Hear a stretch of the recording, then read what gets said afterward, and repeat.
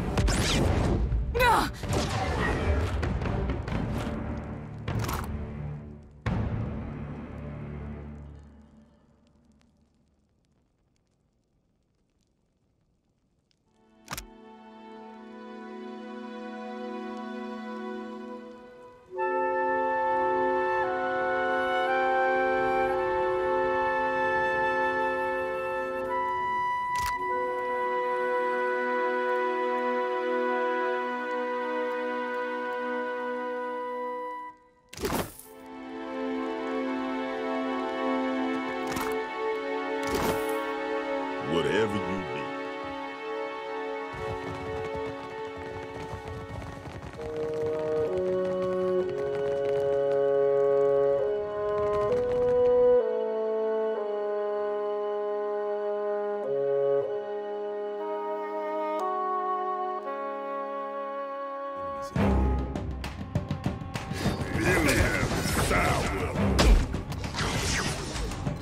Let's go!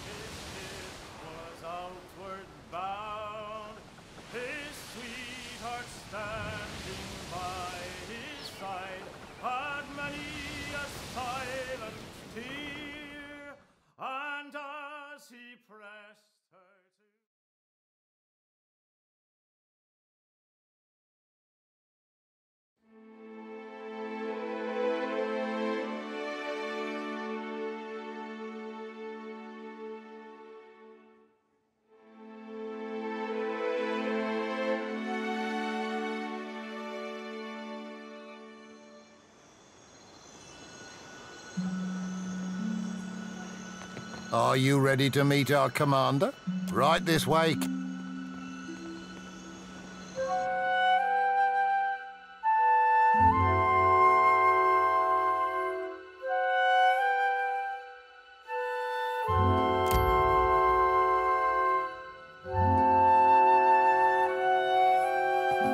Ah, Captain.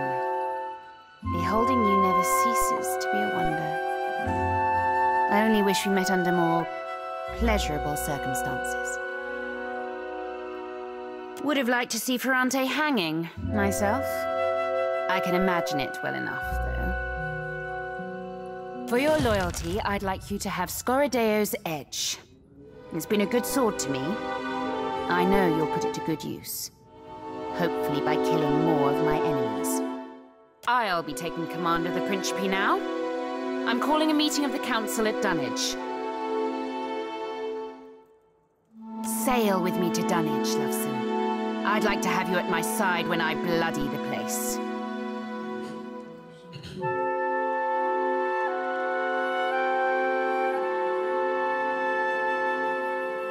Arriving with the full protection of my fleet is the best call. We're off then.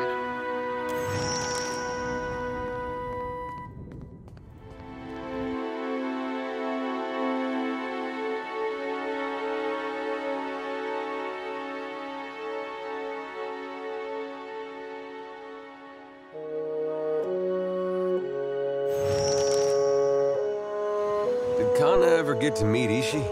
Briefly. It didn't go well. Really?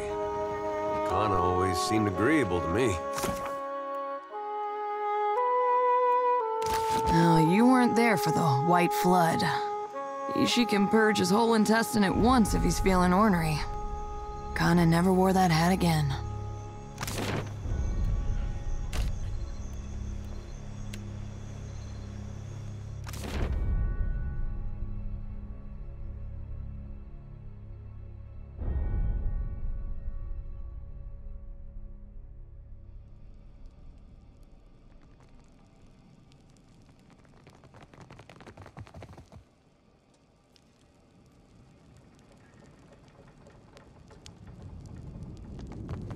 I'm not surprised it has come to this, Casita. I always thought you would chart a course of bloodshed, but I could not imagine the extent to which you would go. How I fear you have sunk and burned us all. While I respect your opinion, I must humbly disagree. It's not that I dispute Aldi's loyalty, rest assured of that. But I will not entertain such ill thoughts of Ferrante. We head for the eye of the storm soon. Have you Welcome to Balefire Beacon, Captain. Have you a moment? I'd like to fill you in on our next course of action.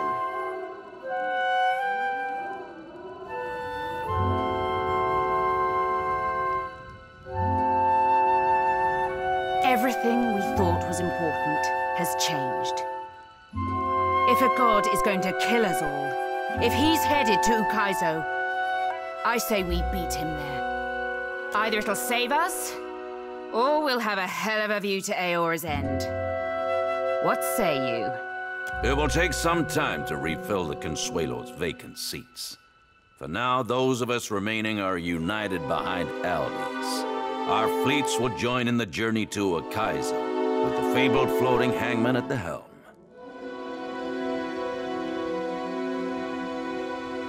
I did think it a far-fetched idea at first. Ferrante had planned to use the galleon. It has the ability to manipulate the winds and seas. It could part Ukaizo's storms, allowing us to sail through. I guessed his aims well enough through his interest in the galleon's history.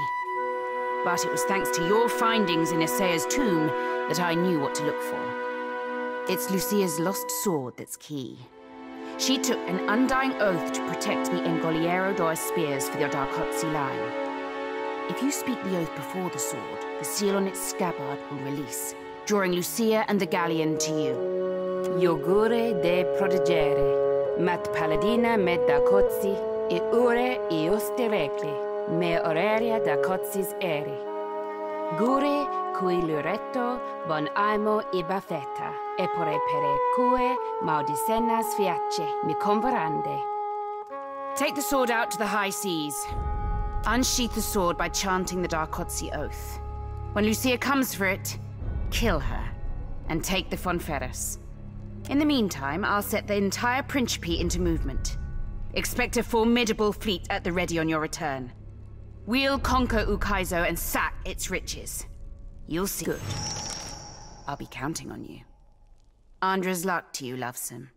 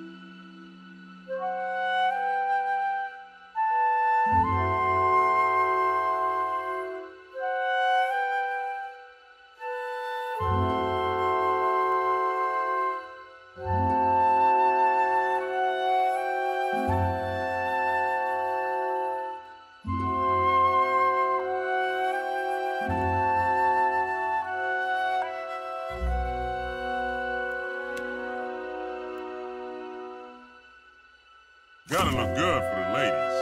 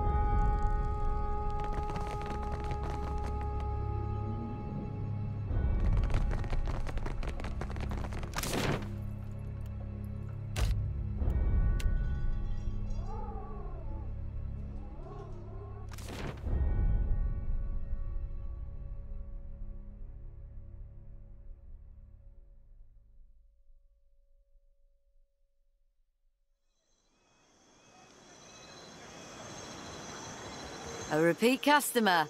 I like your... What can I stock you up with?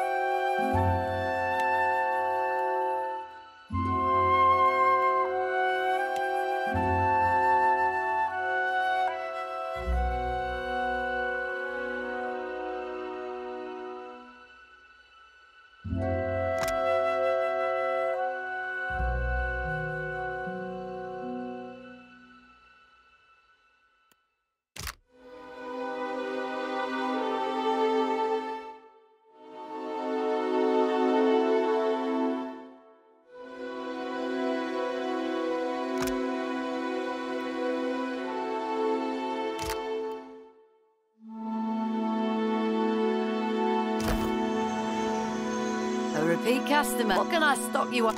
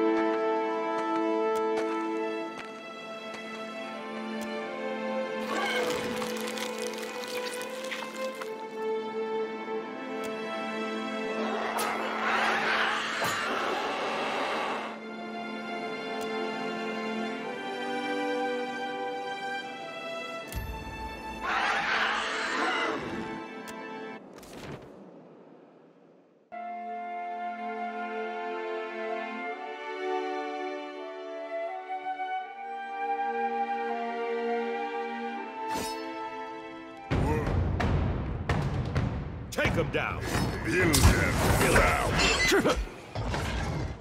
No can do.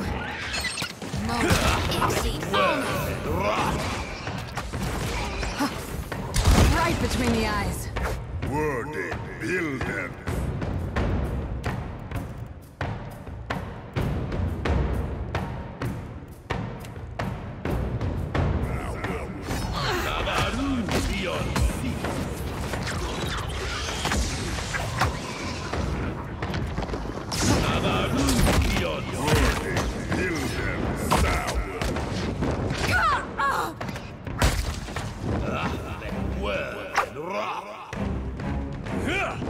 I thought we were friends.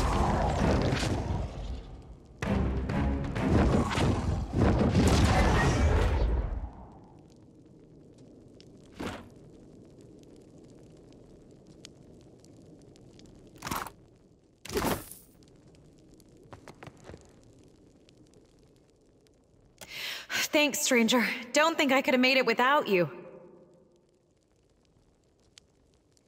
These Skulder had been picking folk off for weeks, picking on the weak. Those too young, old, or sick to fight them off. Maybe it was stupid, but I couldn't let that go on, not if I could help it. Ha! You and me both. The Gullet's a safer place with these monsters cut to pieces. I doubt it, but thanks for saying so all the same. Anyway, I think you should have this. For what you did, and for what you can do with it. That's Father's doing. He traveled all over and he insisted that I learn Adiran, Valian, and Rawatayan. I even know a few phrases in Anutanic.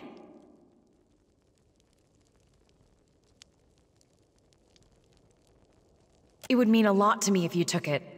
Besides, it's a bit big for me. I should probably stick with daggers and the like.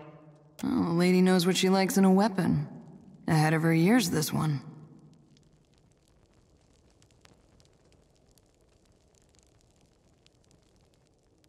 Well, I can hardly make you take it, can I? I truly appreciate what you did. Not everyone in Nekataka steps in for a neighbor. I need to be getting back to Mother, though. I probably shouldn't take home Skulder meat, should I? Whatever you need.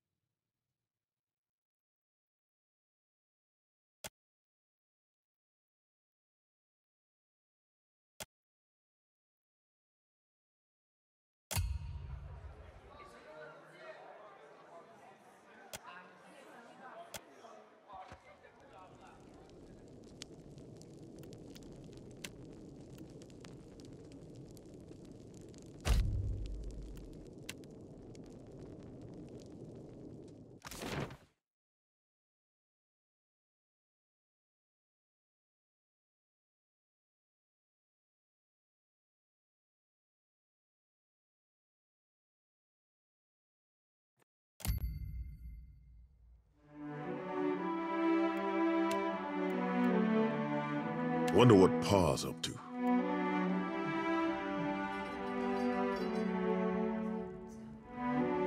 Right.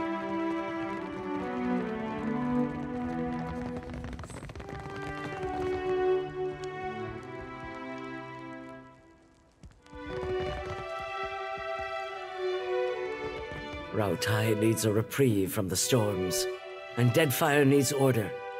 And I need your help more than I like to admit. Are you ready to join forces once and for all? Then you must kill Queen Onekaza II.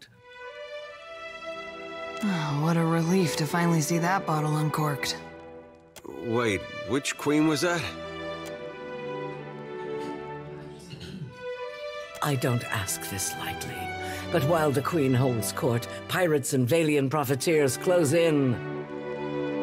And my countrymen back in Rawatai see their homes and crops washed away by storms. I know this isn't how you'd like to do things, but it comes down to this: the continued decline of Deadfire or its sudden transformation. This is the only way to forge a stable future for Rawatai or the Deadfire. and I need you to help us achieve it. On my signal, the cannons of the Brass Citadel will fire, and our ships will bombard Queen's Berth. That should draw enough attention away from the palace to allow you to infiltrate. And if I know the Queen, she'll wait out the danger on the roof of the palace. I advise caution and stealth. The Queen will send many of her soldiers to the harbor, but those that remain will be on high alert. We are going to sink Valiant ships and damage their infrastructure. Trust me, I want to avoid casualties. I'm sending you to assassinate the Queen because I don't want to massacre her people. My cannoneers are the very best. Your ship will not be damaged. Attacking him will likely raise the alarm, and the Queen is your main target. Still, losing him would be a blow to the Huana, should it come to that. You stand so close to greatness, to rebuilding broken lands and reversing the path of storms, and you lose your nerve over one life? I can't let you leave now.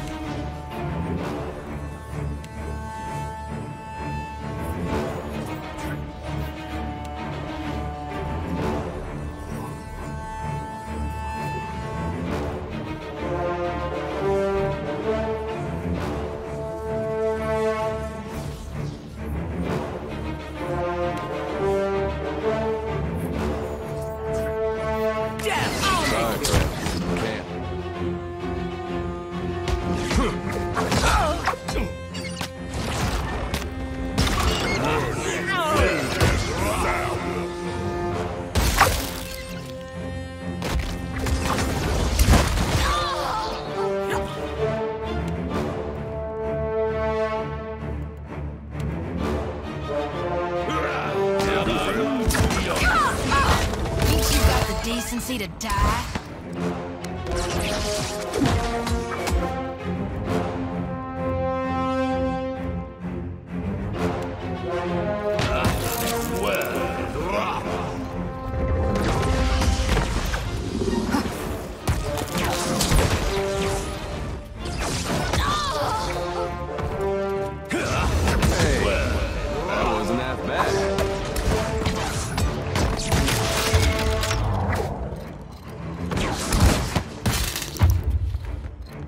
Can't do, Fred.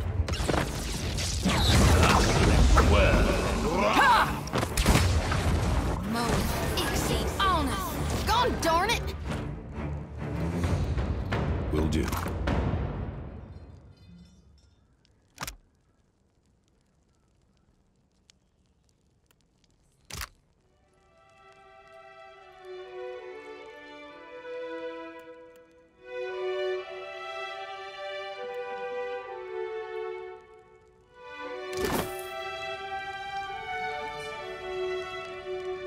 On it.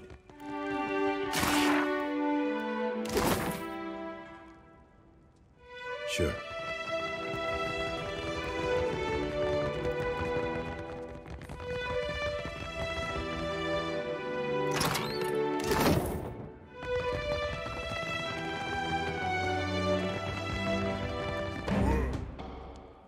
Take them down. Exceeds honor. God darn it!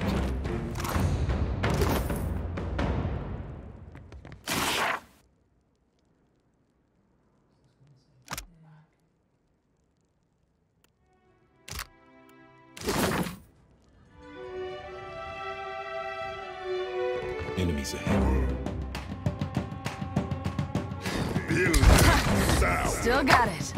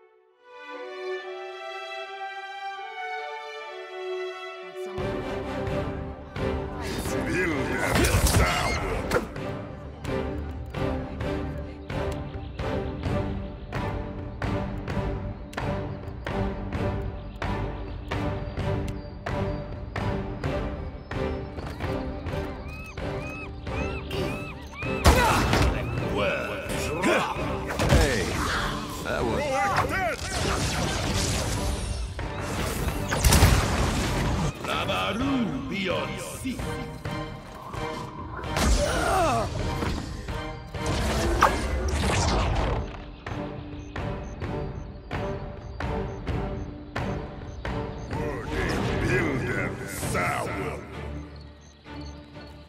I've got it.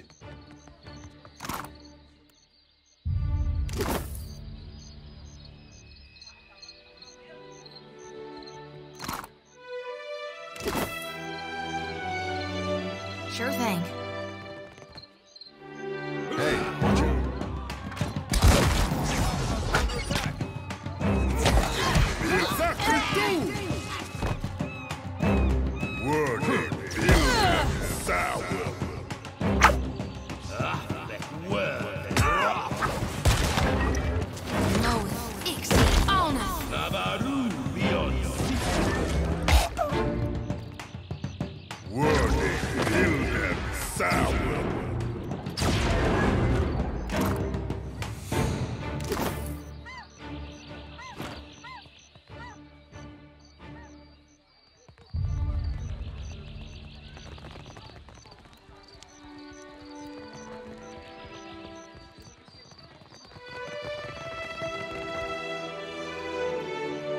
Let's go! Can do, friend.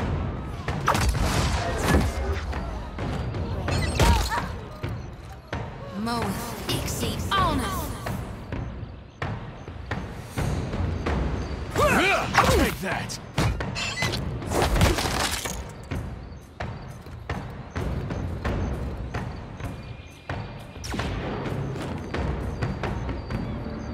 Will do.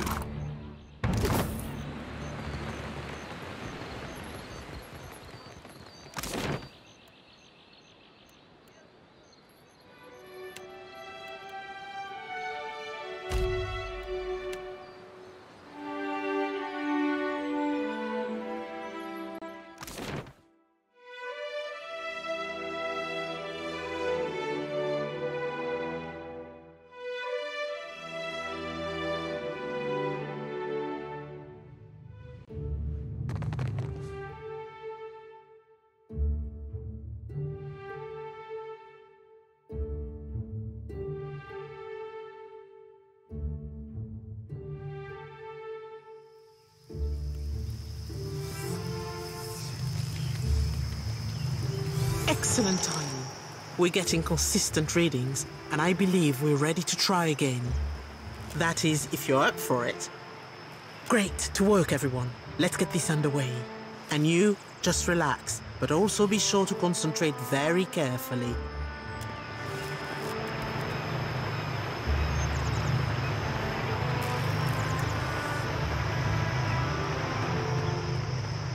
Look for the next Adra pillar.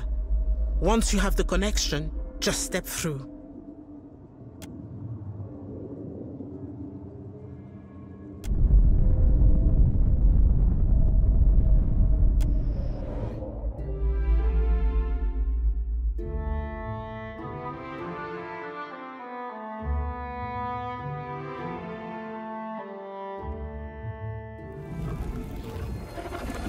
Oh, I'm about to be sick. And this sure doesn't look like an Animancer's tower to me.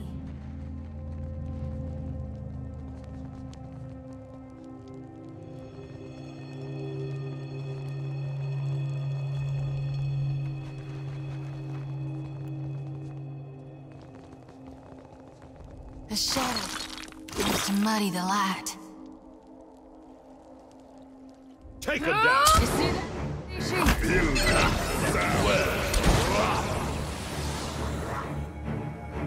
That would be enough.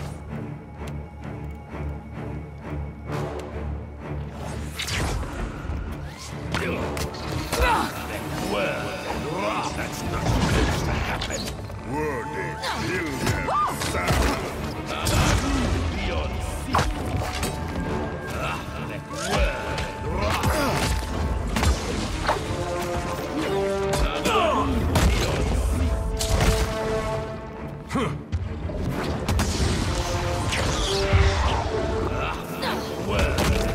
This thing isn't doing the job.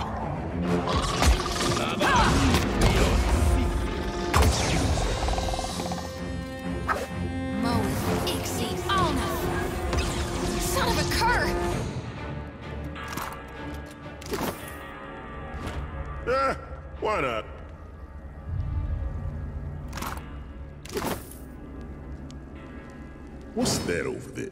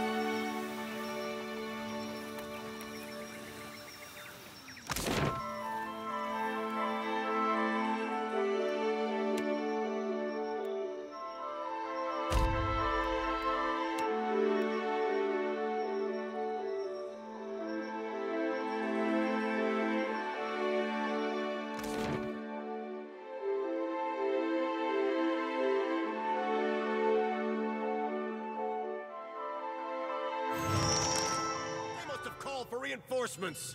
Don't let them escape!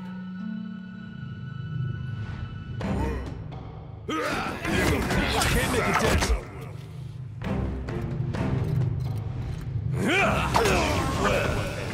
Hey, sorry.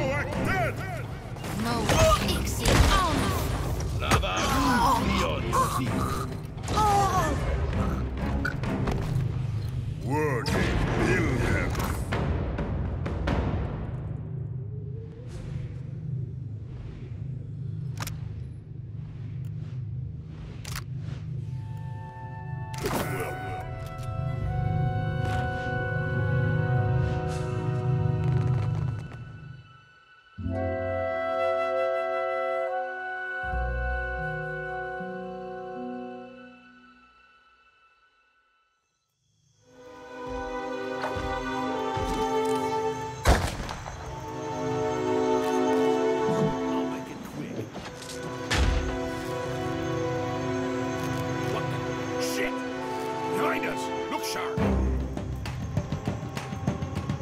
Let's go. I'm not sure I can.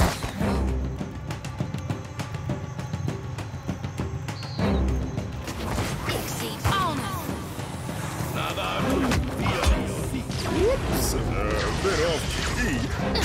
Right between the eyes. Word is sound. I'm not sure I can. Hey, that hurts.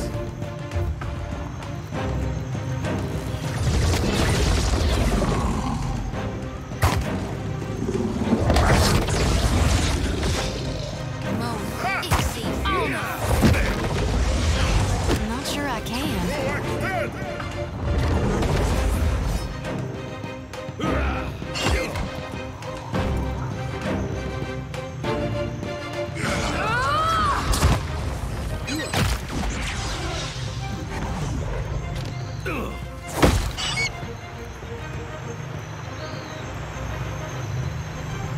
No, this job was rotten.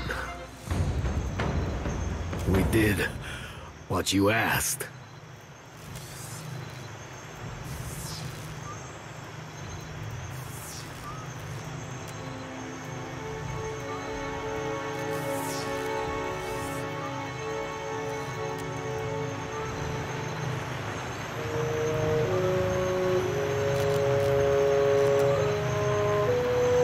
Madiko, I thought I was done for.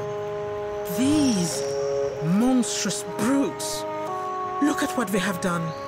They've destroyed all we have worked toward for a little coin. This is a bold move, even for the Royal Deadfire Company. They are losing patience. And look at our machines. We'll clean up here, see to the wounded. You'd best get over to the offices. Let them know what happened. One way or another, this is only going to get worse. Worth thinking about.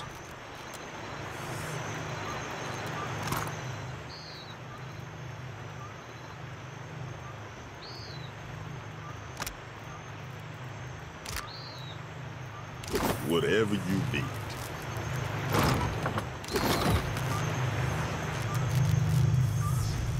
I've got it.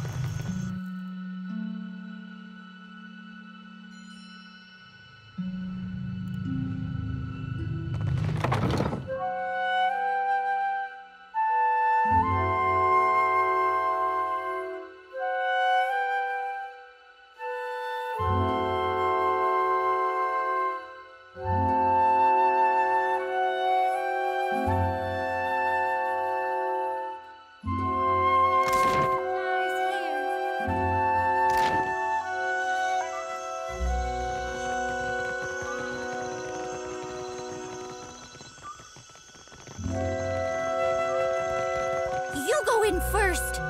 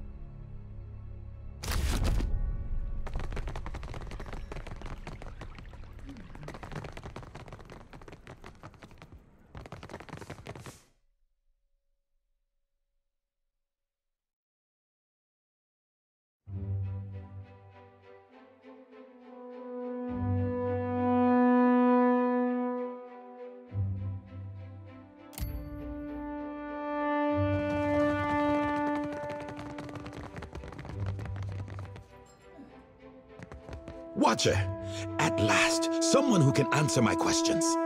They're saying there was an attack at the Spire. I fear I'd sent you to your death. None of the Huana guards will tell us a thing, and Flaune's message is illegible. What happened?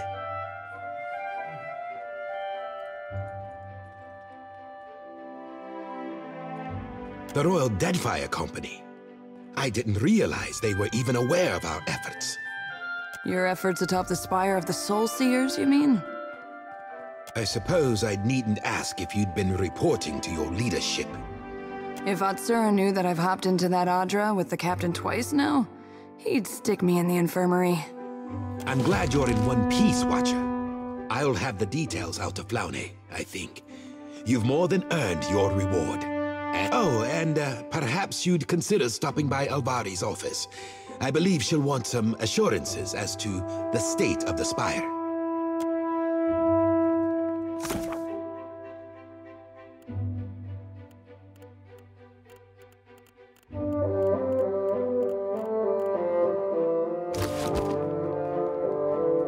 I won't claim to shed any tears for Hazanui Karu, but there is a reason we haven't resorted to such direct methods, Watcher. Now then, was there...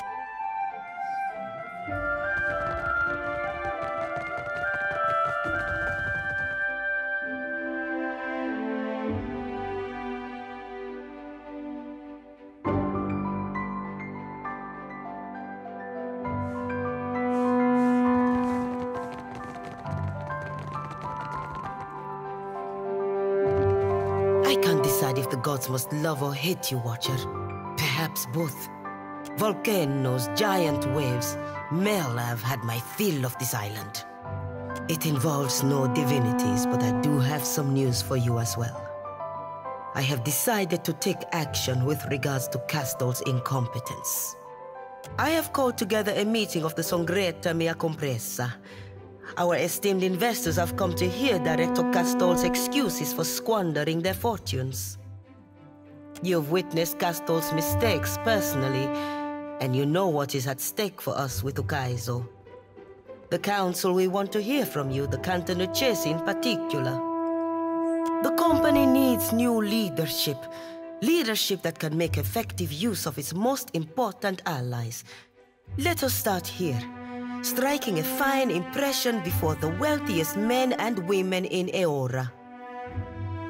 Of course, if I did not believe it with all my soul, I would not dare to trouble the Council. Men have died for less. You will attend the trial, I hope. Your testimony is a vital part of the proceedings. Indeed.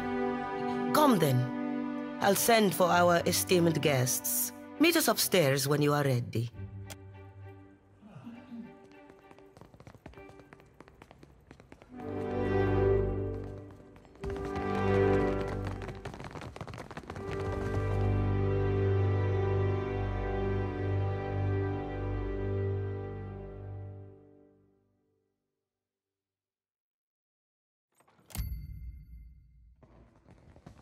Silence, please. I'd like to get us underway.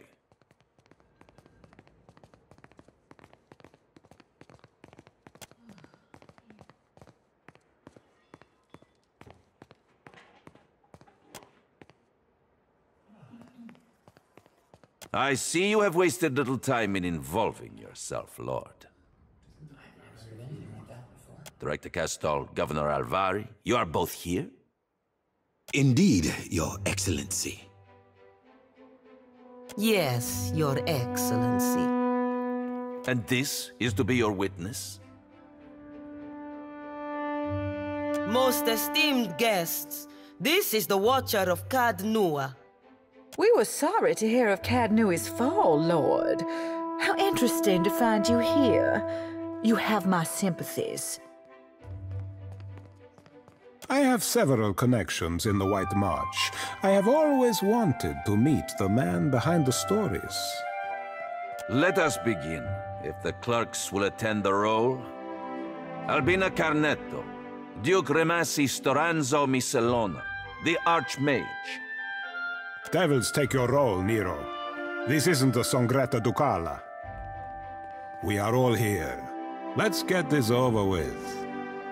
Wouldn't be a Valiant hearing if someone wasn't feeling combative. Very well. Then let me extend my sincerest thanks to our shareholders in attendance.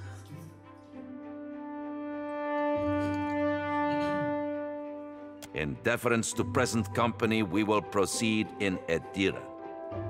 Director Castor, you stand accused of nothing less than gross incompetence, mismanaging of resources, willful deceit. Grave charges all. We have examined the evidence available to us. The numbers are not in your favor, Director. But you will have the opportunity to explain yourself. Now, Alvari. Agrasima, Your Excellency. Esteemed Council, I bear Maestro Castor no ill will. We have always treated one another with great respect, but his time is past. I put it plain, the company is bleeding resources. We have identified numerous sources of Adra, and yet, how much of it ever reaches the Republics? The expedition to Pococahara was but the latest failure. Trained workers and supplies gone, and for nothing. You mean to say that the vein was secured in the end? Well, that is... yes, Your Excellency, but... A strange argument. We are concerned with results, Alvari. As far as I can see, the expedition was a success. I have more, Your Excellency. Your coin, lords and ladies. Where has it gone all this while? Not to mines and industry, no. The director has spent the bulk of it on frivolous experiments. That is absurd. Animancy research has gotten us where we are today. Precisely. Enough, Alvari. Watcher, you have had some involvement in these experiments. Do you have anything to add?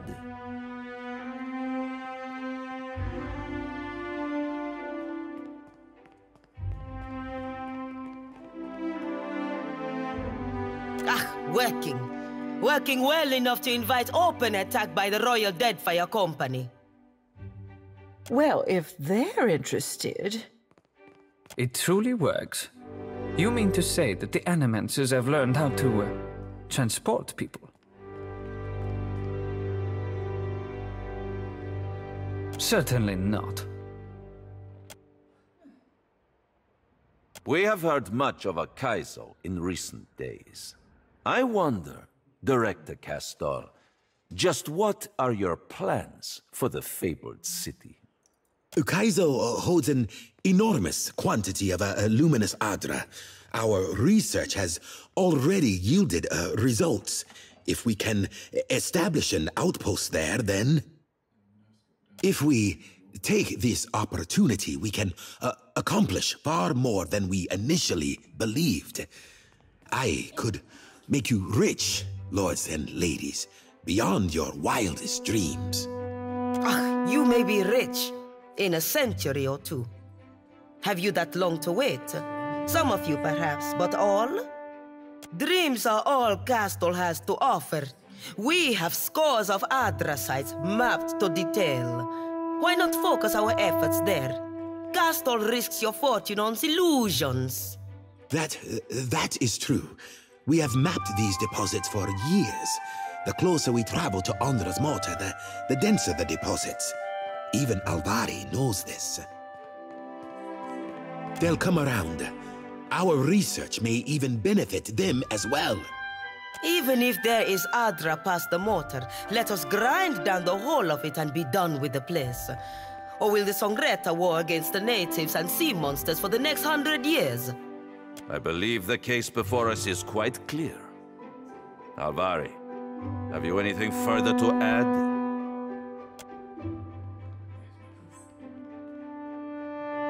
My lords, ladies, our enemies will make for Ukaizo in short order. The Valiant Trading Company must be ready. It needs decisive, effective leadership, now more than ever.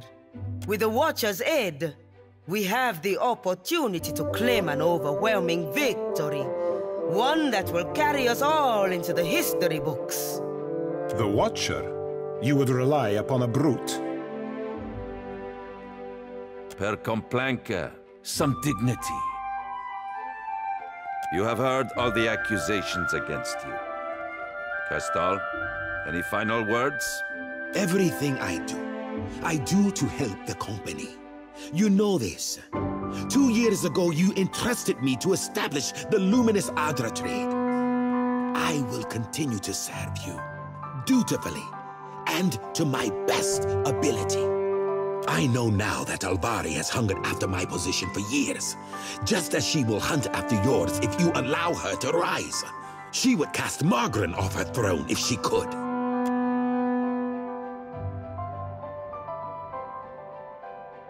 It is time. Let us put the matter of Castal's dismissal to a vote. All in favor?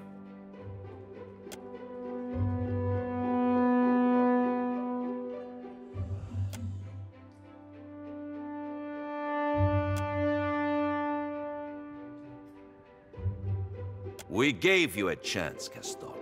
We made it clear what defiance would cost. You have squandered that opportunity. Perhaps you will have better luck in the living lands. Ignato Castal, I hereby pronounce you banished. Exiled from the Valian Trading Company and the Valian Republics by order of the Sangreta Mea Compressa. Wait! You, Per Complanca! Don't do this! Mercy! I believe that brings this meeting to a close. Agressima, Watcher. Let us speak once the room clears, Watcher.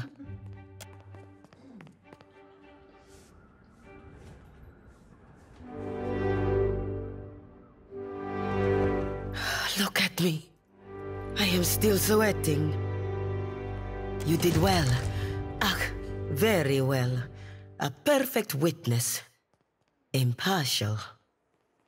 You and I were together in this. Let us seal the pact in coin. We move now with singular purpose and ensure the prosperity of the republics. Trade, coin, civilization, amico. That is what we give them with Ukaizo. You have already dealt the Royal Deadfire Company a blow. Let them bleed from that wound a while. In the meantime, we will need the Animancers. So, Castal was not entirely useless. Eletta has another little device for you. Something to place on your vessel. Just as you were transported across the island, your ship will travel between to cross the storms and reach Ukaizo. We know that there is plenty of Adra in Ukaizo after all.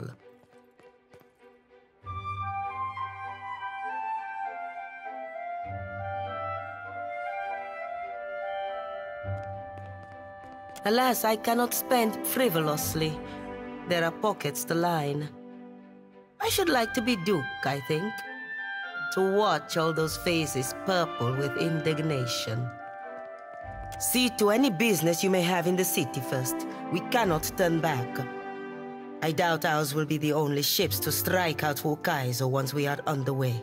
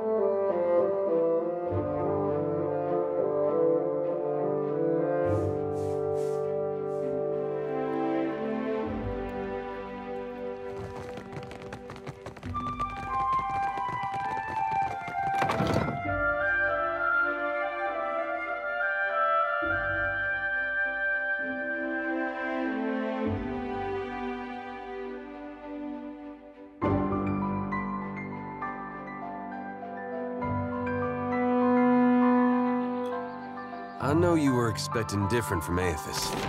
I was too.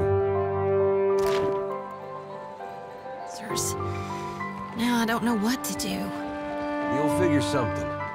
Something will feel right to you. Guess I might will then. Thanks.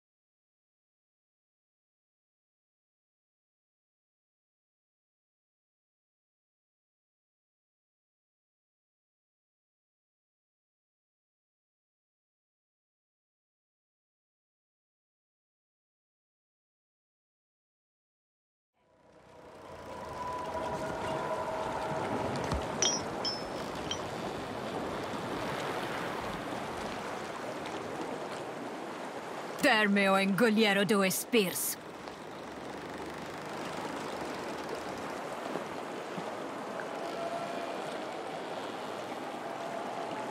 You wish to steal the Fumferus and the Engoliero due spears from my control? Insolent bag of flesh! The only way you shall step foot on this ship is as one of my crew. I do not negotiate for the sword.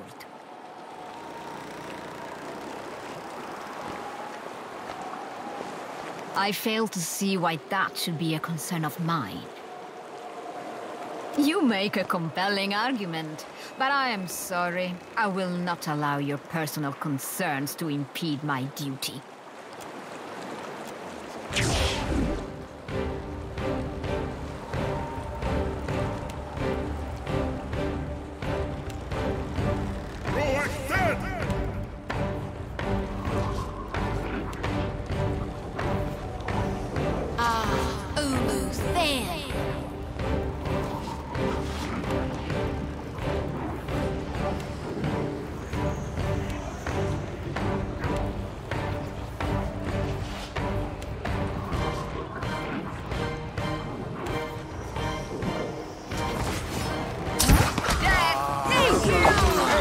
Sorry, friend. Can't.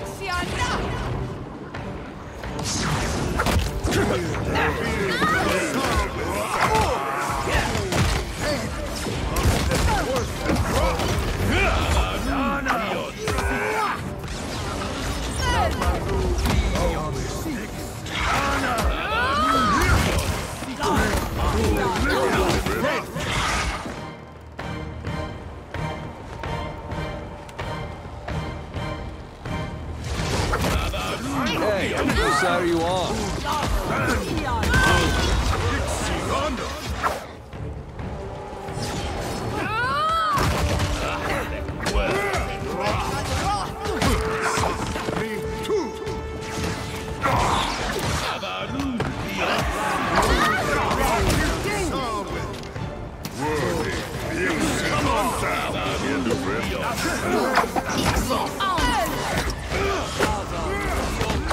Between the eyes.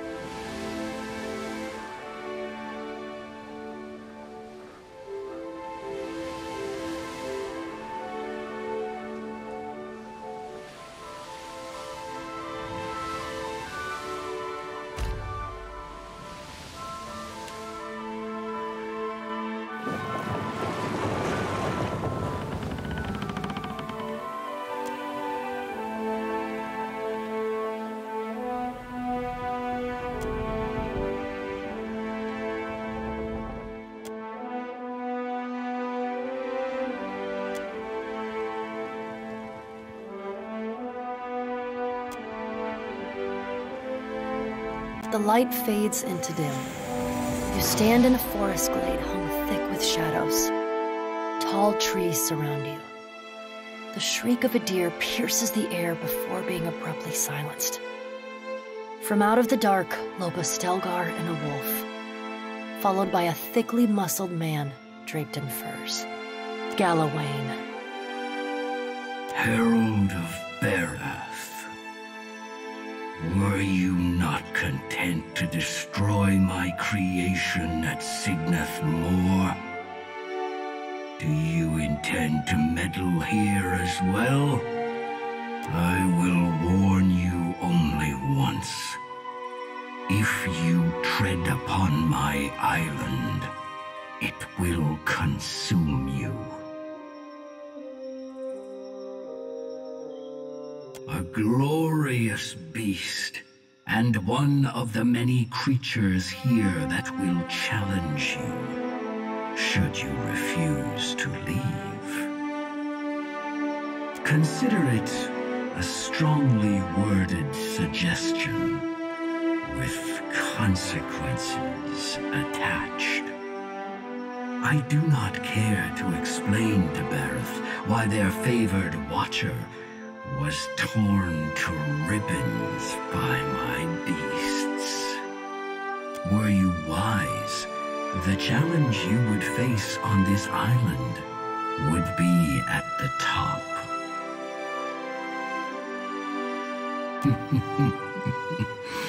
I have warned you. May aught that follows be on your head. With a sound like a thunderclap, and a bright burst like lightning, the forest disappears, and you are thrust back into your body.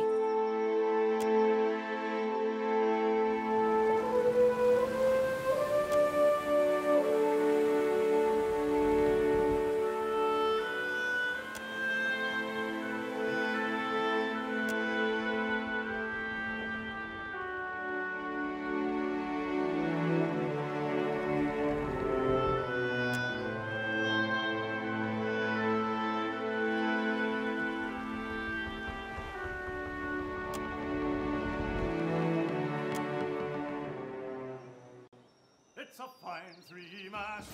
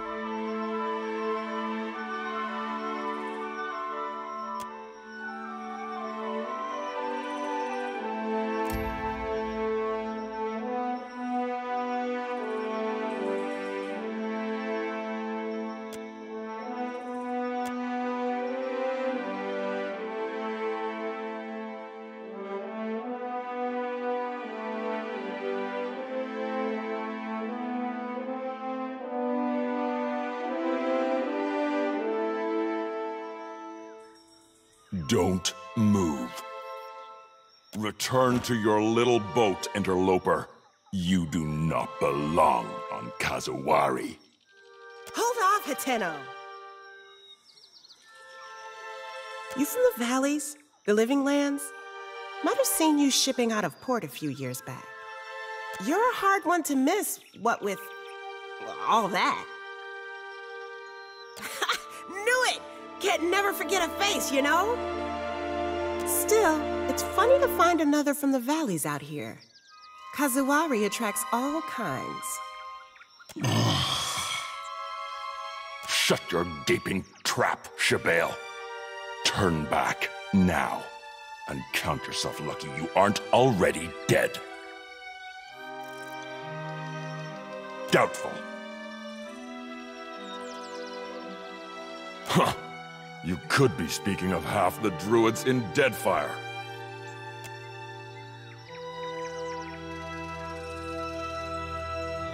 Enough talk. Leave now, or I'll gut you where you stand and know.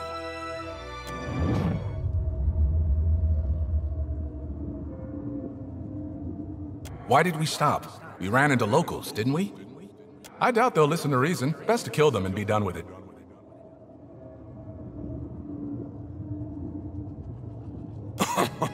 Finally, an opponent worthy of my time. Let's see the color of your blood! Take him down.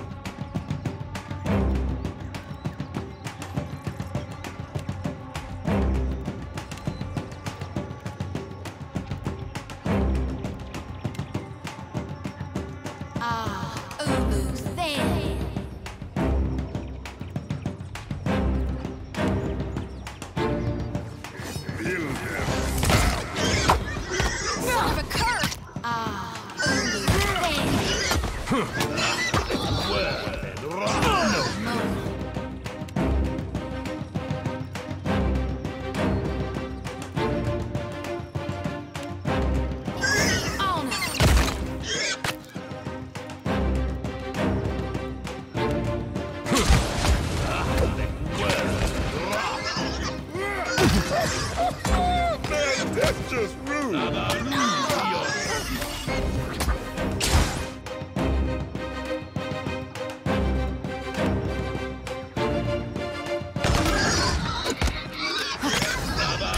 Glory be to... Can't make a dent.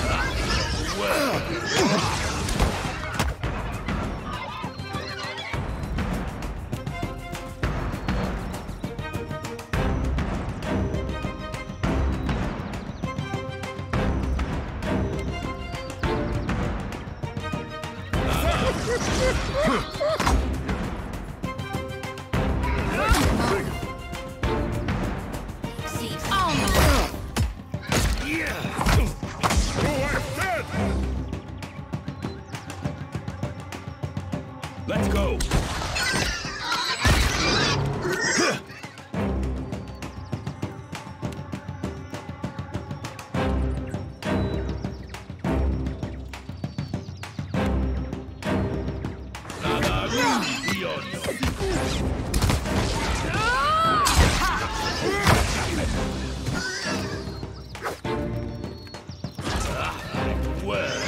On your feet, now!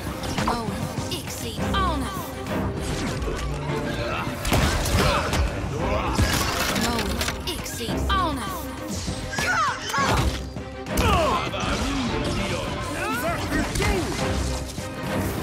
Mo, Ixie, on! Right on target.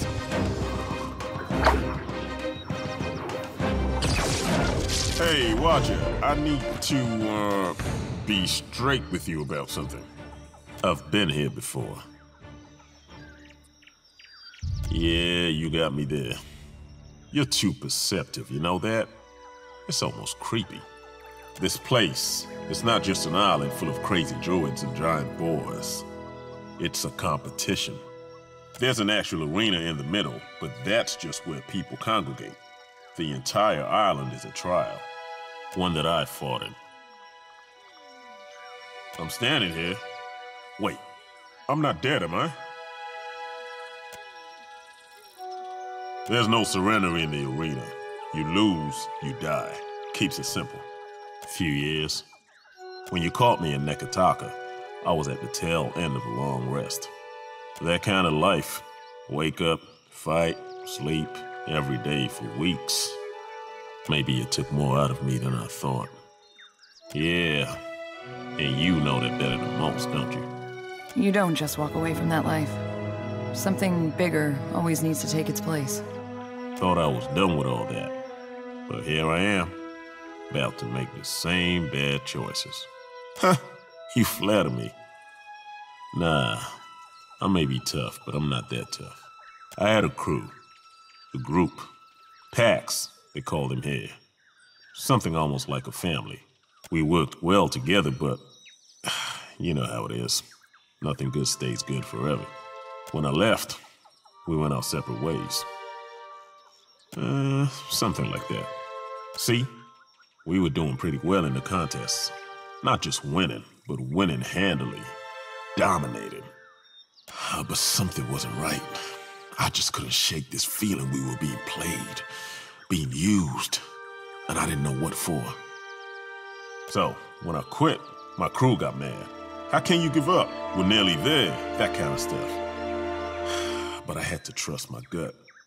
I'm past the age of chasing glory, Watcher. Let me make a little coin, settle down somewhere with a view.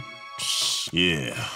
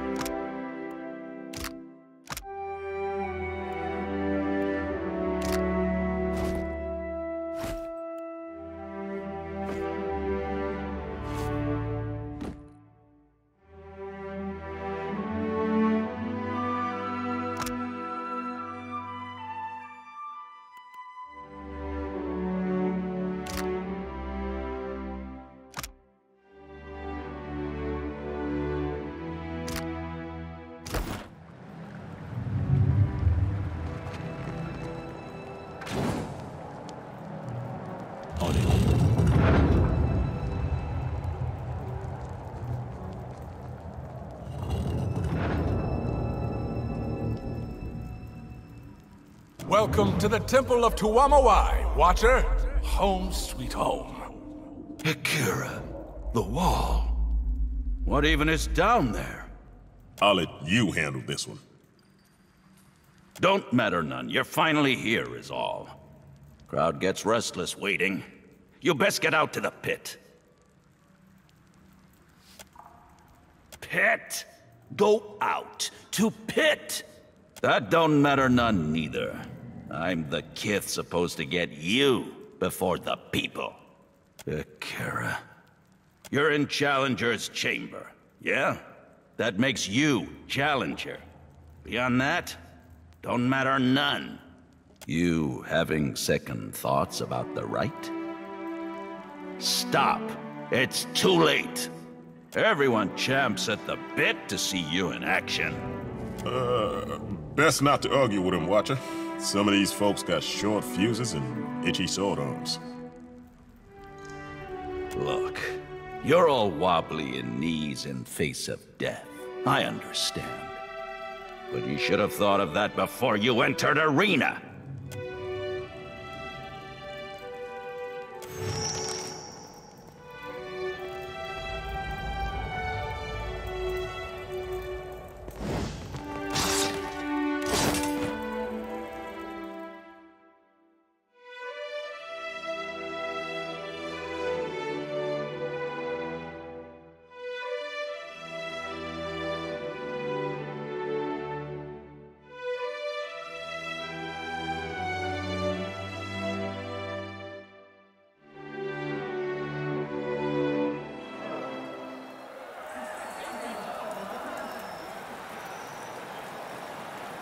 A new challenger joins our eternal hunt.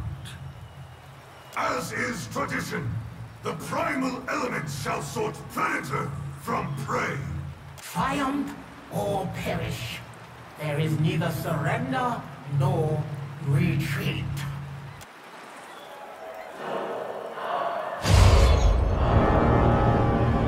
Oh, hell, those poor souls.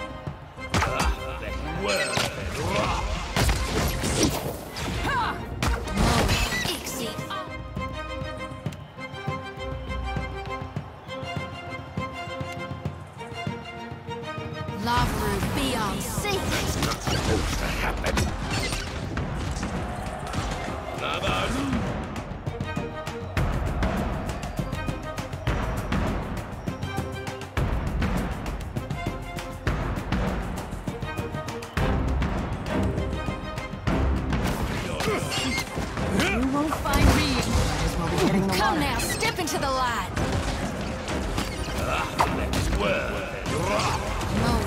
Son of a curse!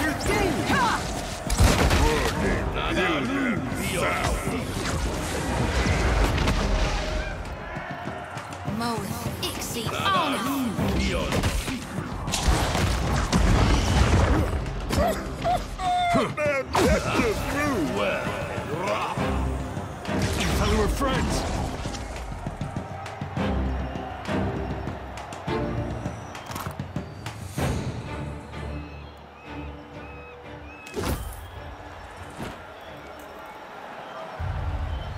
have completed the first examination. Well done. Your fury brings joy to this arena, and honor to your name. You have endured but the first of many trials. Return when you are ready to face your next challenge.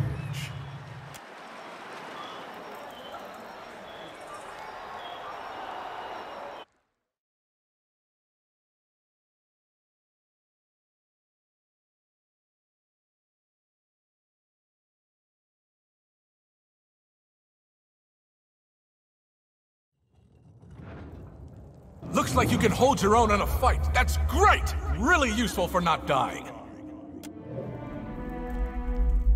You are alive. Praise Toamawai. I did not, I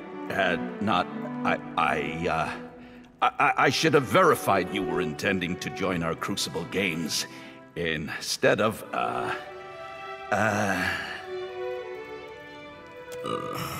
That's about the closest thing you get to an apology around here. Some challengers, they hesitate before the moment of battle. Only then understanding what comes upon them. We're a little more than just some challengers, but it's cute that you'd think that. Your sincere confusion, I thought, Cold Feet. I apologize 100 times. But you stand here now. It must be as Toamawai wills. But you should speak with Humairi. Humairi wants to bend your ear. You go find her in Hall of Memories. Straight past me.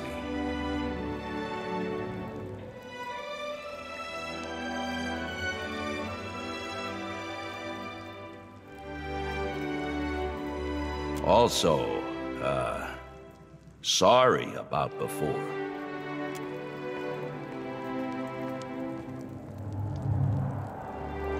Sure.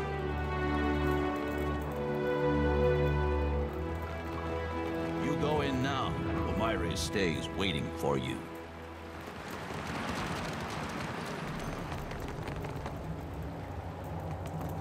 Hi there, my fine friend. Care for some tasty victuals before you go testing your strength against the spirits? Only the tasty...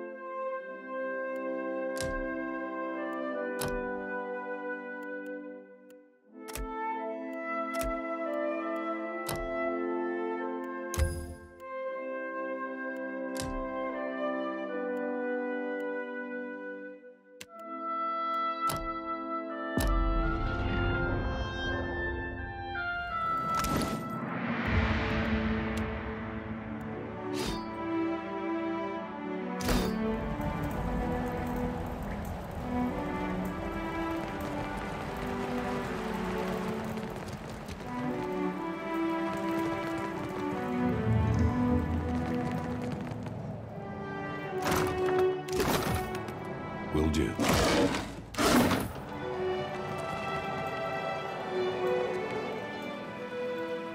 Ado, traveler. We reserve these modest quarters for those challenging the rite of passage or contending in the crucible. Telehumare told me that you are to be extended, of course.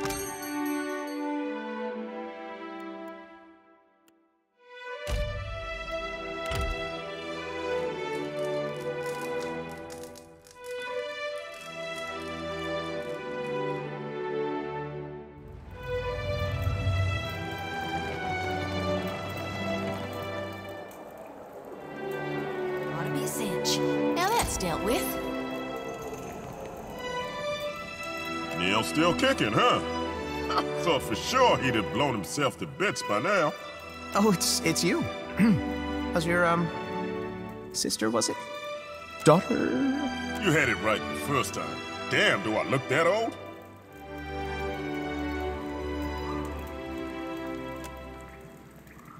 Gosh, my apologies, traveler. I just got a little wrapped up in, well, it's a personal project, and now I am going on about nothing. I call it Neil's Auroral Transubstantiator, or perhaps the Essential Battery Array, or maybe I would, well, name's not important. It's meant to collect and store ambient essence in an accessible form for dynamic usage at a later time. Doesn't look like it can store half so much as my lantern does. Indeed. Exactly. Hardly ideal, I'll admit, but you'll notice the branching circuitry and balanced Adra receptacles. Combined, those should serve to minimize the risk of overload or essential dissociation. Well, theoretically. This jungle, and more so this arena, it's in a state of essential flux. The density of ambient essence here goes far beyond anything I've seen elsewhere in the world. But to collect... Think if I wear that belt, I'd sleep better at night? It's really quite safe, truly.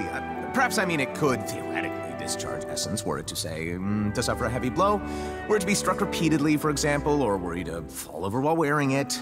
But a mild, well, moderate shock would be the very worst you would suffer. Not at all lethal.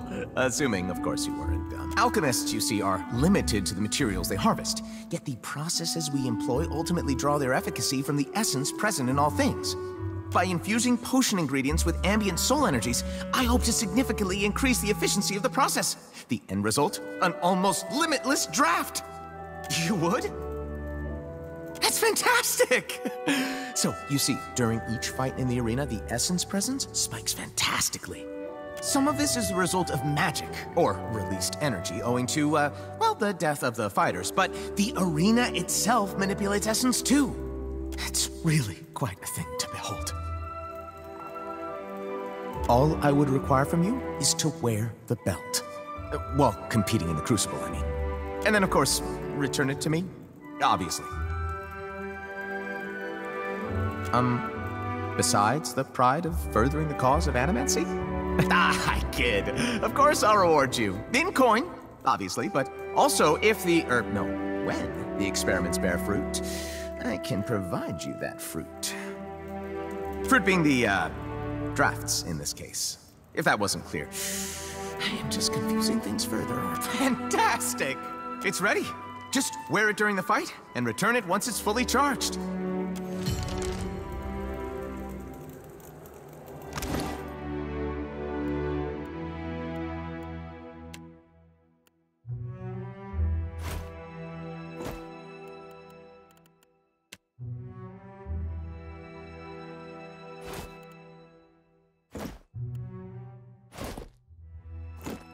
That's something. What have we here?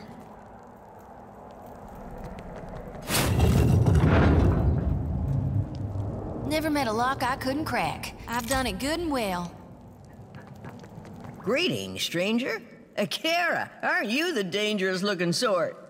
I have all sorts of fine magical items. We'll save your... Oh, we've already stopped. Always the...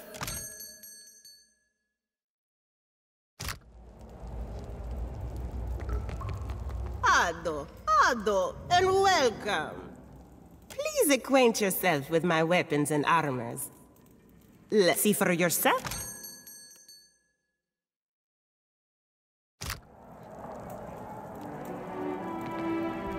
The terrace is reserved for champions.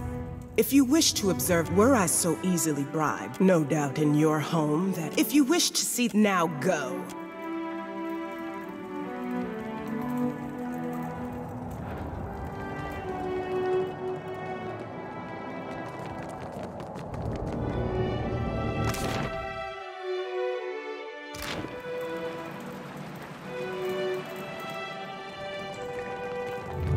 Need something?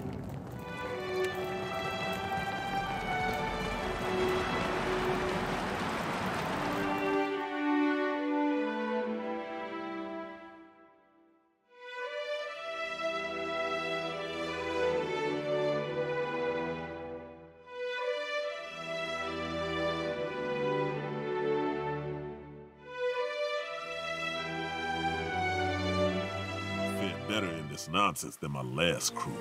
Hey, it's an arena my god hasn't walked through.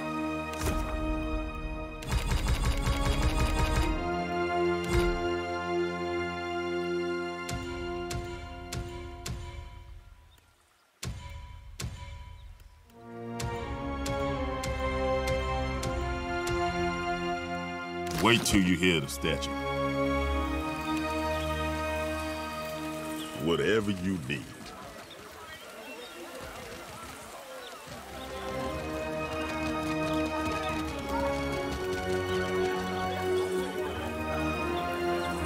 What did you find, Ishi?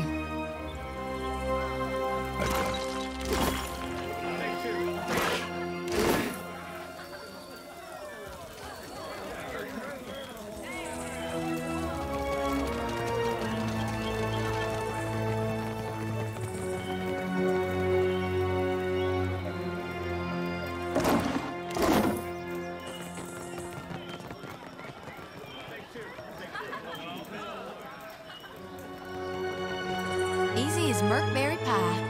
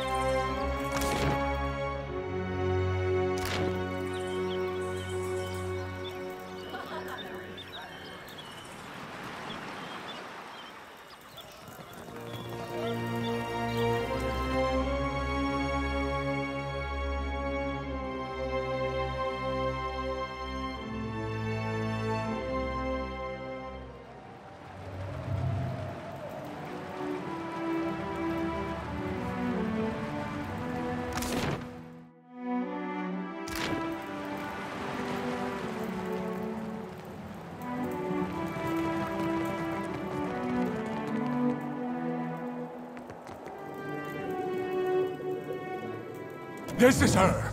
This is Humaire, the one we've come to see. She'll show you the way. Quite the show you put on, Challenger. Yours is a new face within these hallowed grounds. Strange that. I don't recall the last Challenger to enter the Crucible without first proclaiming their intent to me. Then it is you. I sent Muatu that you might speak to him and seek us out, Watcher of Cad Nua. I wanted to know that you fairly earned your title. That you stand before me proves you a true Watcher. A man's life for a message and a test. Good trade. Our ancestors constructed this temple as a tribute to the souls of all life. Of predator, prey, and the primal dance that forever binds them.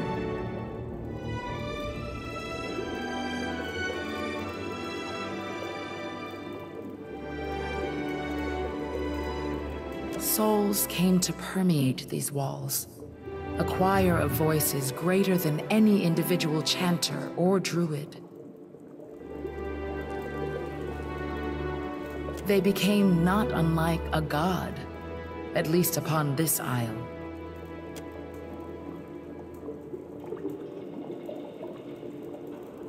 Great kith from across the Deadfire heeded their song, and flocked to Kazuwari, whether to relive the battles of lore or forge legends of their own. Not exactly, or rather, perhaps. A few months ago, the music changed. It became discordant to my ears, as if it and the souls no longer sang in harmony. I think perhaps that it is because of the foreign god stomping across the Deadfire. Sure, blame Aethys. Everybody does. Not that he don't sometimes deserve it. More stories get told of the Watcher's abilities than there are islands in the Deadfire to hold them. Those that claim the mantle for themselves almost always prove charlatans or lunatics, or both. But if the tales of communion between Watchers and lost souls hold any truth, we might uncover what ails this place.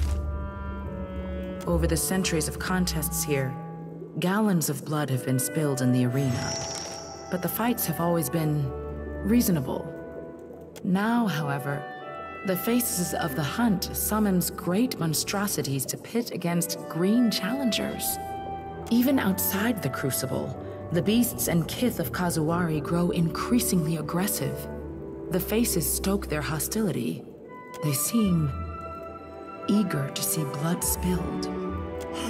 This place has always been hungry for bloodshed. How's this any different? I would not expect you to understand, Constantine.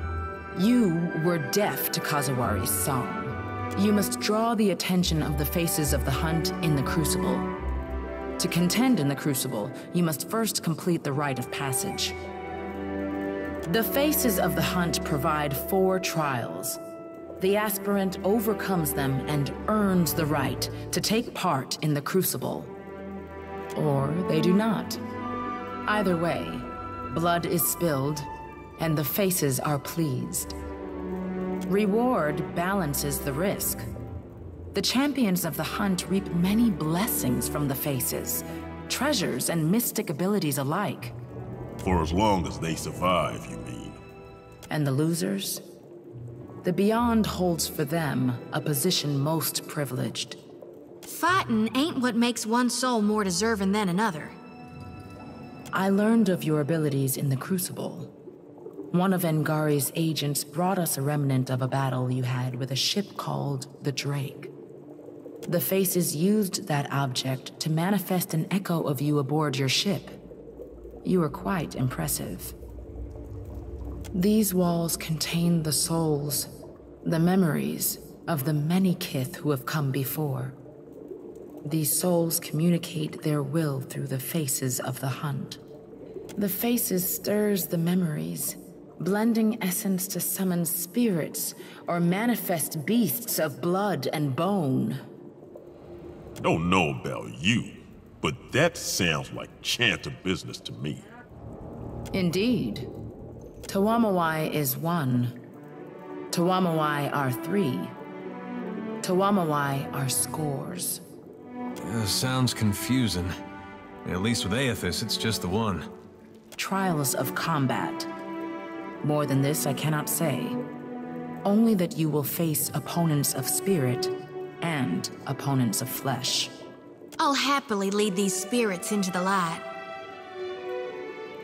Here I was looking forward to sitting back and watching you take all the hits for once. One-on-one events are rare here. In the Crucible, we fight as nature intended, in packs, with disparate equipment and little effort spent to ensure fairness. Besides, it would be an incomplete trial if we tested only prowess. The leadership and preparedness of our contenders must also be judged. The pool of memories will set forth the challenges that await you. Peer into its waters when you are ready. Will do.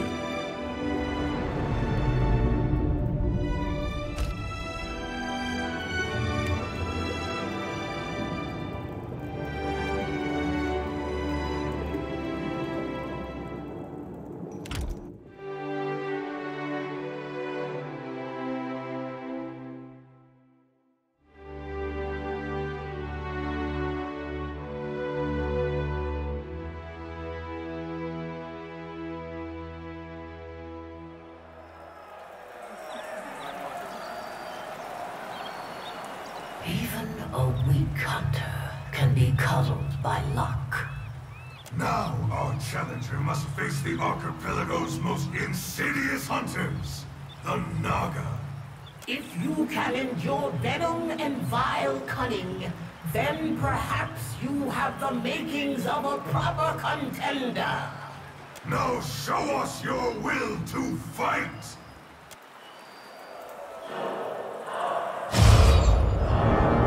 Don't let the scaly bastards behind you! Need something?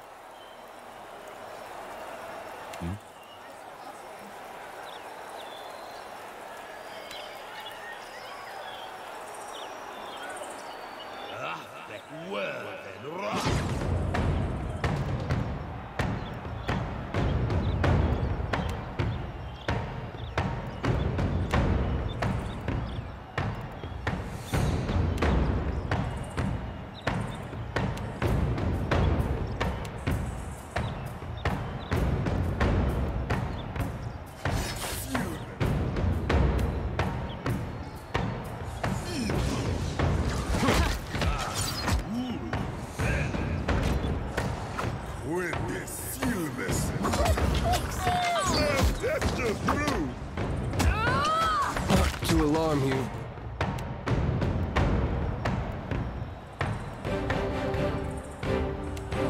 I'm slowly dying of poison.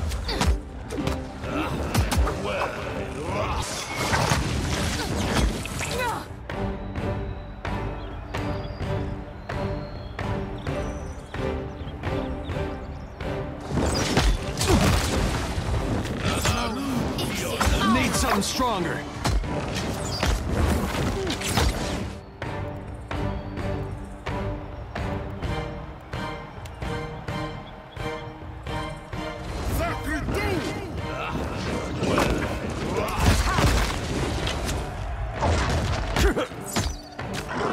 Something I hate's coming back up.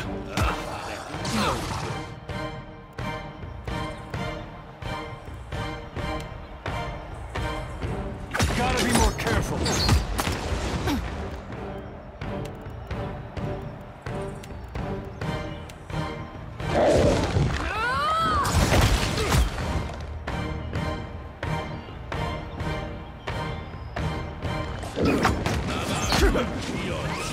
Hey.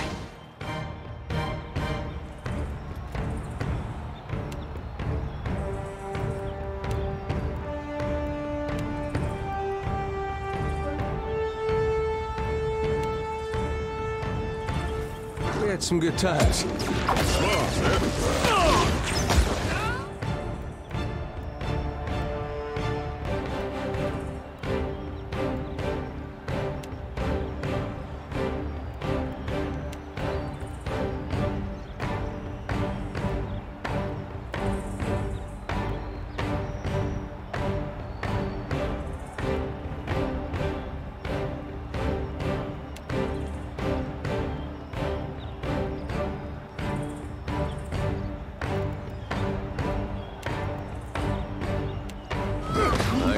Can't do a clean head.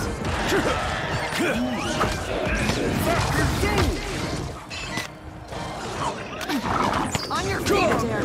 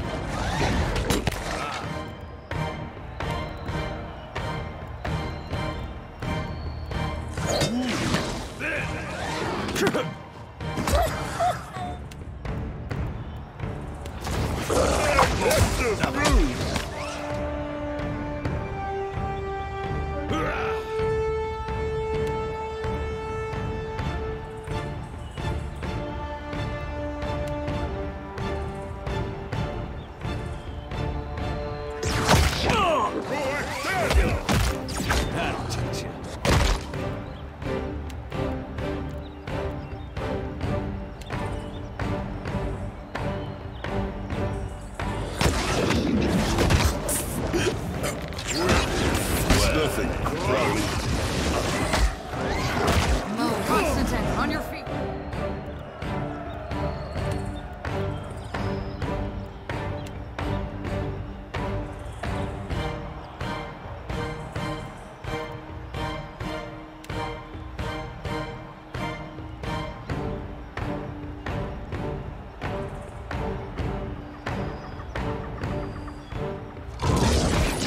Hey, that wasn't it. Something I hate's coming back. Hey, we had some good times. Mo, it's on it.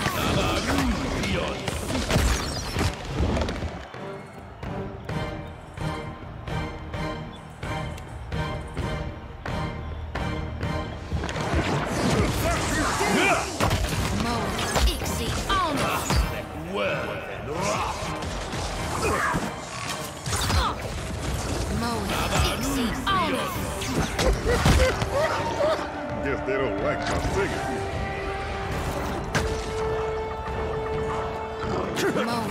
singing. Smart, sir.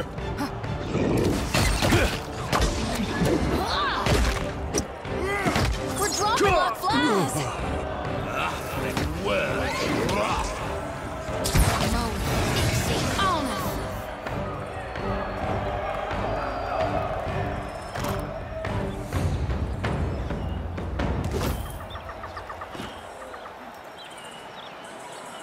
It seems the clever serpents posed no threat to you.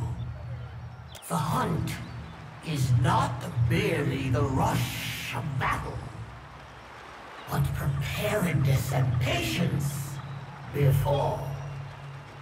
Further trials await you, Challenger. Steel yourself!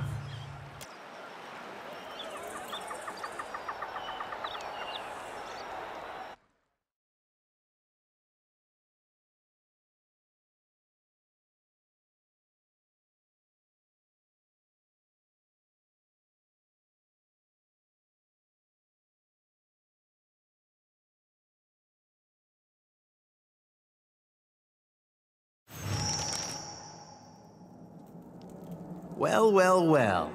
Watcher of Cad Nua. You honor the Crucible Games with your participation. I am Papilton, and this here is my stalwart team, Papilton's Pact. Since you're a Watcher, I hardly need to tell you my soul is destined for greatness. That must be plain as Aethys' burning backside. It is here, in this temple to the clever hound, where I will carve the next step in my stair to excellence. Those little steps you talking about? For your little Orlin legs, I mean. Well, I'll be famous after these games, just you wait. These aren't games, boy. And if you're wise, you'll take yourself and your crew home. Huh. Tough talk and intimidation, is it? I expected better from those traveling with the esteemed Watcher. Esteemed, huh? Guess I better watch myself then.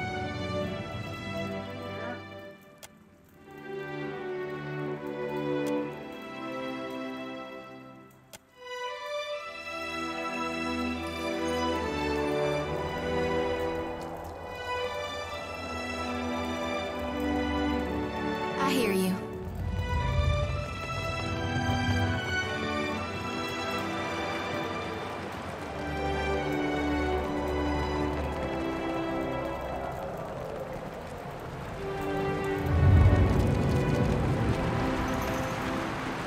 Ado, Challenge. What can I interest? Of course.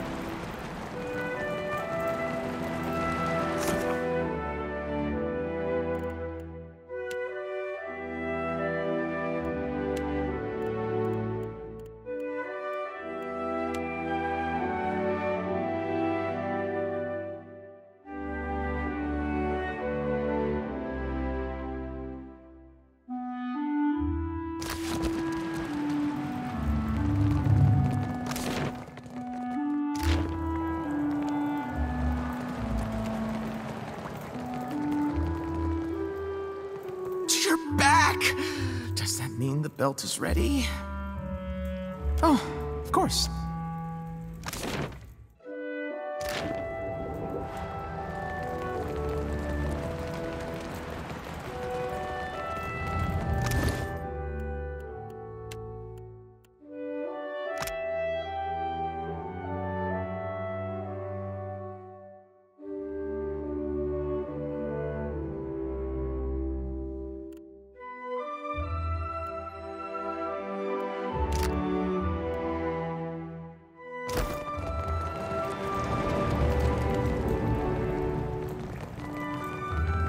The next trial will draw from your own memories.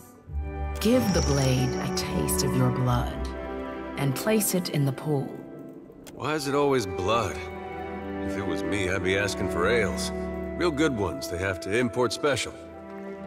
Listen, I would not trust a blood sacrifice spirit that can't appreciate crisp deerwood and hops.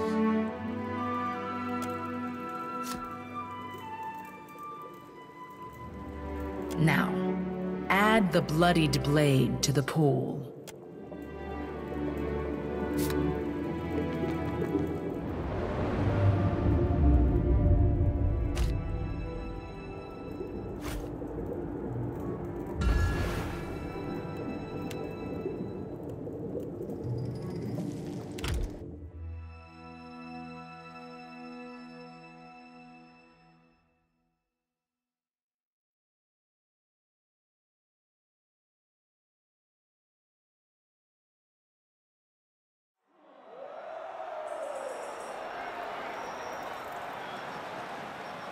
Our challenger returns for the third trial of the rite of passage.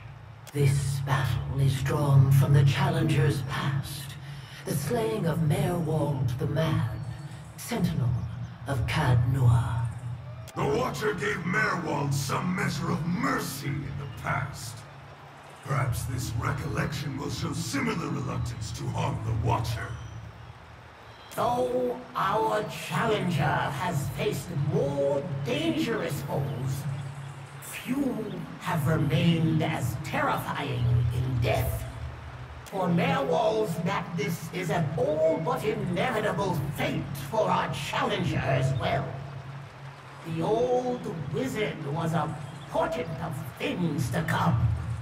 Now witness as the Watcher contends with an unparalleled foe, his beginning and his end!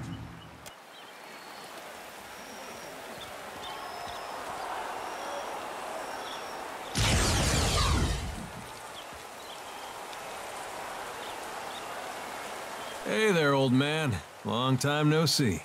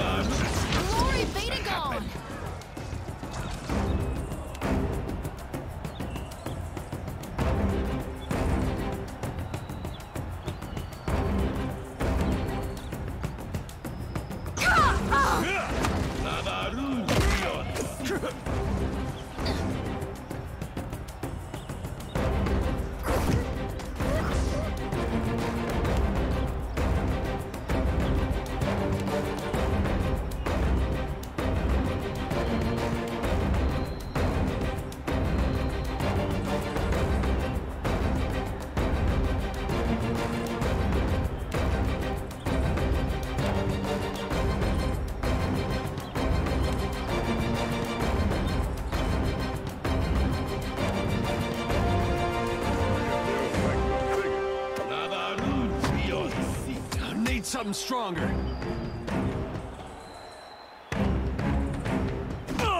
Lavaru, be on sick.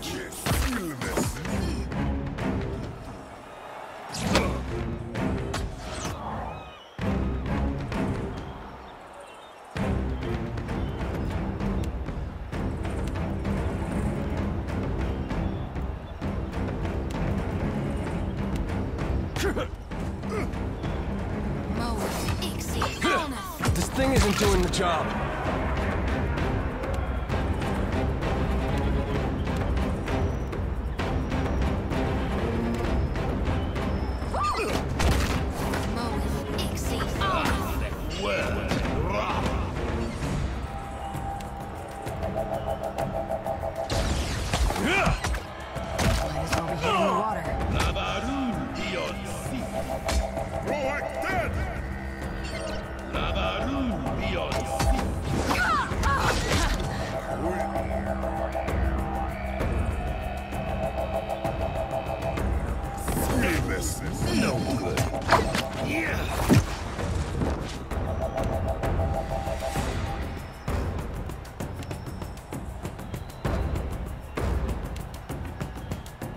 Hey, watch it with that.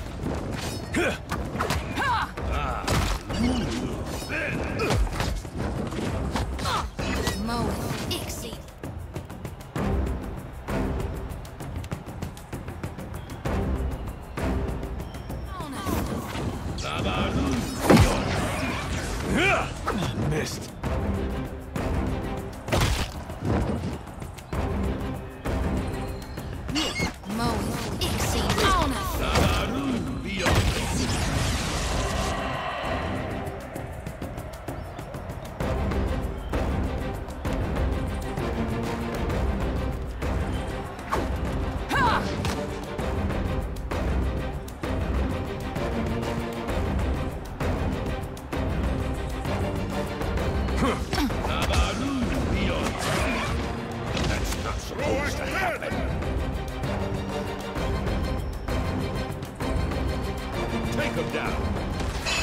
Hey, that wasn't that bad.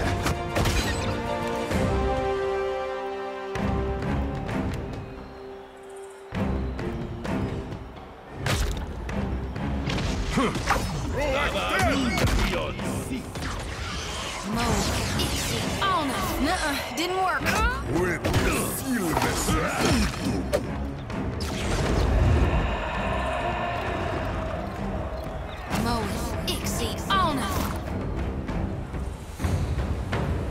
Son of a cur! The weight of your past does not cage you. Not in the heat of battle, at least. One must approach every foe with a clear mind, unbound by what was and what could have been. Regret falls heavier the longer one carries it. Harvest what you need from it, and discard the rest.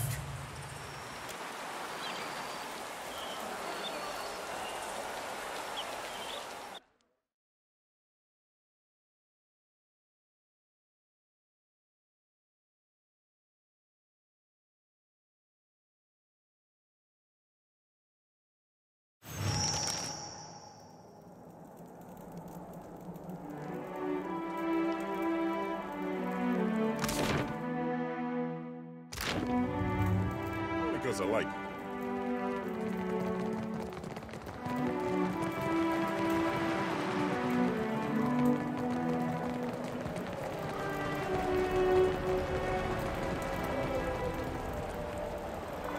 You're back!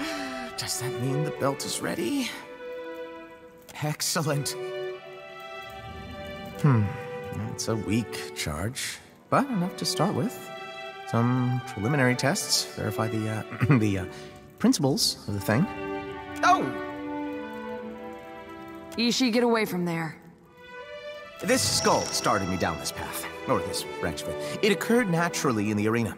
A champion died, but his skull was so infused with essence that it produces its own, well, not potion exactly, but, substance. It's not disgusting. I had it thoroughly cleaned. I shouldn't need it anymore. Not with what you've given me. With what you provide. One moment, please.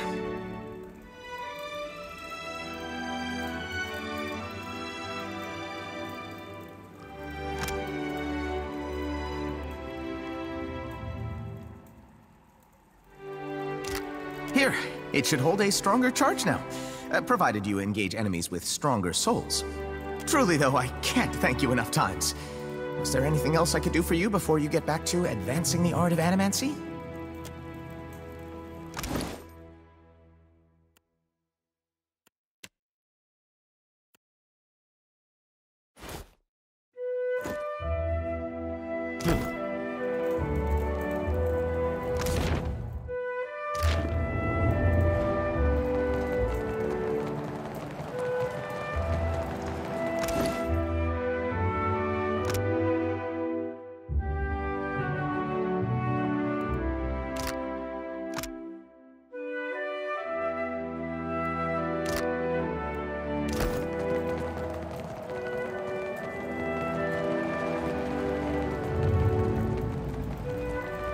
The next step of this dance winnows our would-be champions. The bloodletting. Time for that already, huh? The last of the trials, the bloodletting, pits you against other contenders, each undergoing their own rite of passage. In their triumph, the victorious shall complete the rite and secure their place within the crucible. To them alone shall the island reveal the first of its mysteries. No harm in a little competition, as long as we make it to the top and stay there. Right, Captain? It is an honor to progress into the crucible. The winner gains glory. The fallen contribute their memories to this place. Either way, the competition is a form of immortality. It is an honor to progress into the crucible. The winner gains. Either way, the competition is a form of immortality. You may choose to turn away, but this place needs you. If you reject that calling, many may suffer in your stead. The pool of memories awaits you.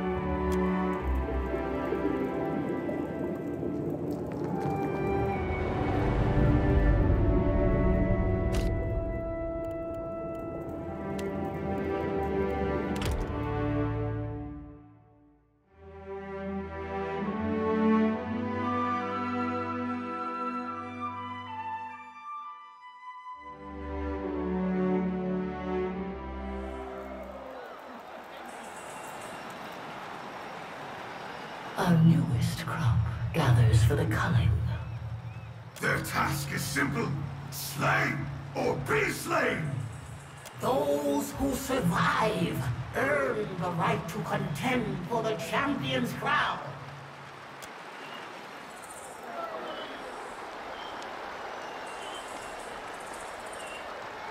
It appears only one of us will be finding greatness in the Crucible.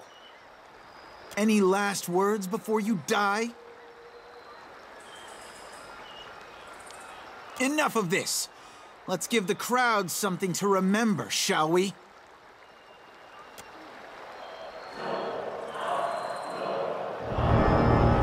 Time to make good on my promise.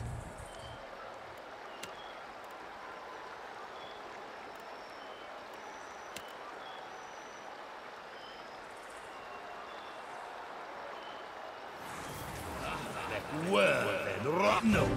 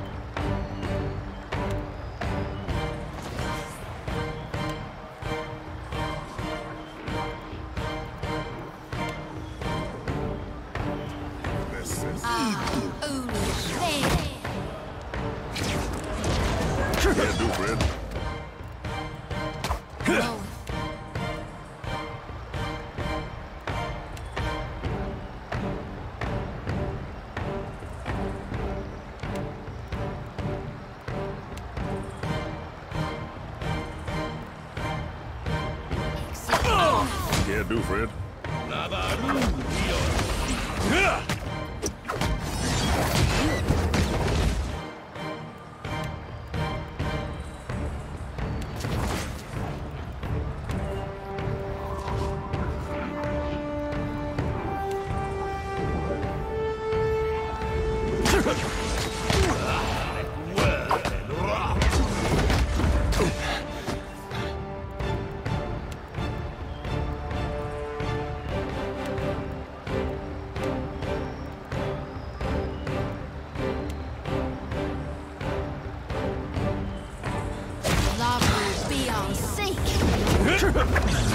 Supposed to happen.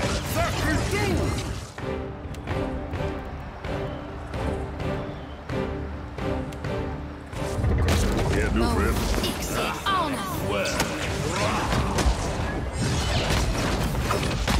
Sweet Rick.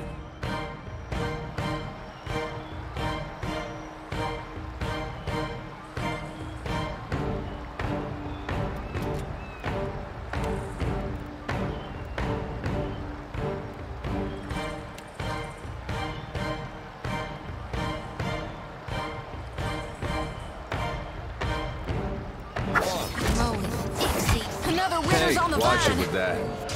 No, that could be enough. See that, Ishi? Man noticed that, right?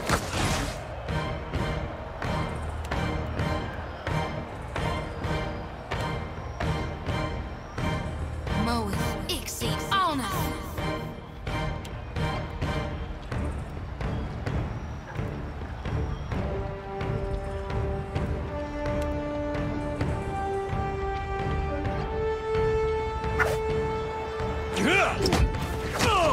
I need some help here. That order's too tall. Get that over like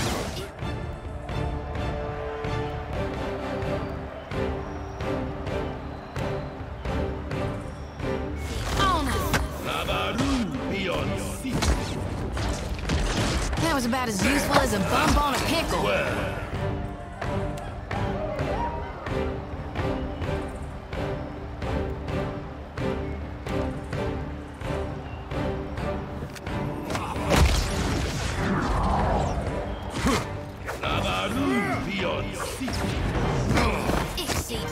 How's this one going again?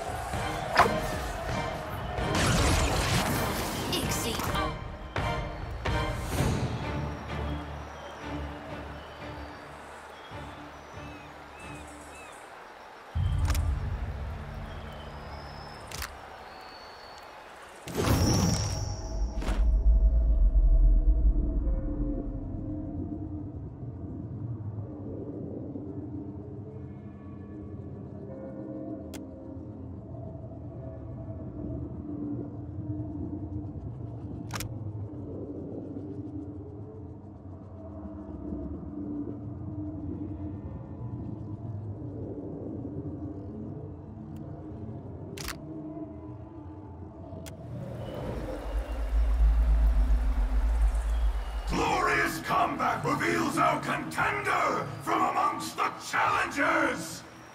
Rest and return anew, for the crowd is eager to see you hunt again, contender.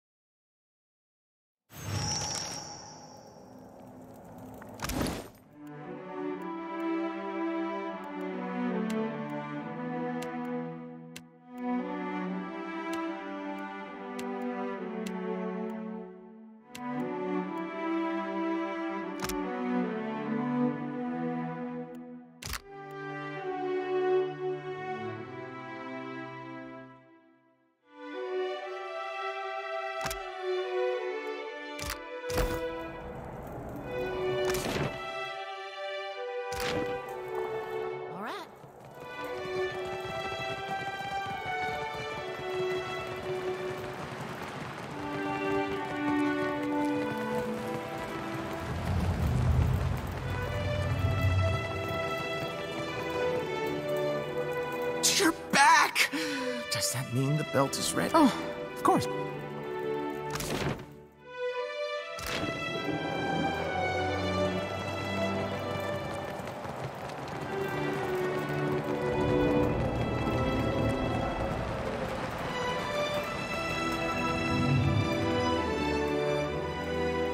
Congratulations, contender. Having endured the rite of passage, you earned the privilege to compete with other proven hunters. This token represents you and no other. Wear it proudly. It shall drink the essence of your actions, your triumphs, and your accomplishments, that the souls within these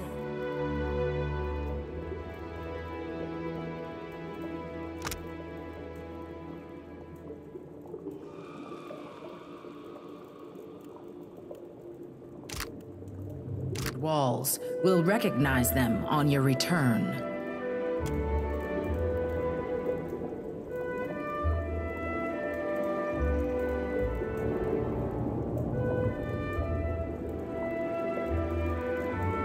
Your next challenge will take you outside the walls of this arena. The island demands an offering. Something to feed the pool of memories. Some relics sacred to this place have been taken and need returning, and others undiscovered await a hunter capable enough to find them.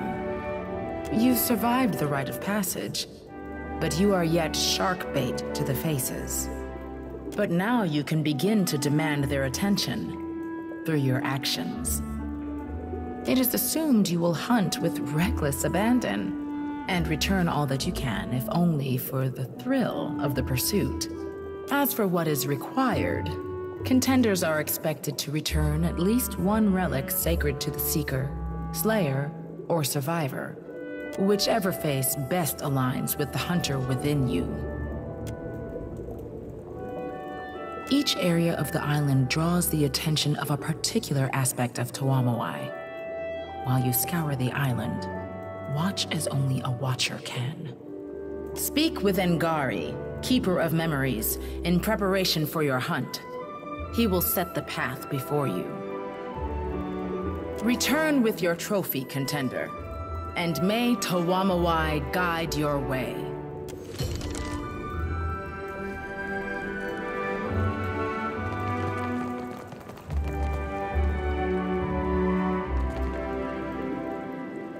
Greetings, friend, and welcome.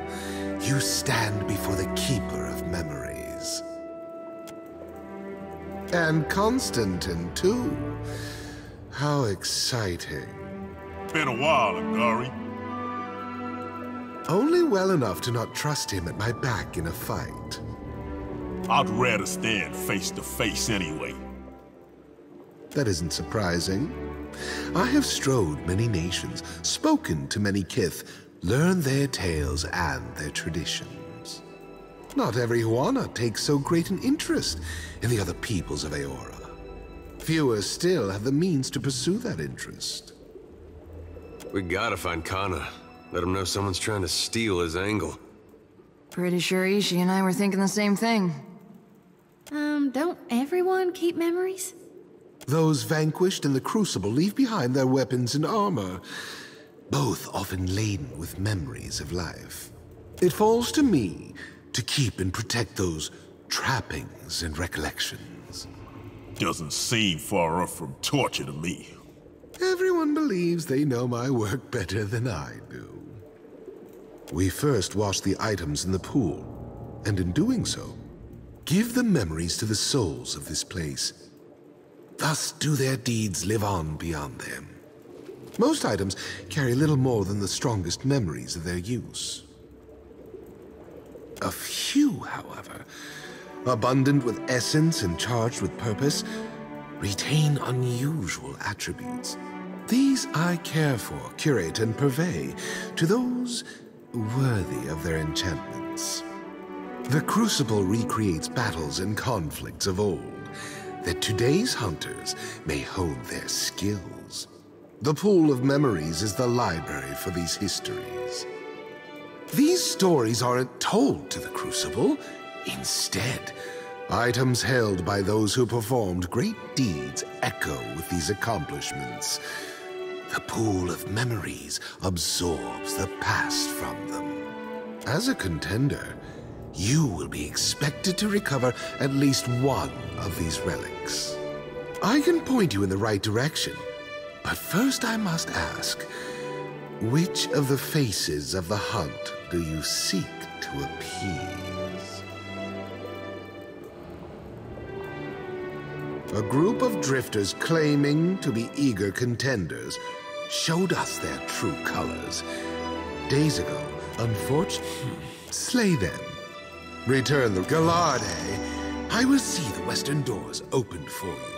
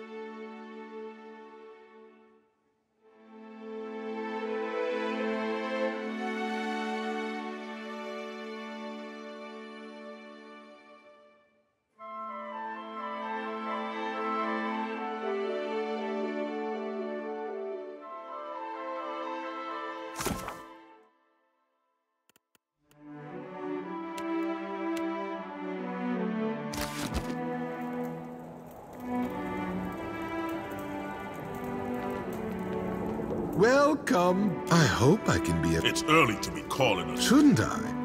All are my friends in service of the Faces. You need only ask. I can point you in the right direction. But first I must ask. Every year we lose hunt. Usually they're not surprised. Return with something a failed seeker before you left behind. And the Tiebe o Waiapu has long had a reputation for being inhospitable. It's an arid, miserable shithole, more like. Yet, the sounder of boars that call the valley home seem to flourish there. Were you to return with proof that you had tread the valley's singular dangers, the surviving face would be well pleased. Every year we lose hunters to the Kohatkana expanse. Usually they're tracking last year's hunters. But nowhere in my notes have I found out what first enticed Kith to go prowling around that corner of the island. Not surprisingly, the expanse has become a sacred place to the Seeker. Return with something a failed Seeker before you left behind, yes?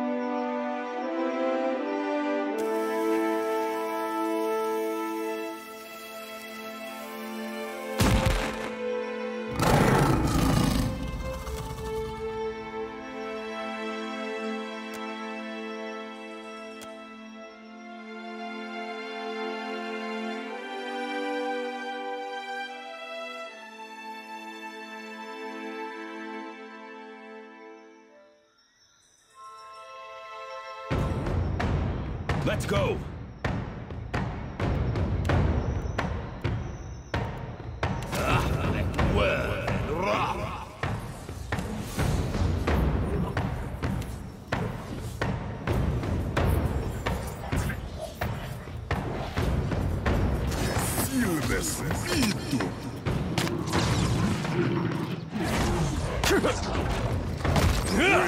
Need something stronger.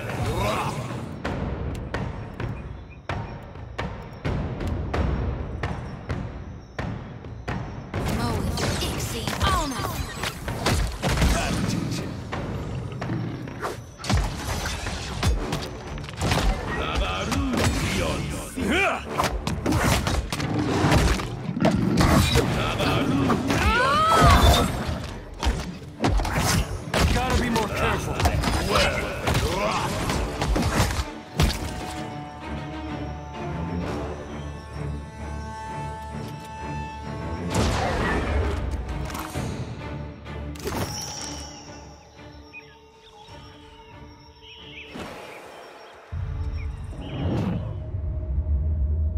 Oh, God! Watcher! I wanted tougher, but you will suffice. Return your trophy to the old man. There is much left ahead of you to hunt, and far more to kill. Well, wasn't he fun? I wonder if we'll run into more like him if we continue with these trials.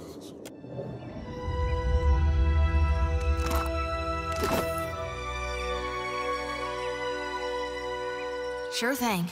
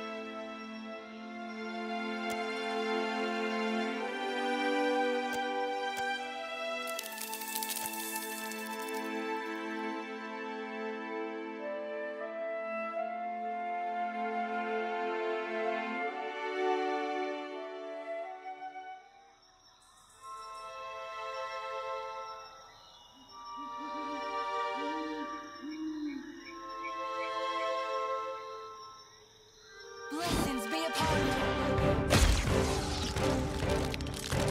I hope nobody saw that.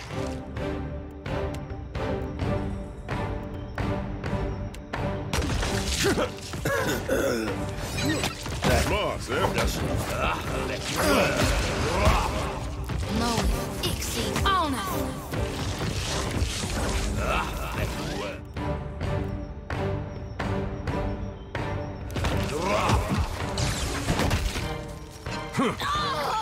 Fuck you do!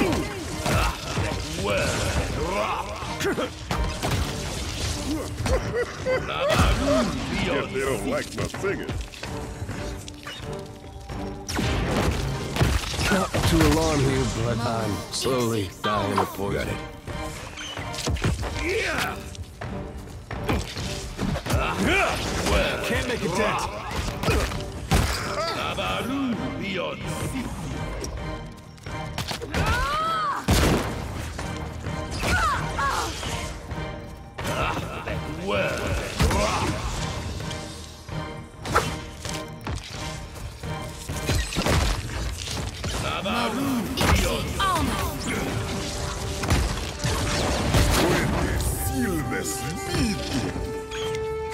Take that!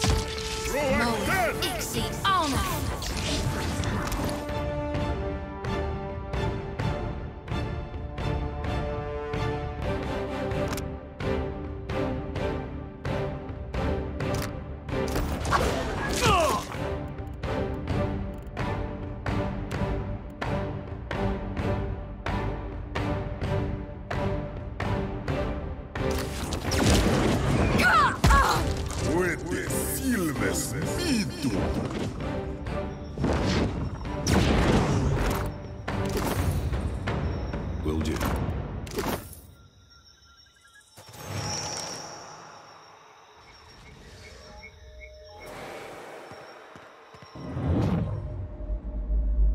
Do you see her too? The Crucible still serves its purpose, bringing Gallowaynes devoted to battle, bringing battle to Gallowaynes devoted. But a wound, a tear, festers in the heart of this place. Souls that prowl this island writhe in disharmony. Without your help, Oh, where'd she go? Hello, Spirit Lady? Perhaps if we complete the other trials, we'll find similar spirits.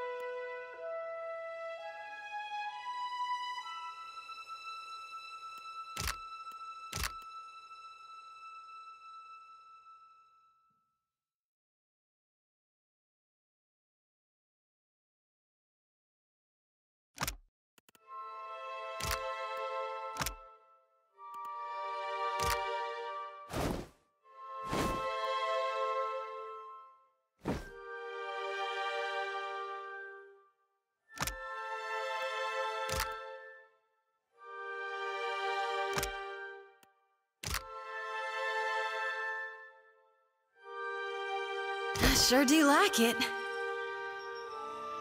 Right.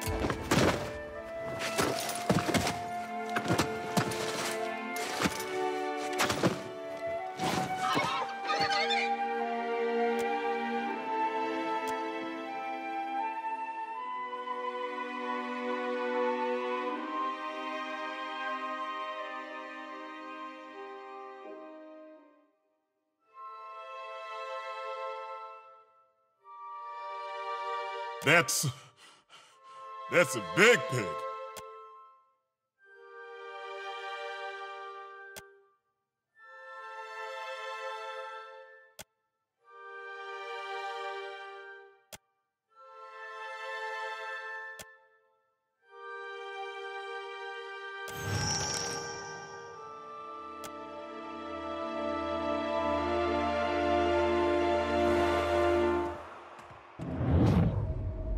An Amawa soul.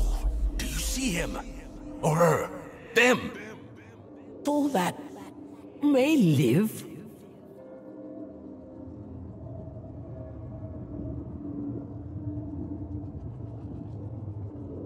The seeking face lurks above the slaughter she helped create.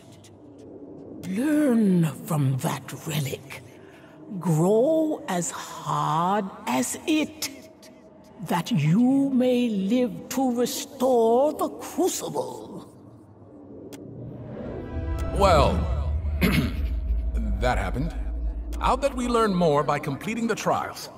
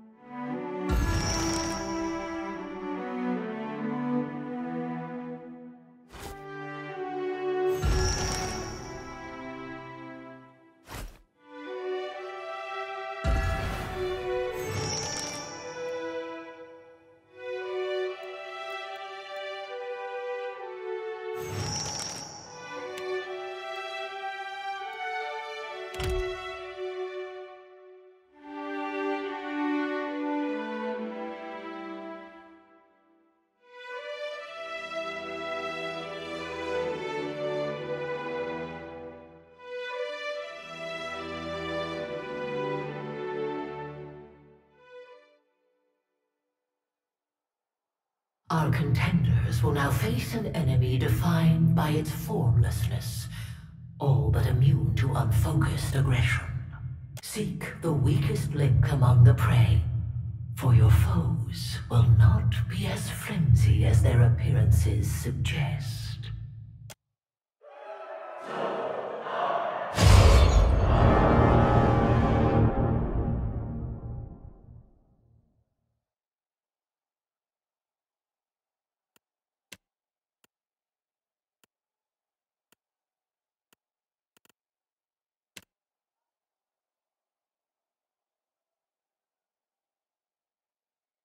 Hey, Captain. Explain to me again.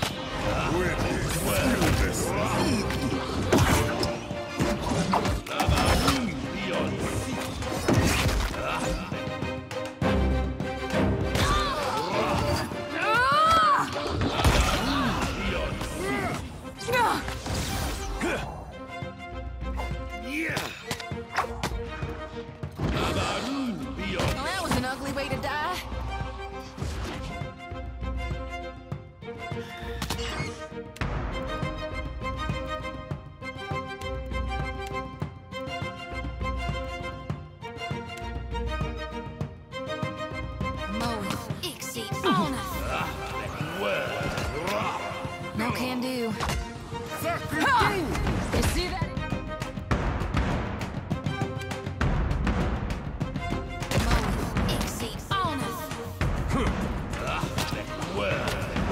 Watch it!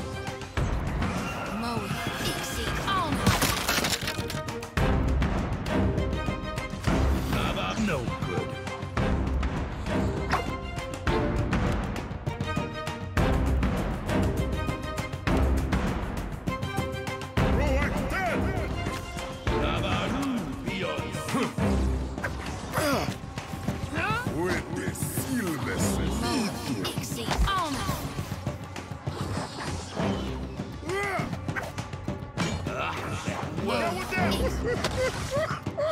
Guess they don't like my singing.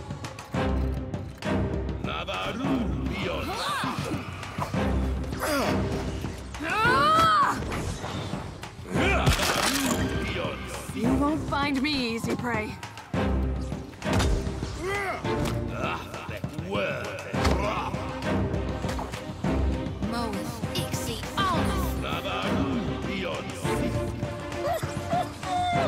That's just rude.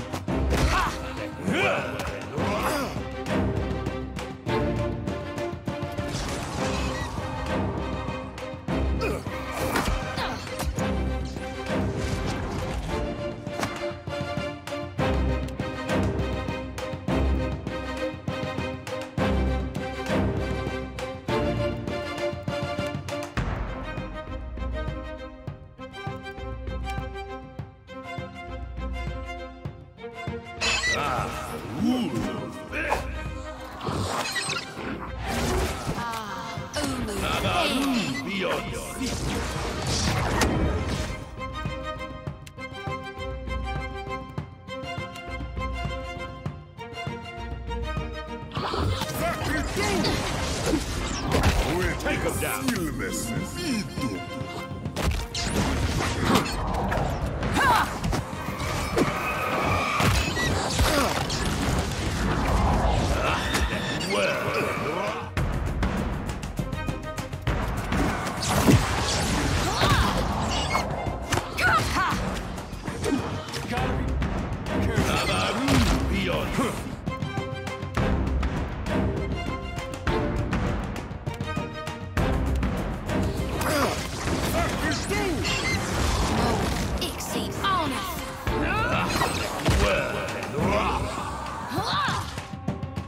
That's not supposed to happen.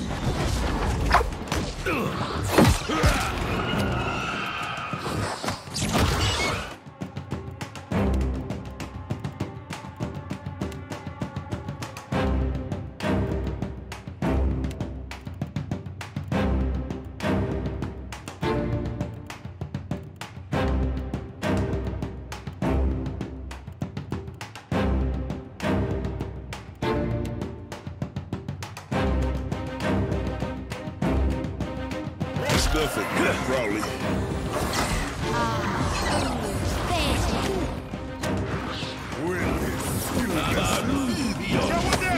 Constantine, on your feet! Take him down!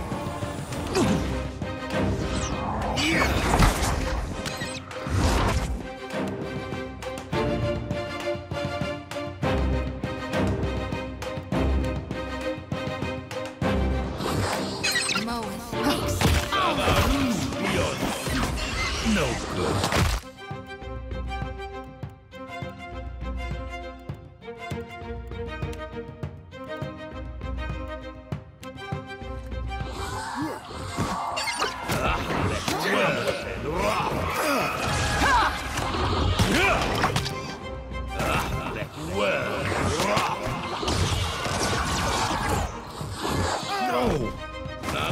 Right between the eyes.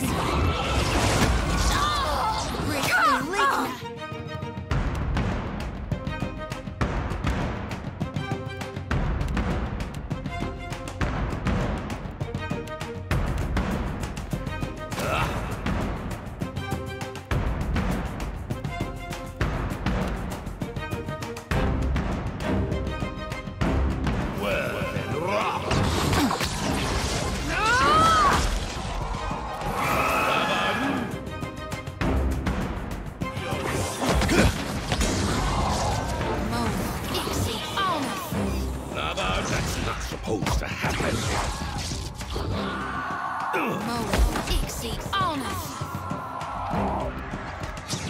With this illness.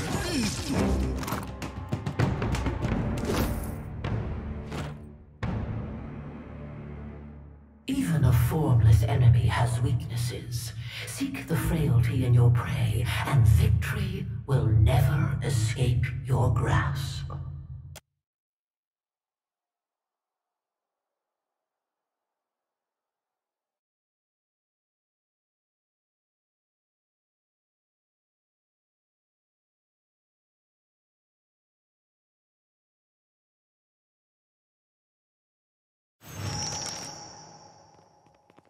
If the Watcher of Cadnua is participating in the Crucible, then perhaps we have some reasonable hope of a worthwhile challenge.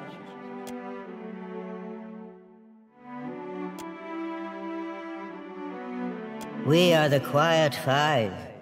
Many have come to this island seeking victory, but we possess skills and training beyond mere strength of arms. Never before has a group come so perfectly prepared for the patronage of the Seeker.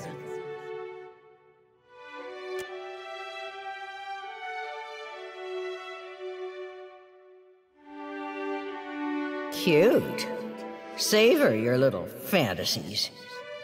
When we are thrown into the Crucible together, we will dispatch you with equal fervor.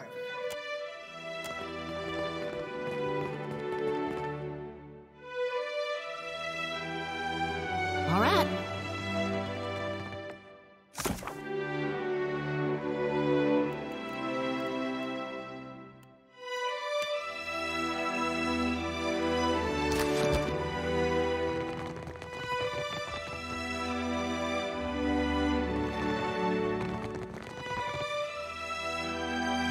My contesting friend, I have a thing you may find interesting.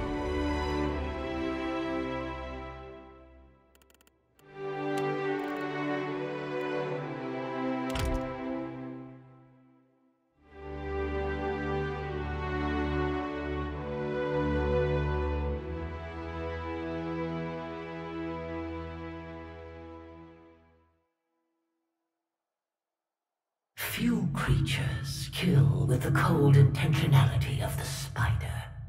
Fewer still can resist the Seeker's children when they work in tandem.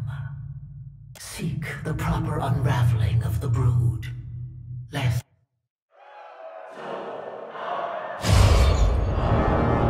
Not sure my boots are big enough for these fellas.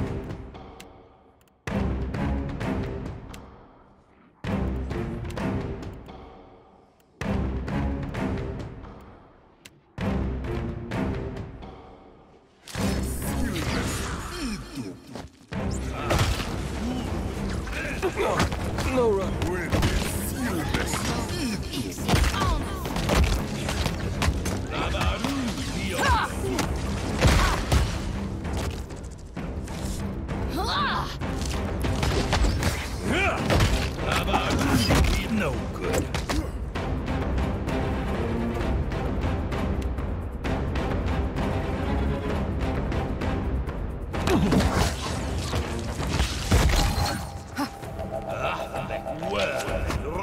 I look a little green at the bed to you?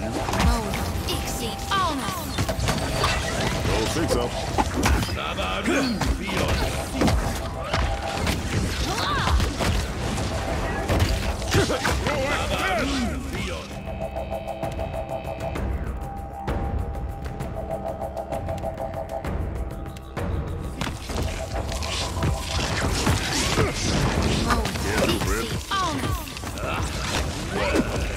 Not to alarm you, but I'm slowly... Get up! We're not done yet!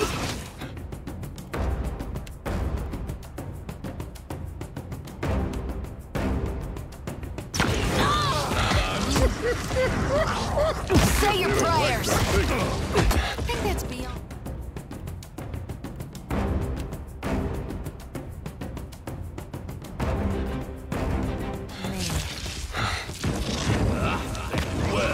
There's dignity in death. No rush. But if you have any antidotes, Andy... Much obliged. I need some help here. If they don't like my figure.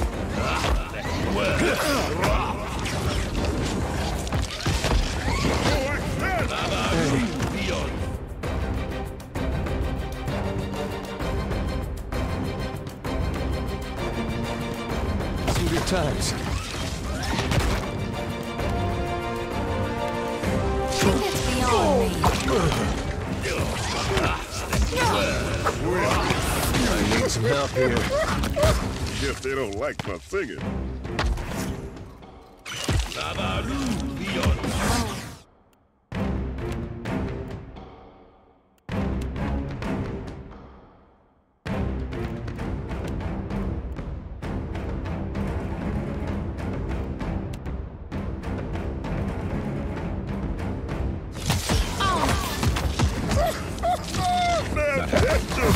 Many of you are. Think you got the decency to die?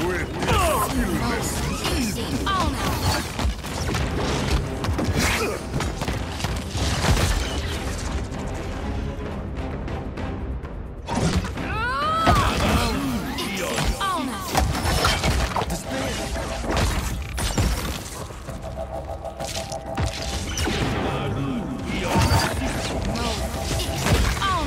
I need some help here.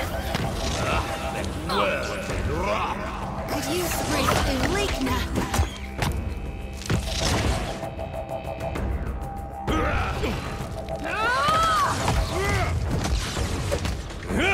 I hope nobody saw that.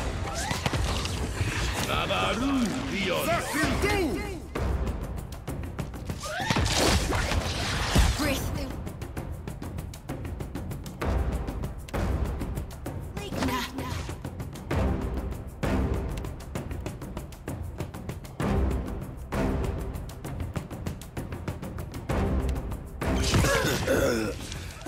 That doesn't well then rock.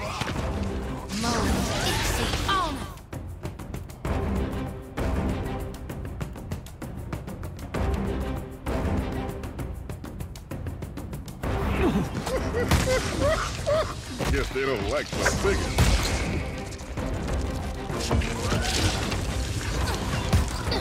Thinks you got the decency to die?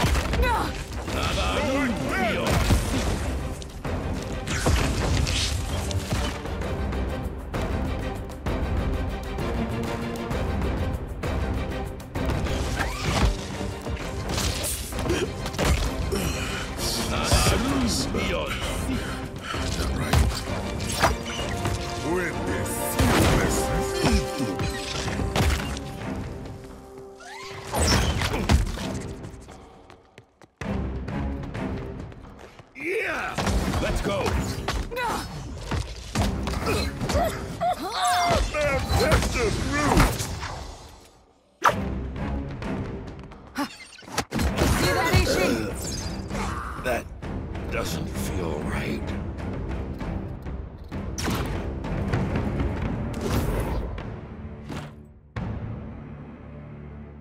It is not not enough to find the flaw in your enemy. One must also know how to unweave their advantages. Excellent hunt, Watcher.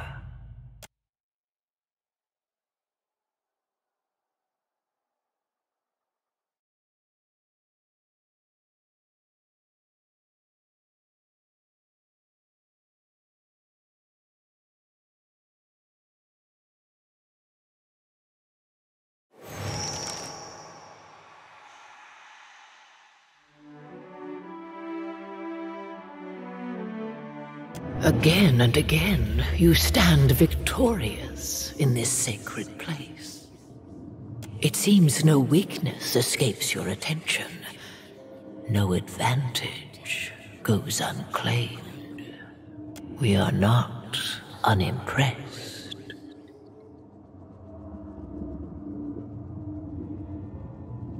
This place was my life's work, but never was I alone.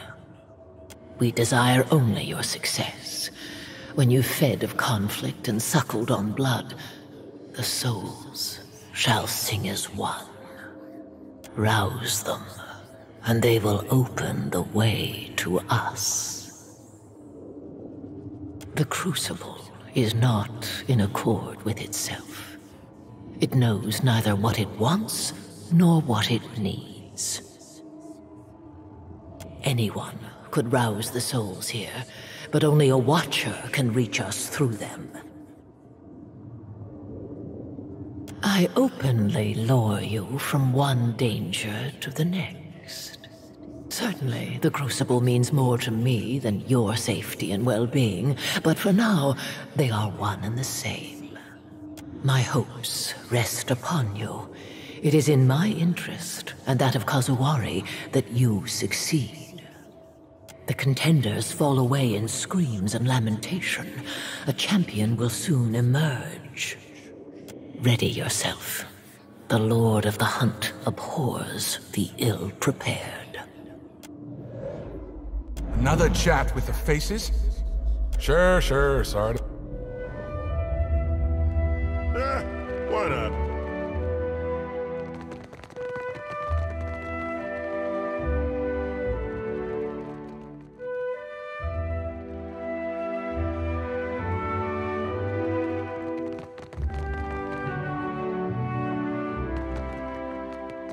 You're back! Does that mean the belt is ready? Excellent. Interesting. Still not quite as strong a charge. And I have you. I created this with what you brought me before. One moment, please. Here. Truly, though, I can't thank you.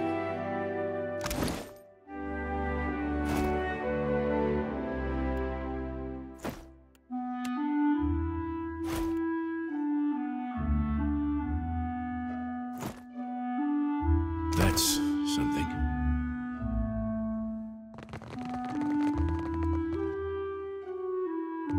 Ado, contender. What can I interest you in? Of course.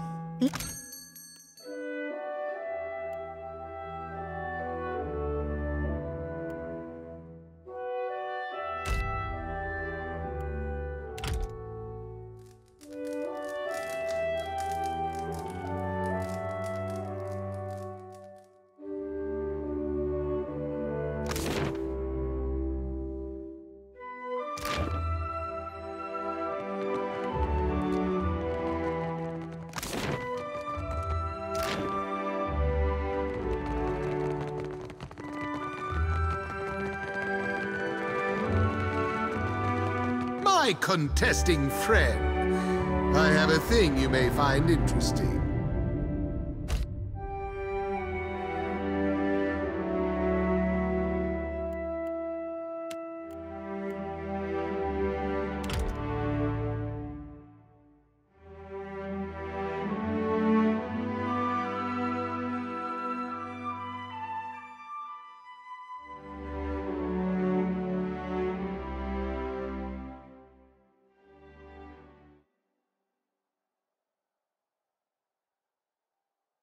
All living things are mere prey to the gods. Fight and survive, or lay down your soul to sate their hunger. Endure, and you will be victorious.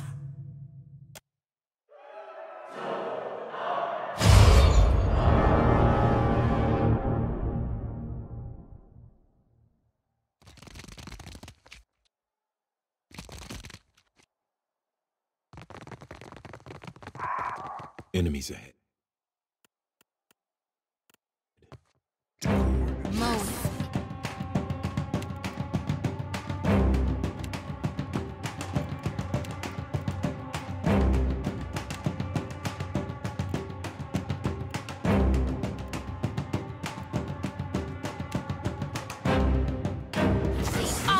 Sorry, Fred. I can't.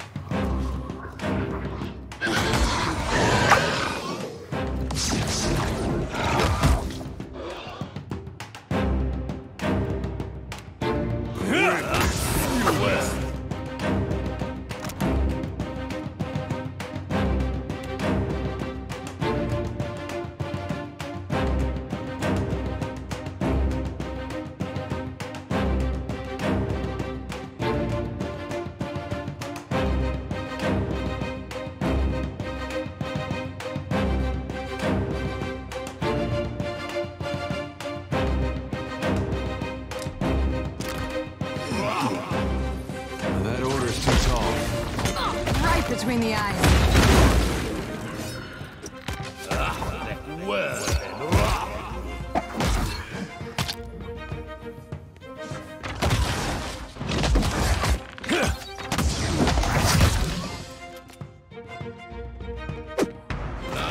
I think I can pull that off.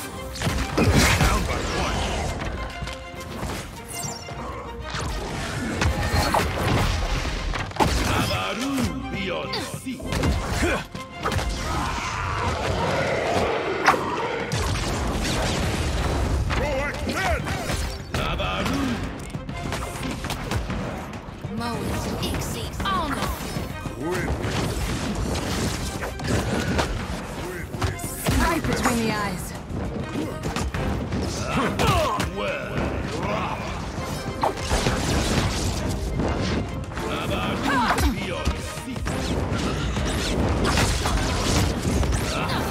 Hey, watch it with that.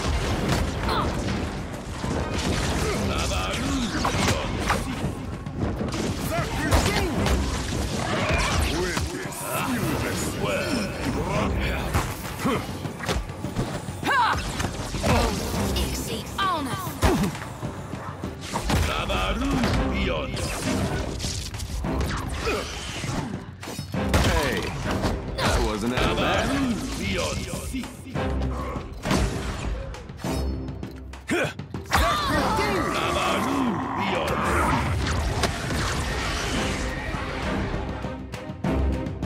Take him down. Hey, whose side are you on?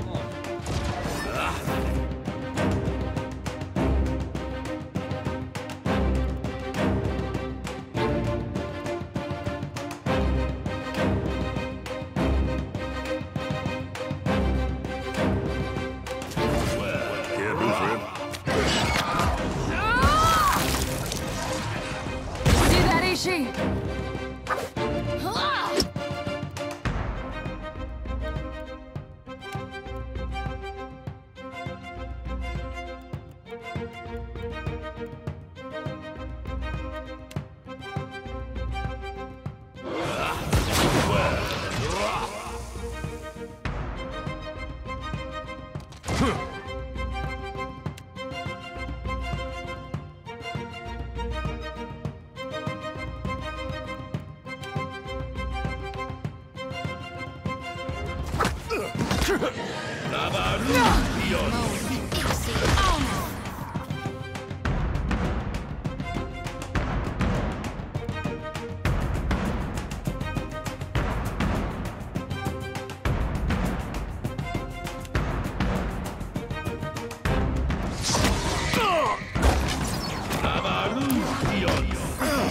Sweet redemption.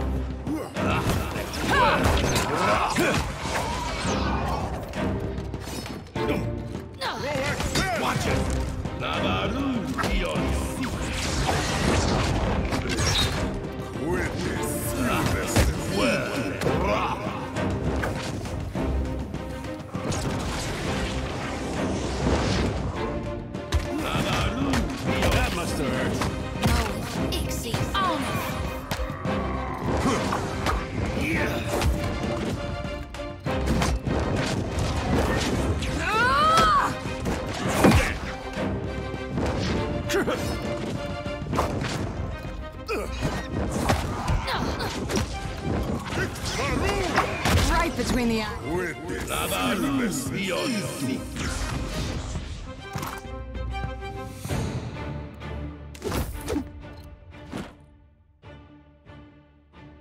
It appears even the God of Goals cannot overcome you. Good.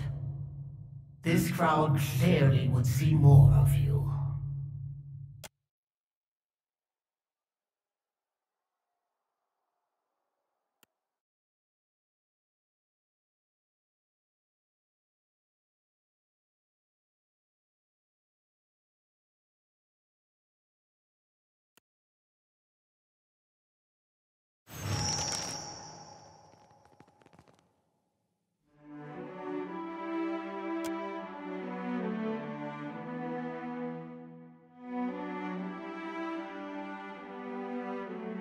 Come now, Dojin. Don't be approaching strangers like that. Heal, boy. Heal!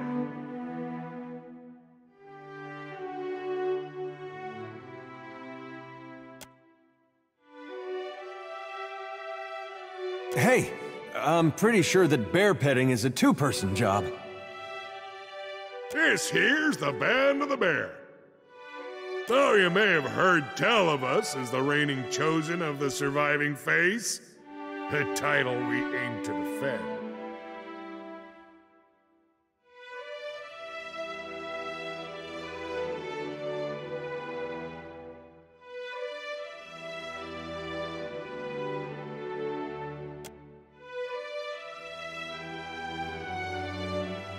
Stop cozying up to the stranger, boy.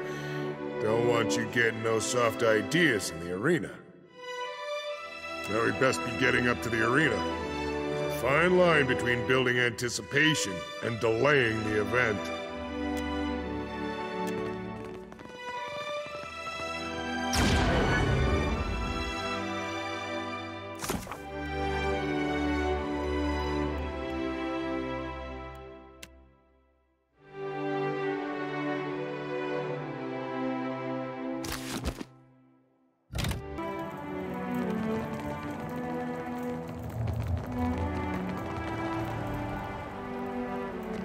The faces watch you. Watcher.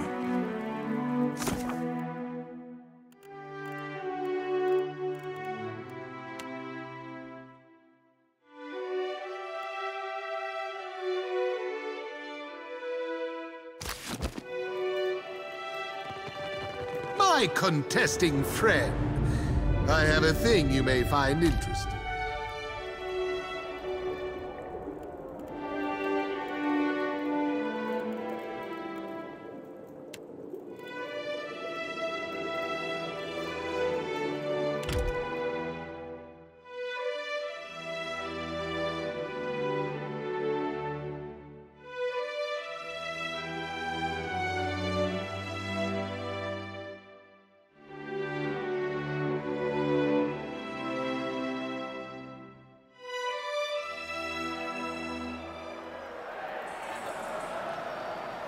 The bull, a stranger to fatigue and despair, knows only to struggle until the very end. The otherwise bull has no comprehension of defeat, and in death still rages. Endure, and you will be victorious. Good hunting.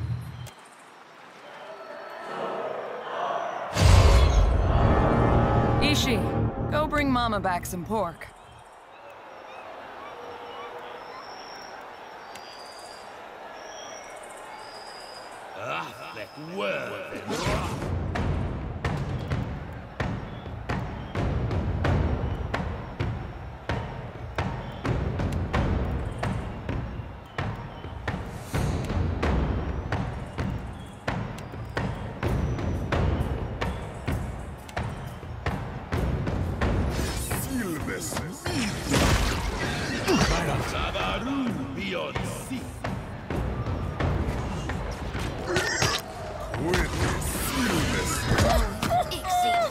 That's just rude.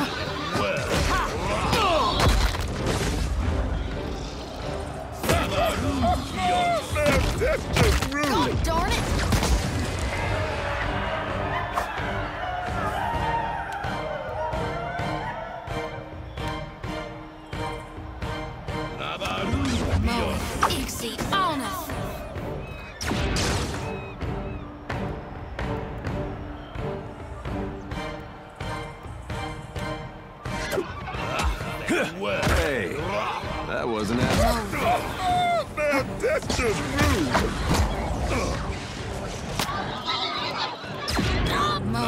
Easy on it.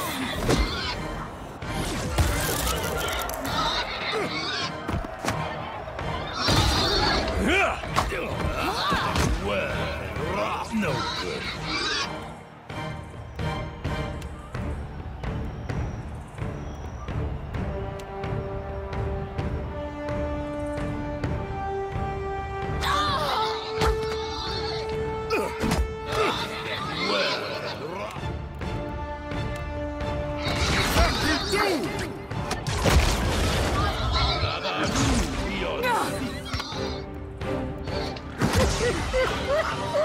Guess they don't like my singing.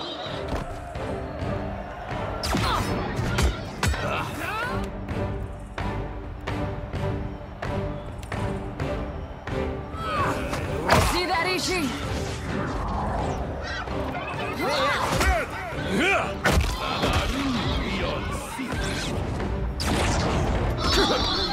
Witness, feel this.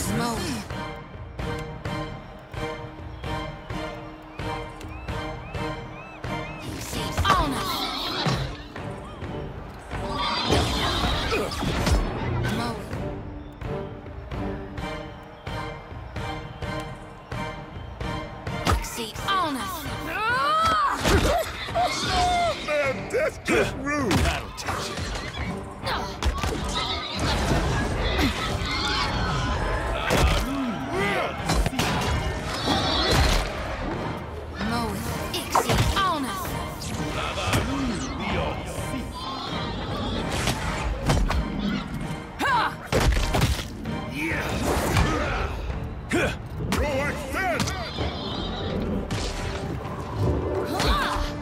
Say your prayers.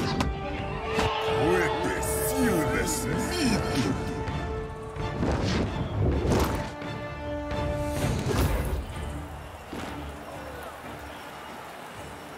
If a pack of our chosen cannot survive your wrath, then perhaps nothing is beyond your capacity to hunt.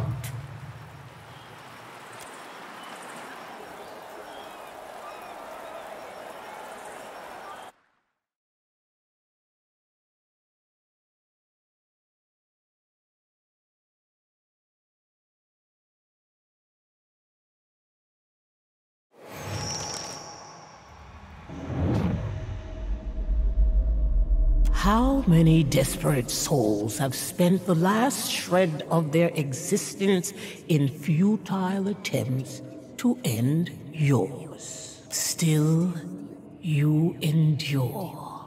As each strike of the stone sharpens an obsidian blade, so too does each battle chisel away one's imperfections, until only the will to survive remains.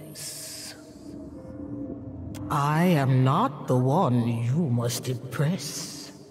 They will open a path only to a champion, and only a watcher can walk it. The deciding matches draw near. Fight with Tawamawai in your heart, and you will outlast all opposition.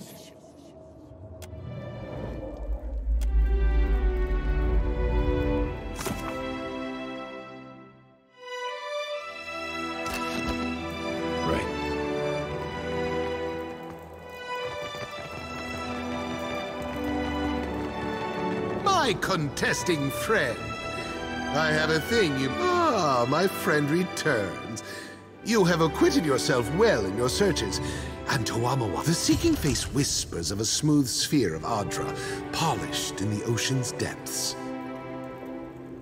Found and lost a dozen times, it is sunken to the bottom of Neketaka, to the ruins below. To claim it from the creatures within the sinkhole, however, one needs keep the seeker's lessons in mind, that the lure serves the hunter as aptly as the spear. The slaying face growls of the Kraken's eye and a coin heavy with lost lives. It came from here, and the faces would see it returned. It poses you no danger, I promise. Sounds perfectly safe. The surviving face would teach a lesson, that persistence is not necessarily survival. Confused? Seek the altars of the dead in Neketaka, and I believe you will begin to understand. Will you take up this hunt? Ah, well, if not you, perhaps another. Good hunting, my friend.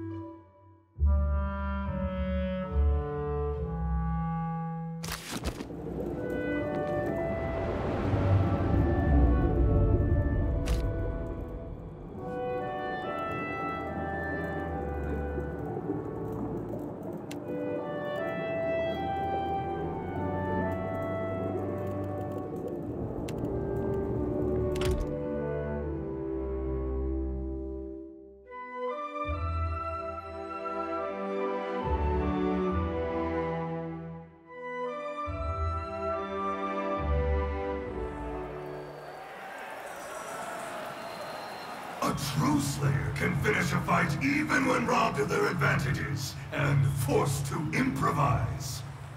Luck is for the weak. May the most savage win.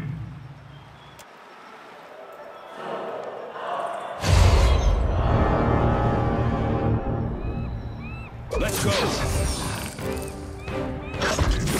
Feels unbelievable. How are you doing down there, Captain?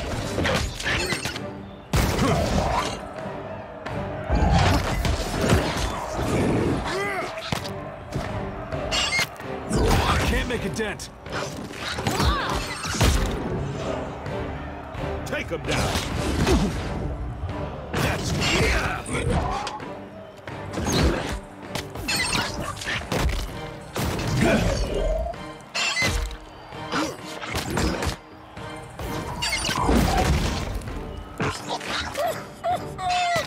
That's just rude. Let's go.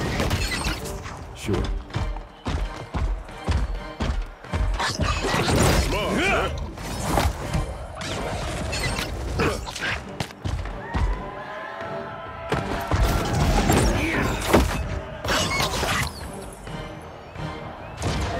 This thing isn't doing the job.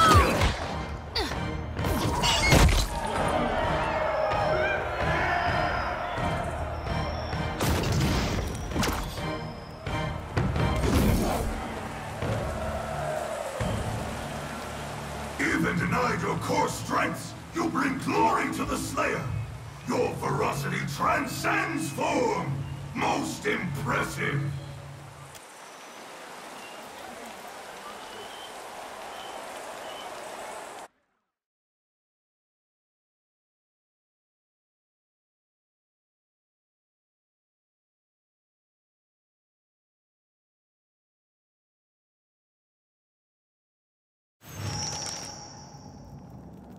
If it isn't the Watcher. Taller than I expected. But no bother. If this is our competition, victory is ours for the taking. But as much as we'd love to flap jaws, battle calls, we'll be seeing you.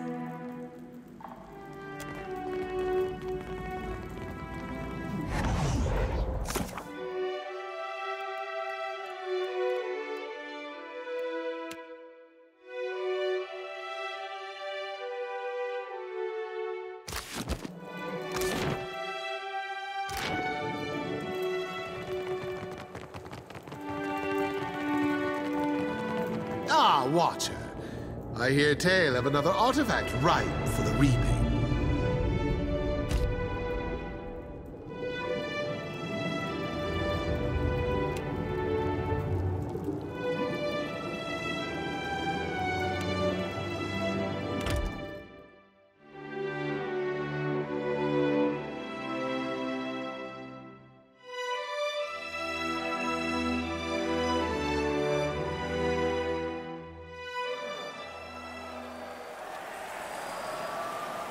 Though cave hunters flailingly imitate their methods, the Naga use venom as a master musician plays.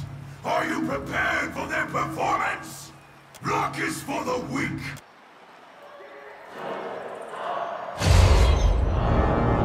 Careful now, lest you're looking to get bit.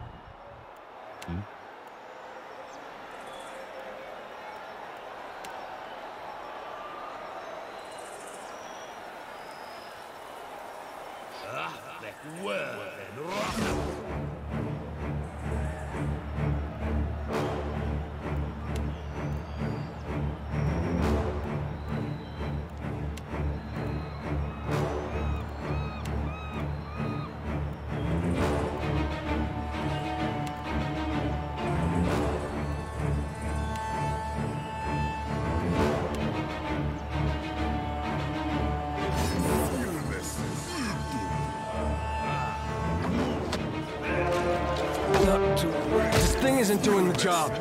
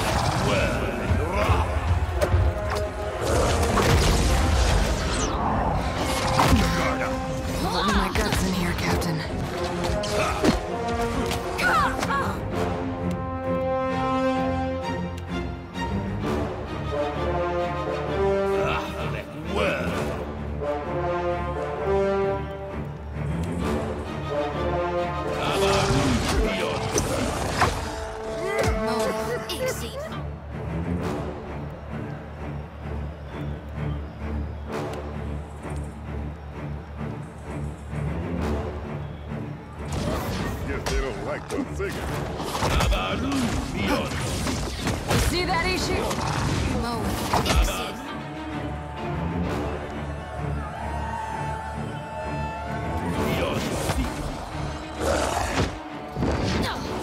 Sorry, Fred. You can't.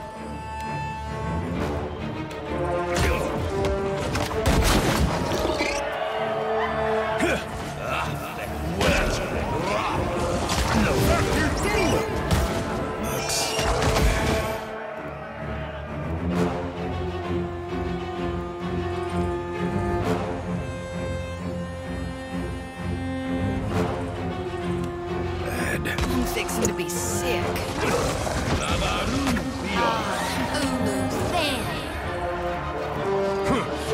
Can't make a dent.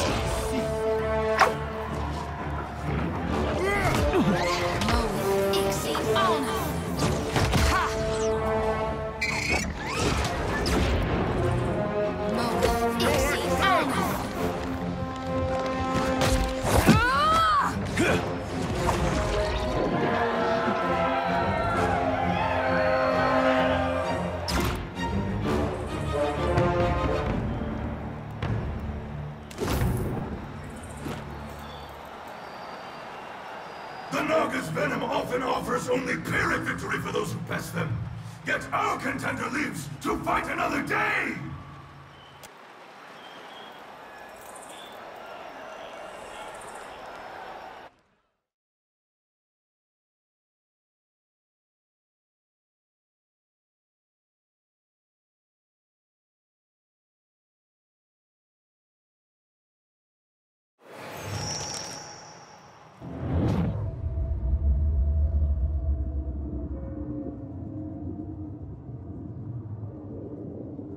Watcher! You do not embarrass yourself! The competition may be weaker than seasons past, but I see victory boiling in your veins! We will be crowning you champion of the hunt! Kazuwari thrives on the memories of countless warriors. Strongest among them are the faces of the hunt. And I am the strongest of the strongest. This place is a trap. It lured me as it has lured you. Slayer knows slaying, not caring for spirit. I will not stand between you and your prey. Go, rend the weak until there is only victory. Until there is only you.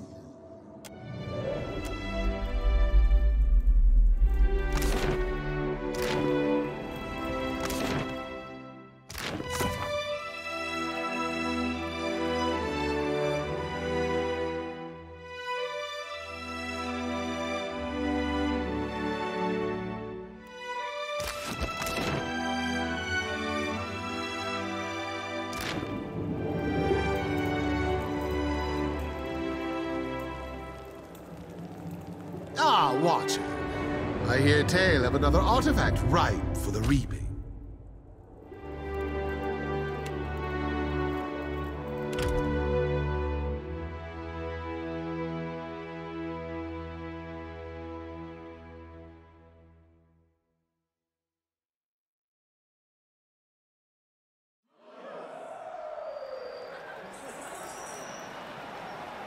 Though lumbering and erratic, the ooze is a creature well adapted to its environment. Are you equally adaptable?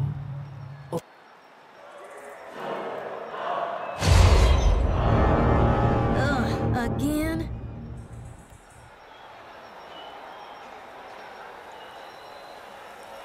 Sure thing. Huh?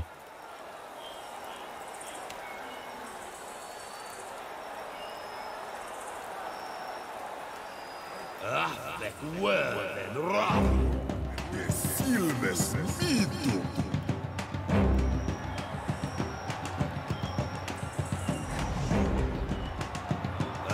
Recuerden, Ra.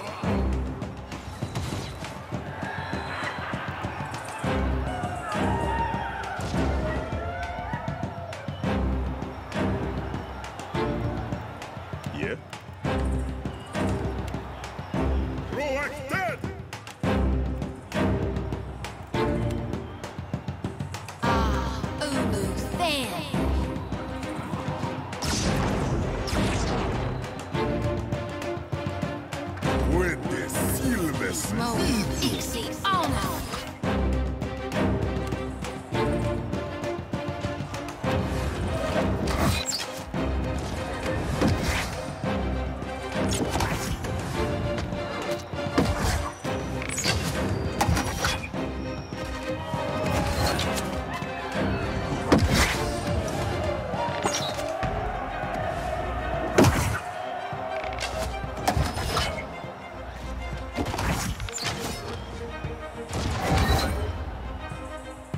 I'll drink to him later.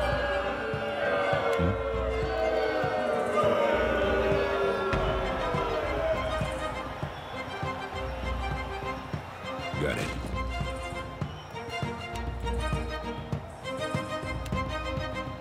Roax dead!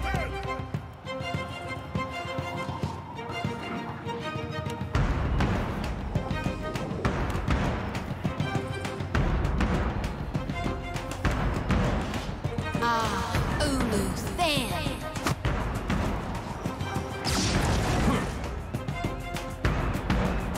Take him down. With the silvers No rush, but if you have any interest.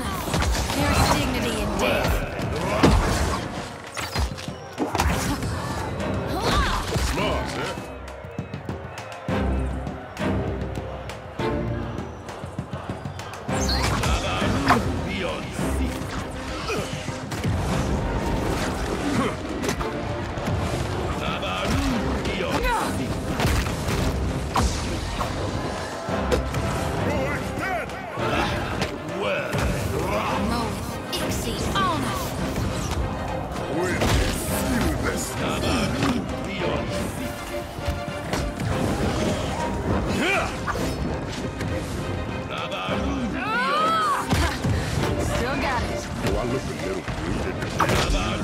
Be on your feet.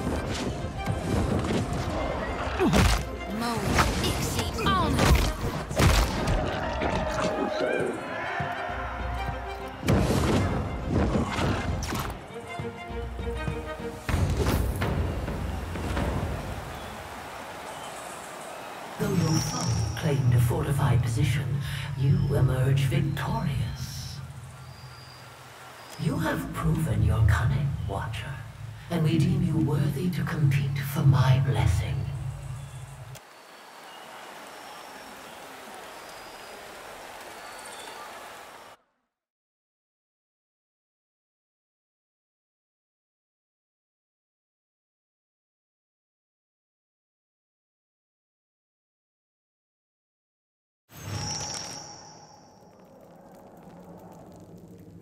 You may be the challenger, but we are the chosen. Expect no easy victory today, Watcher of Cadnua. And...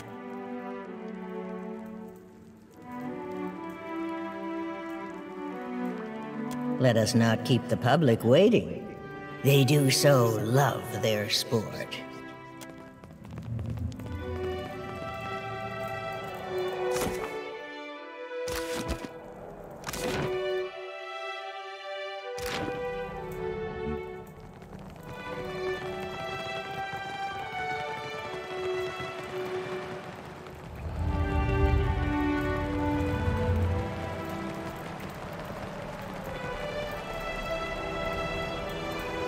You're back! Does that mean the belt is ready? Excellent. Very good. Very good. Yes. Yes, a most impressive charge you've collected. With this, there's no telling what I'll accomplish. This is the result of your last effort for me. I wish I could say it was as successful as the first, but the addition of Audra seems to have left the results somewhat, unpredictable. Regardless, I want you to have it. It's the least I could do. I believe I have what I need now. I'll begin refining the designs, and perhaps with time, I will be able to produce powerful, reliable devices that will preserve lives across Aora. We may just yet make this world a better place. I truly, deeply thank you. Oh, gods, you're the Watcher of Cadnua, aren't you? How did I not recognize it? How was I so stupid? He's had a rough few months, what with dying and all. My sincerest apologies. Is there... can I do anything for... how may I be of service?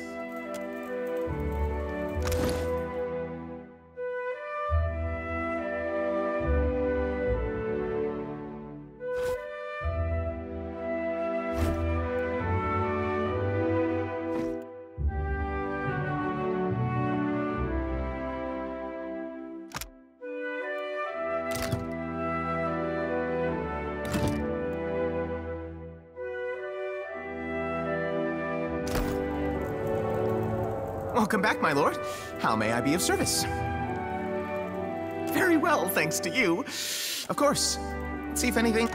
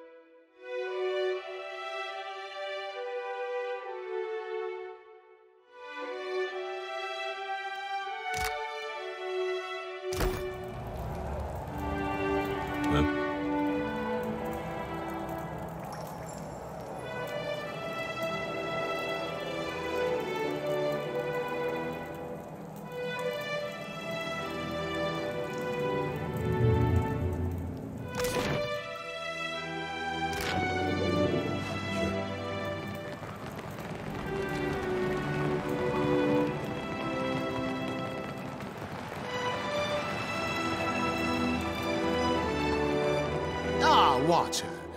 I hear tale of another artifact ripe for the reaping.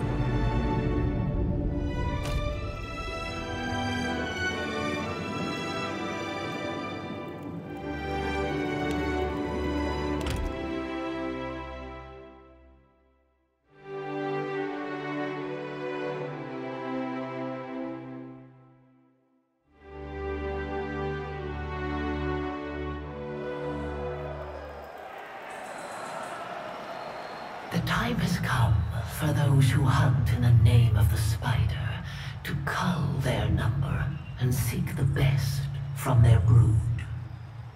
The Quiet Five and the Watcher match minds for the attentions of the Seeking Face. May our most cunning contender capture victory.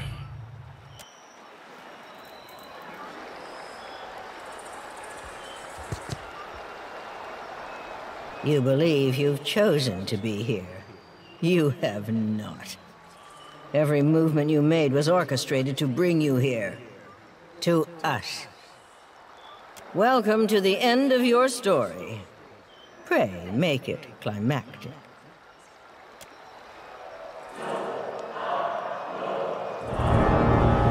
I'll take the quiet one.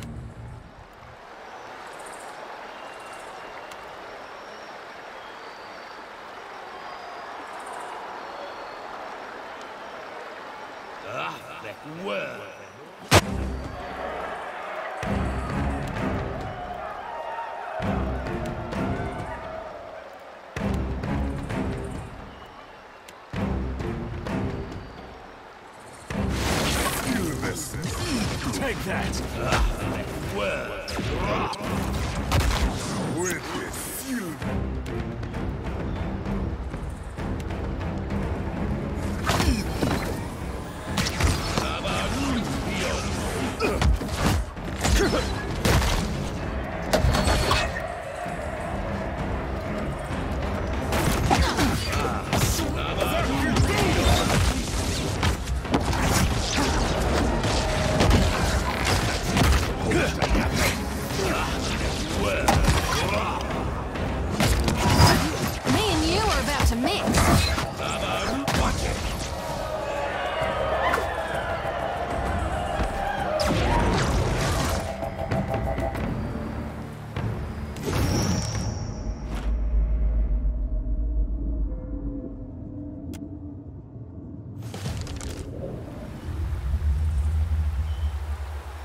The Quiet Five have been matched and surpassed.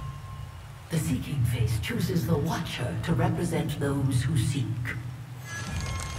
Celebrate your victory, but do not tarry. You soon face the chosen slayers and survivors. Only one can be champion of the hunt. When you are ready, commune with the pool of memories. But for now, thank Tuamawai for guiding you to this moment of victory.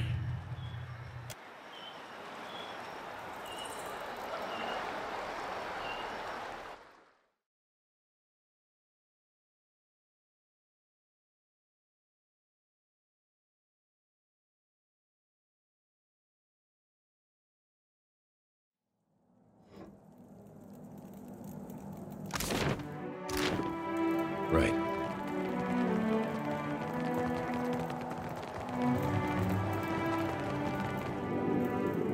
Welcome home, chosen of the spider. You and the Seeking Face have established an accord. May you seek greatness with every breath from here to your last. This belonged to a prior chosen. I will come to claim it when you die.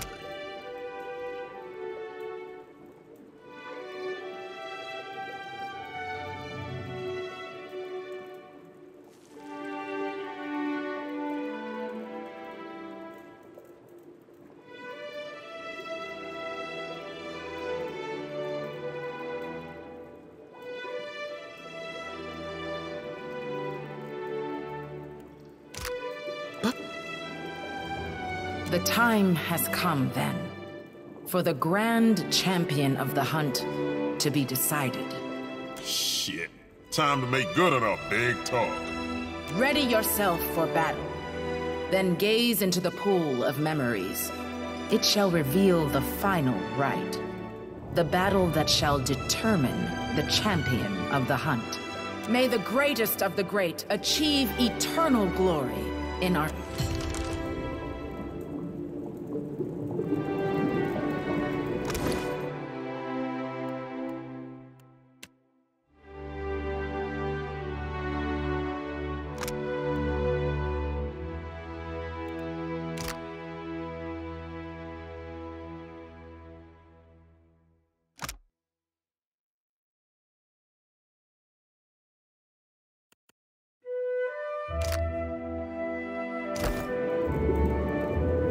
Ah, Watcher.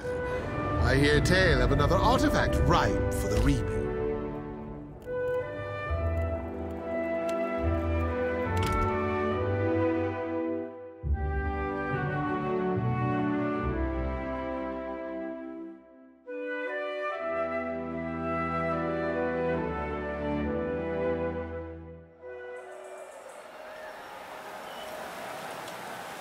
The culling is complete. We have at long last the 3 strongest packs of this season. And now they shall fight. The pack that remains will be the champions of the hunt! For the glory of the Crucible, in the name of Tuanawai, may the strongest, swiftest, smartest pack triumph. Begin the hunt!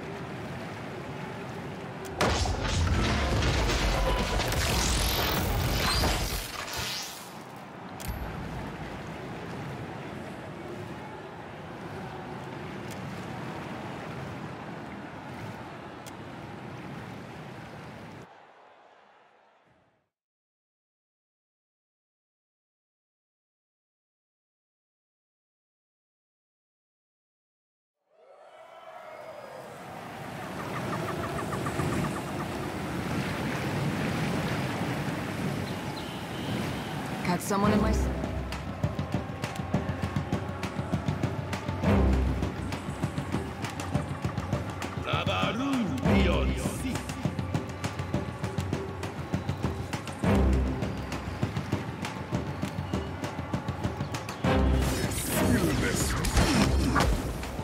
Whoops, a bit off key.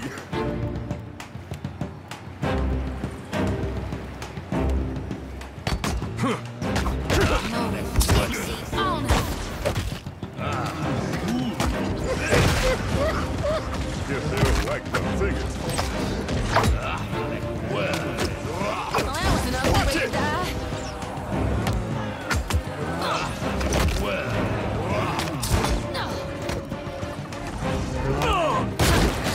Still got it.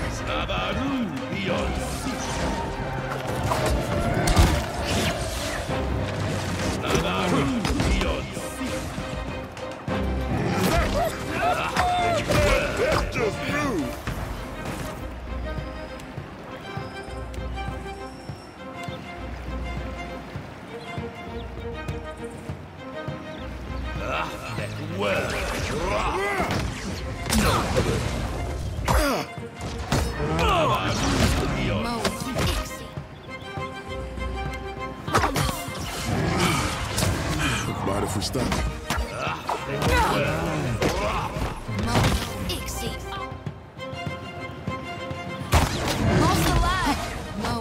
Can't get a clean hit.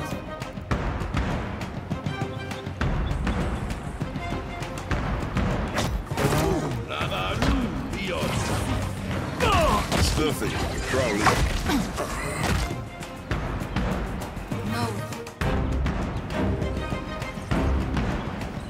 Let's go.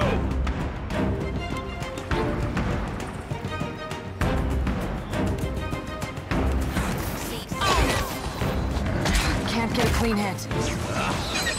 Thinks you got the decency.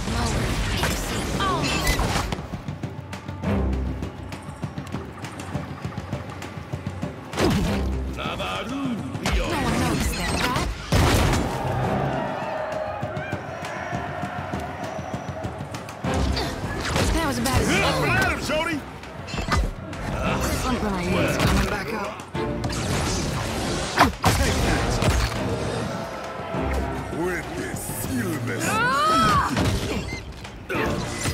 Take him down.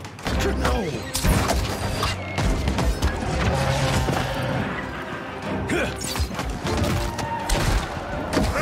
Like that, do you?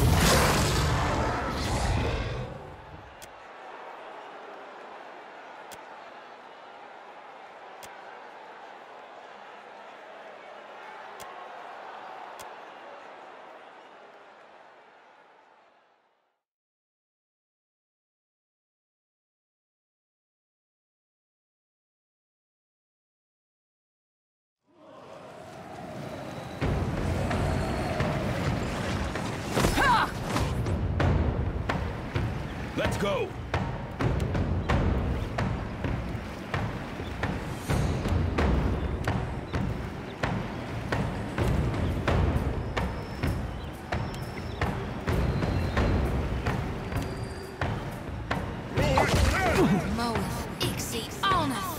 That's not supposed to happen.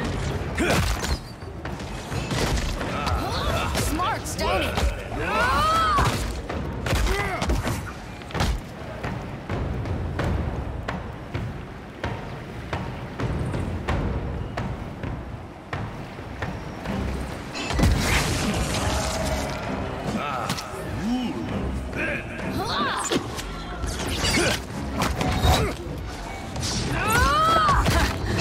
Still got it.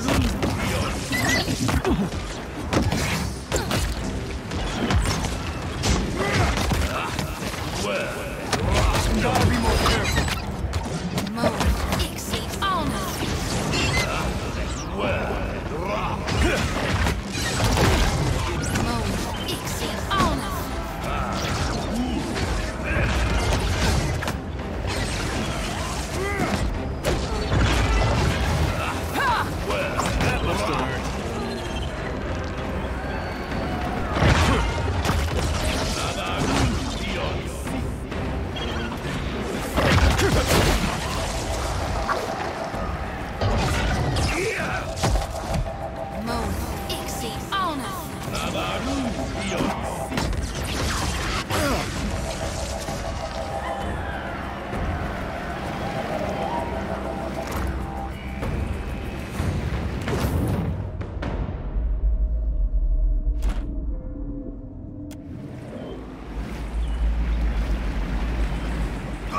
concludes.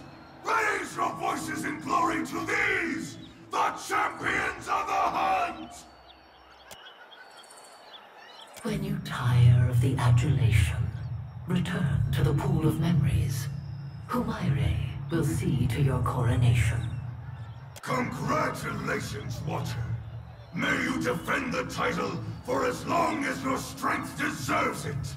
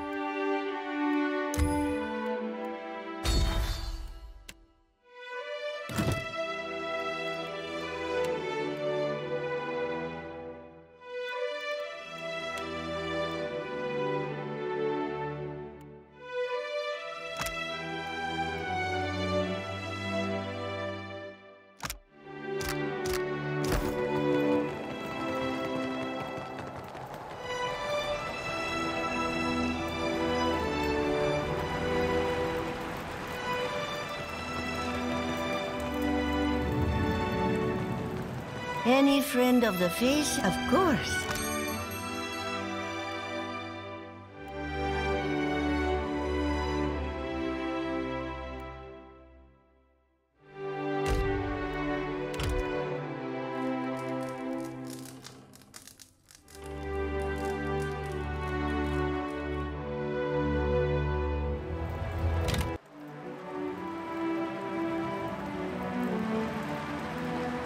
Ado, champion.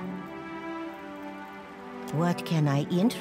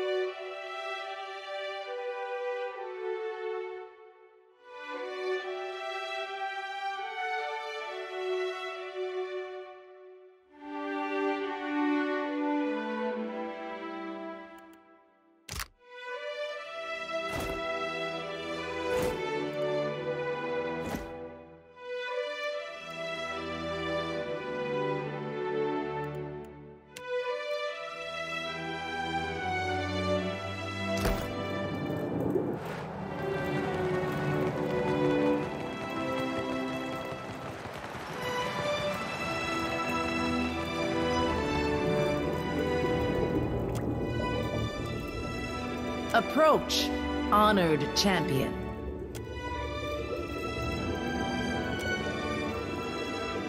We're not so common as to earn this helm regularly, but we do keep an alternative. Wear this mantle with pride, champion of the hunt, as I have these many years. By the authority of Tawamawai and the souls of Kazuwari, you are declared the champion of the hunt. From this day forth, you are the envy and the ambition of every contender to come. Yours is the burden and the joy of defending this proud title.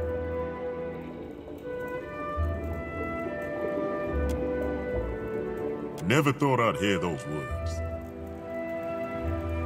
Now, to anoint you in the pool of memories, that the souls of this place may share in your triumph.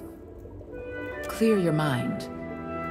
Lower your head into the waters and open your eyes to that which the faces choose to show you.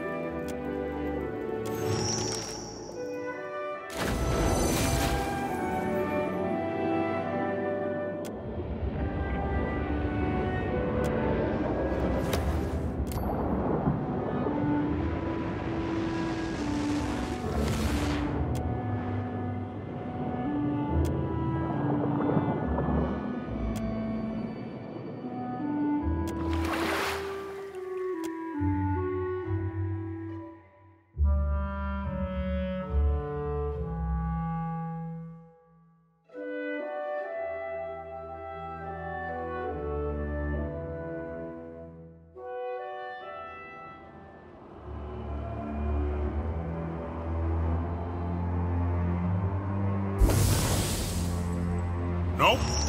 This isn't right. Well, hell, Watcher. Literally.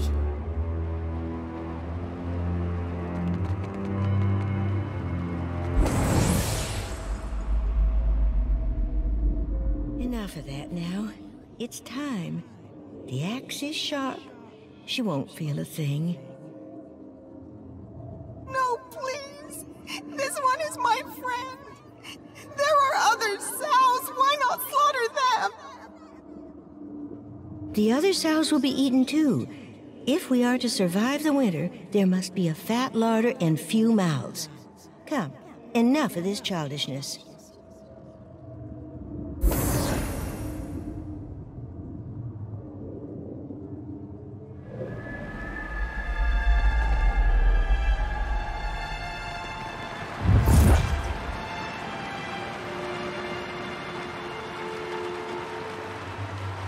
You fight with the fury of Tuamawai in all his forms. Yeah, we're real impressive. So who in Malgrim's name are you? I am Uruke the Surviving Face. I wish that I could welcome you under better circumstances. I wish to see you return to your proper place. But I came to this island when I was very young. It was a time of chaos and suffering throughout the Deadfire.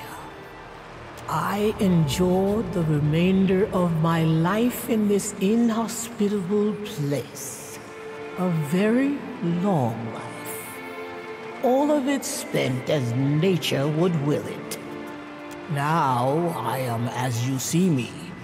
The most enduring of the faces of the hunt. It was not me who lured you here.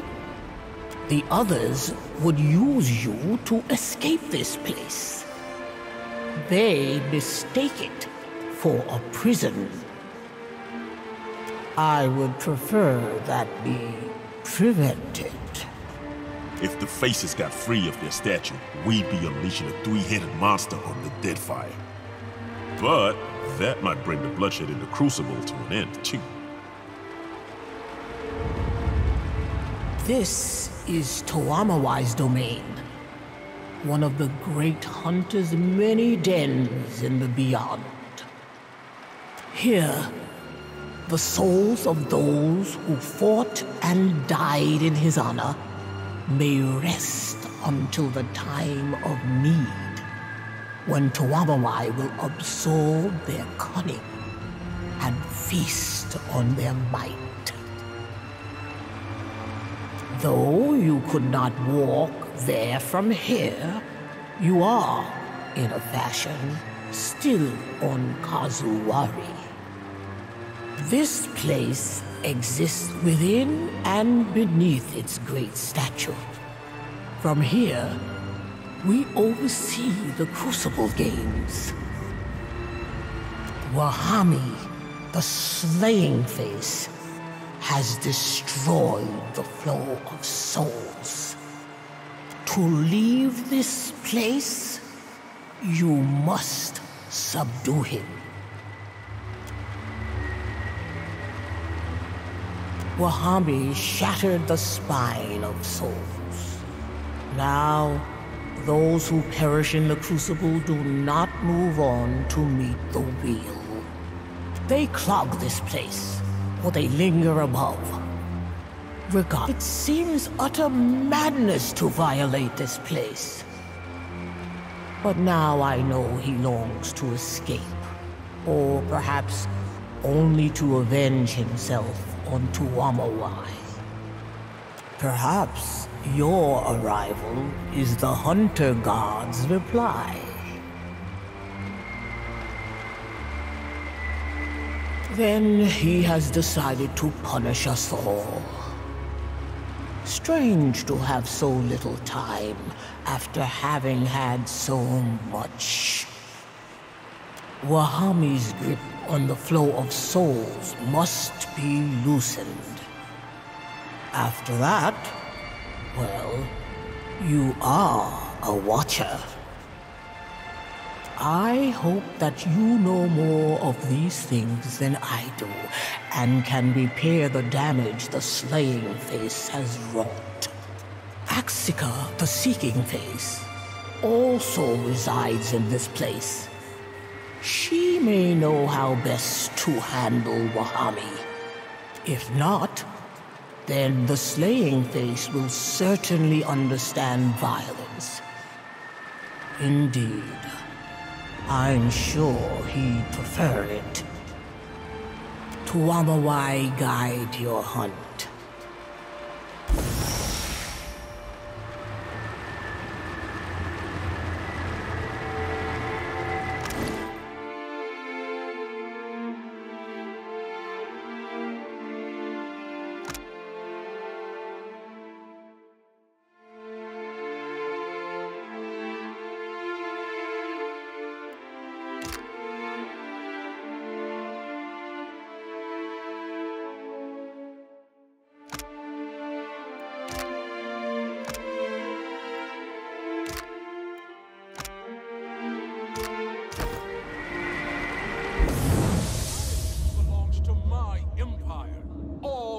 Built according to my command.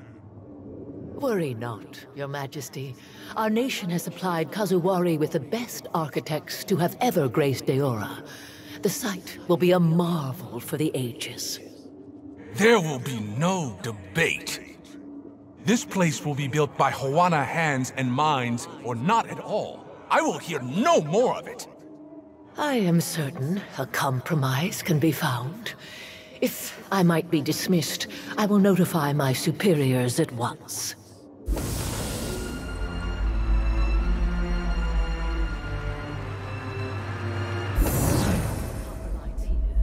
And here. Make certain you lay them deep. The floor will inevitably sustain damage, and we can't have someone seeing the conduits. I can build it however you want, but if they find out, they'll never trust us again.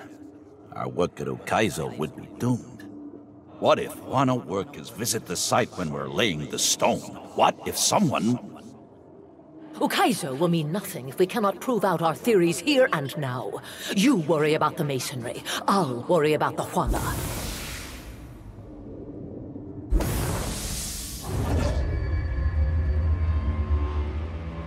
Welcome, champion. I wish this were the reward you deserve. But the work of the righteous seeker is never easy, I'm afraid. Nor yet you stand within the Crucible's heart. As one of the stewards of this place, it pains me to admit that you've caught us in a state of floundering weakness. In his desperate flailing to escape, Wahami smashed the pillar.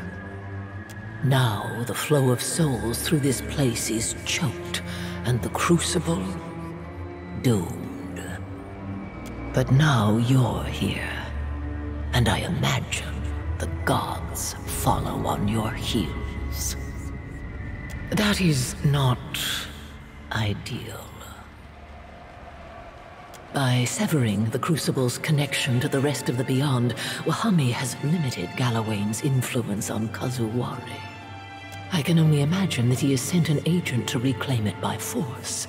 His beast will drench Kazuwari in blood. But first, he will destroy this statue and all within it, the two of us included. Another reason, Watcher, why you must stop Wahami. What do you mean?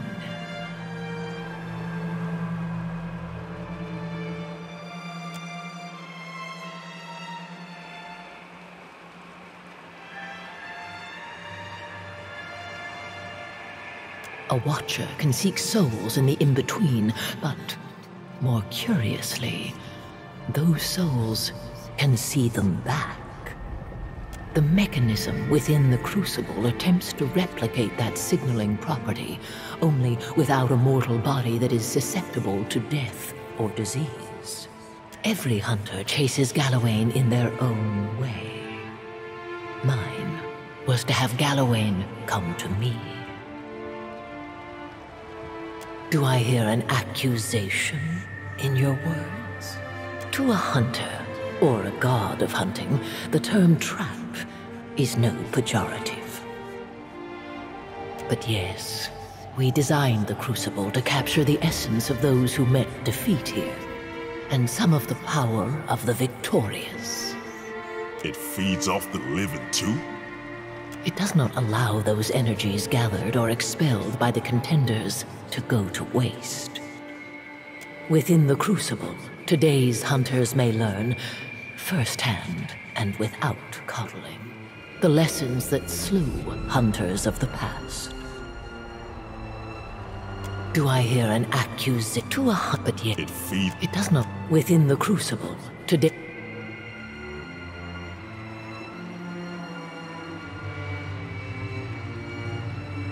No, we were the first set to this task. Always us three. I cannot imagine it any other way. It may not even be possible to leave, but Wahami will try. So you'd rather just remain trapped in this forsaken place?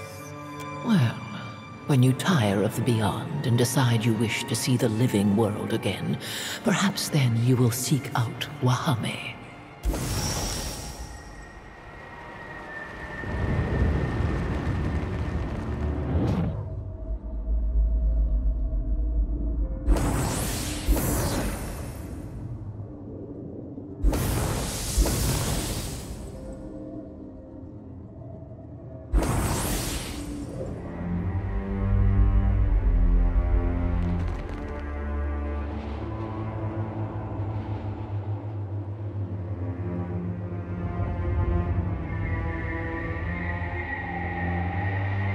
Axika's spiderling finally arrives.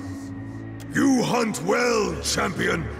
Your fury pleases Tuamawai, as does the blood you have spilled in his name. Your strength and fury will live forever. You will speak for Tuamawai. You will become as a god. Tuamawai would not have guided your slaughter were this moment not meant to be. You have earned this prize! You have earned eternal life! Take it! I needed the souls of the vanquished to fill this place, to gorge on them, and ready myself for the trials to come. But most importantly, I knew the broken pillar would bring you, a lure that would attract only a watcher. You will fix the River of Souls. Then we gaze into each other as only watchers can. Until I wear your living hide, and you walk the heavens. When I walk in your body, I will adapt, will be free, will hunt Eora once more! Seems a bit early in y'all's courtship for that. You really ought to keep those kinds of thoughts to yourself, friend. Ain't nobody ever taught you how to ask politely? First, the other faces must be quieted. They chain me here as surely as Tuamawai. Quieted with a pummel to the face up there. Yes, slay them! Return to me when the earth has drank their essence.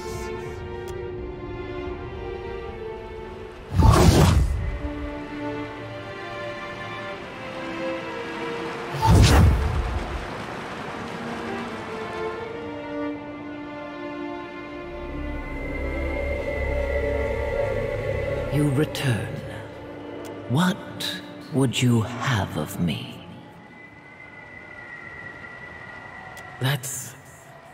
It is a surprisingly interesting idea. Especially given that you are a watcher. Theoretically. Though I highly doubt it. Wahami will not listen to my words, however. I suspect he will only respect force. Ultimately, it's less a matter of how he leaves than what he leaves behind. Nature abhors a vacuum. Any attempt to leave one here will tear Wahami apart. If he is to escape, he must leave something in his place. Something of significant spiritual puissance. Whatever suffered such a fate, however, would become enslaved by Galawain's will. Can't say I like the sound of that. They would lose themselves, subsumed into the role of the faces of the hunt. Wahami will not listen to my words, however. I suspect he will only respect, theoretically speaking. You bridge the gap between the physical world, the here, and the metaphysical world.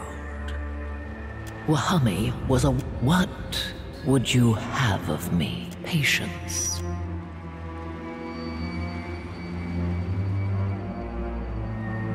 The Watcher, is he ready to accept his fate?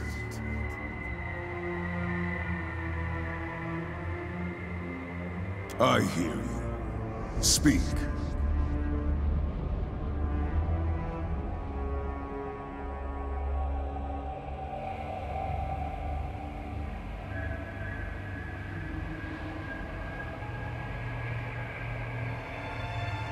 He comes? Ha!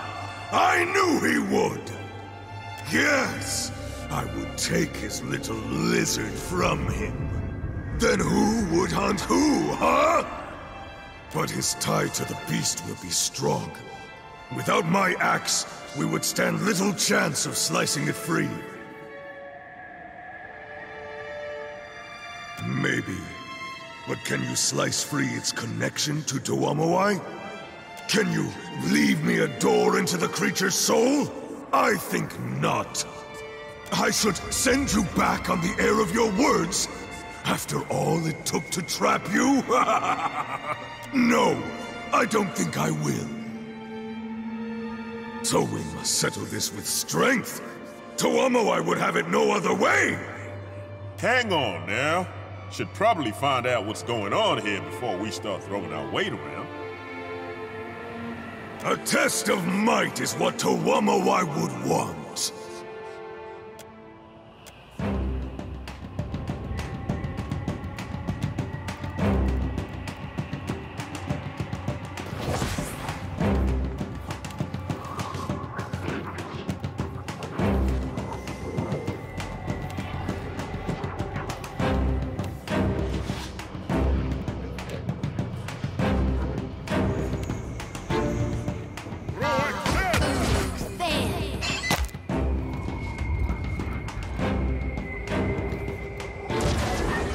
I think so. Moeth, Ixie, honor.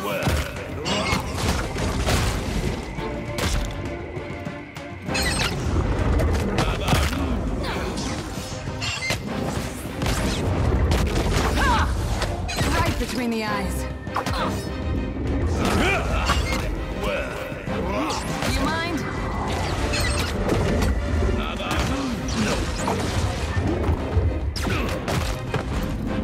Don't think so. Pretend you didn't see that.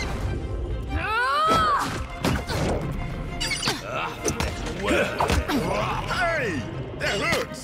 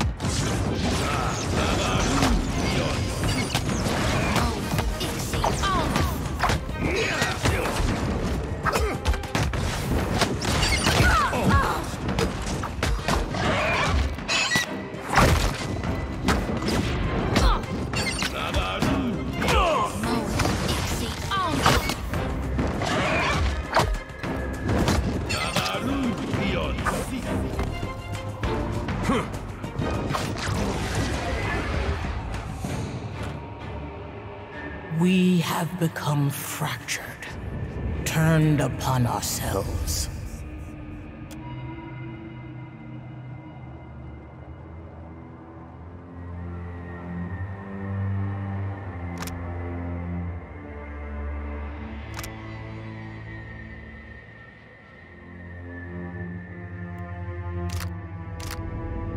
Still, I am thankful for your intervention, albeit deeply ashamed of our conflict.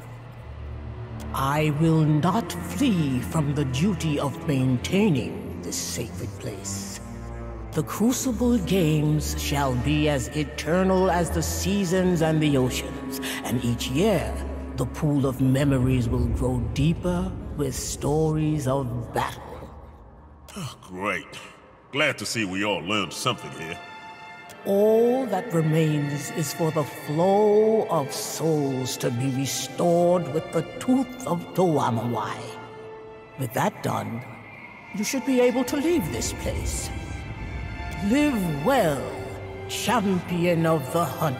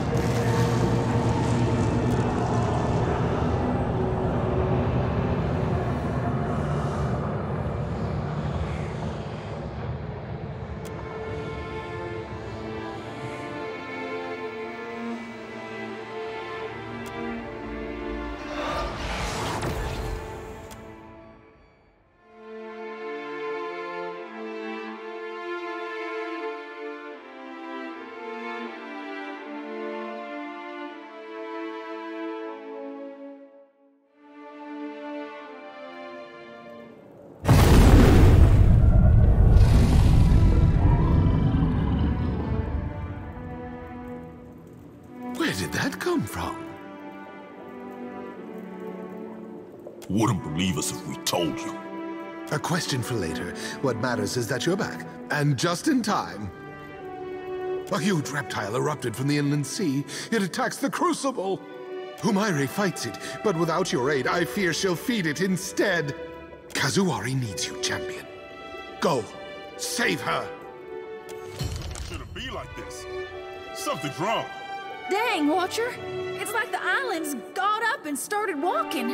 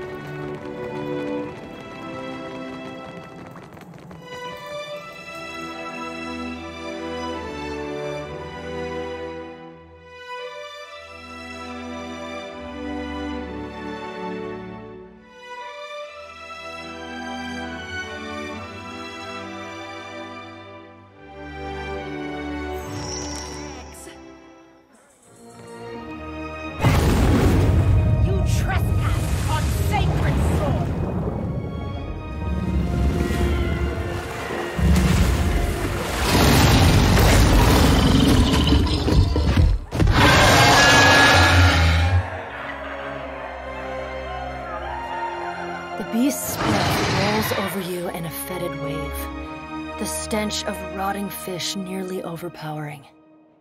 A light sparks in its beady eyes, and the shouting from the stands fades away to nothing, replaced by the guttural rumble of Galawain's displeasure. This is my temple, my island, my security against Aethys's madness! The faces will not rob me of that, not after I have gifted them a reprieve from the hunt, from the vicious dance of predator and prey. You destroyed Signath Moor. You gorged yourself on the essence of Kazawari, and now my beast will devour your soul for your insolence. A mirthful chuckle rumbles from the mouth of Galawain's beast. Do you think me some timid deer that I will flee if you don't back down? Like shuttered lamplight, the glow of Galawain's presence leaves the beast's eyes. Dark encroaches at the edge of your vision, until all you can see is a pinprick of light swimming in the emptiness of the beyond. Suddenly, the light blooms, and its force shoves you back into your body. Got someone in my...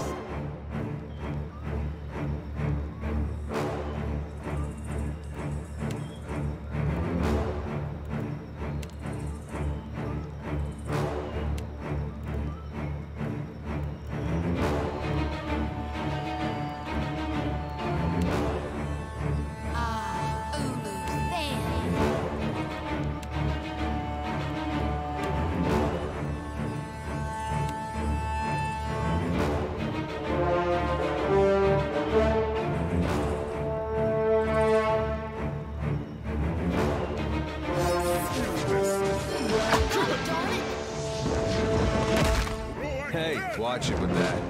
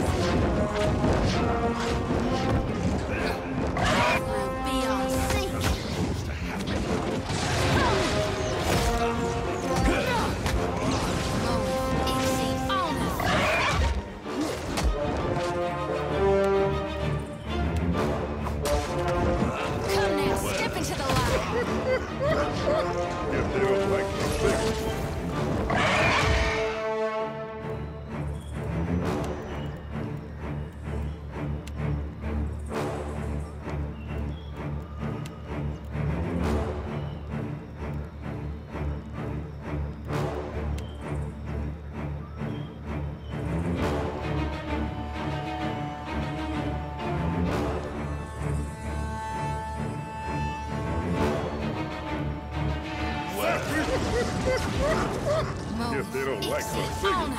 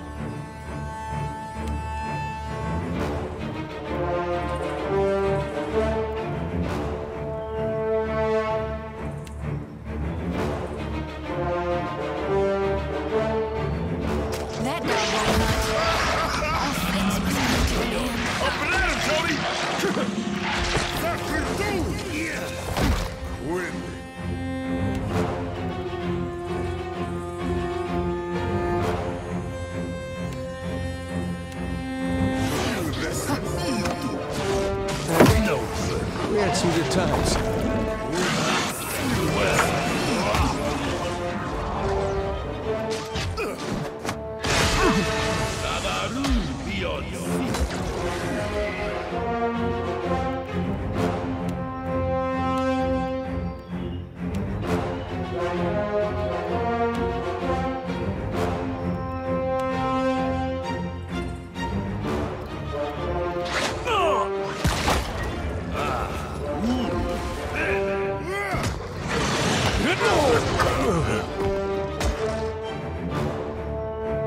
Let's go.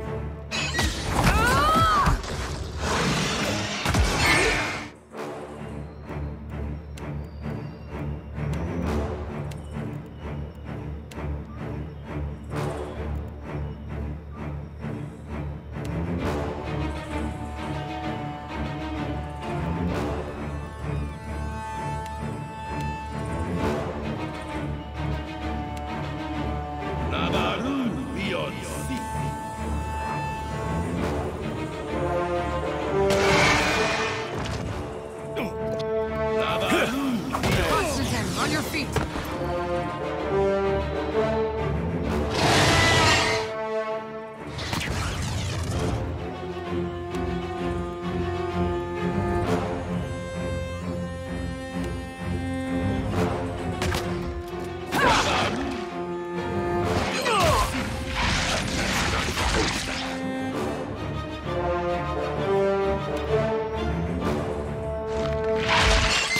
I need some help here.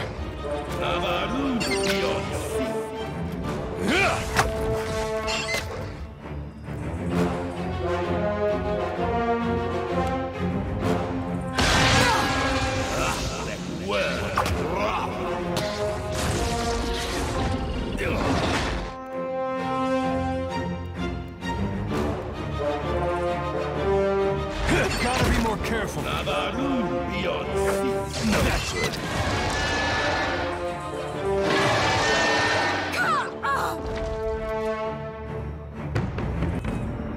The beast collapses into a heap of blood and scales.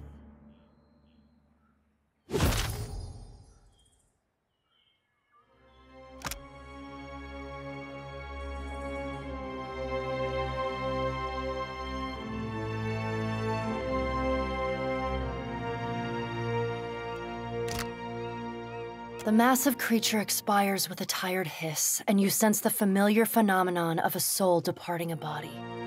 Only the energies involved are of a size and scale that threatens to overwhelm you. The essence rages around you as if desperate for direction. You can provide it.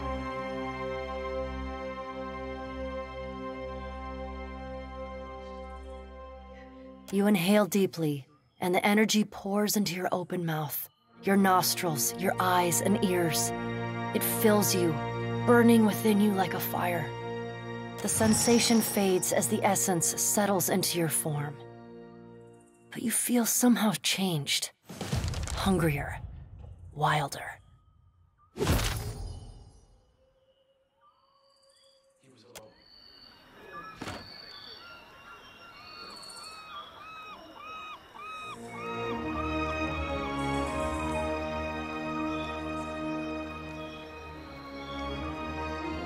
This is on you, Watcher. The anguish in this place is souls called that beast. Bullshit! That beast was coming here no matter what we did. You were supposed to fix things!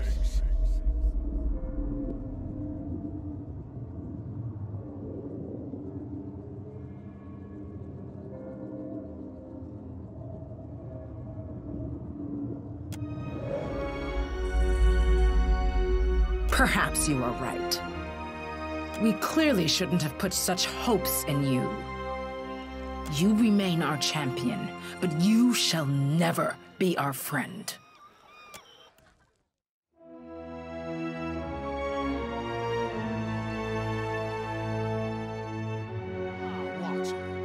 I hear tale of another artifact ripe for the reaping.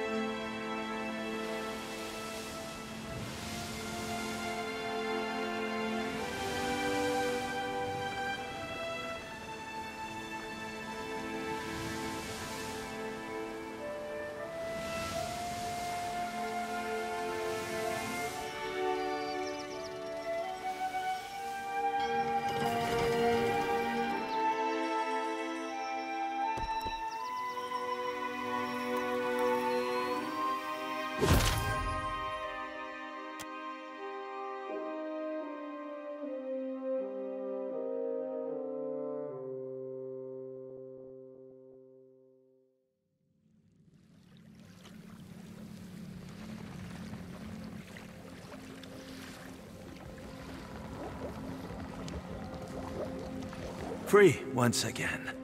You take a look.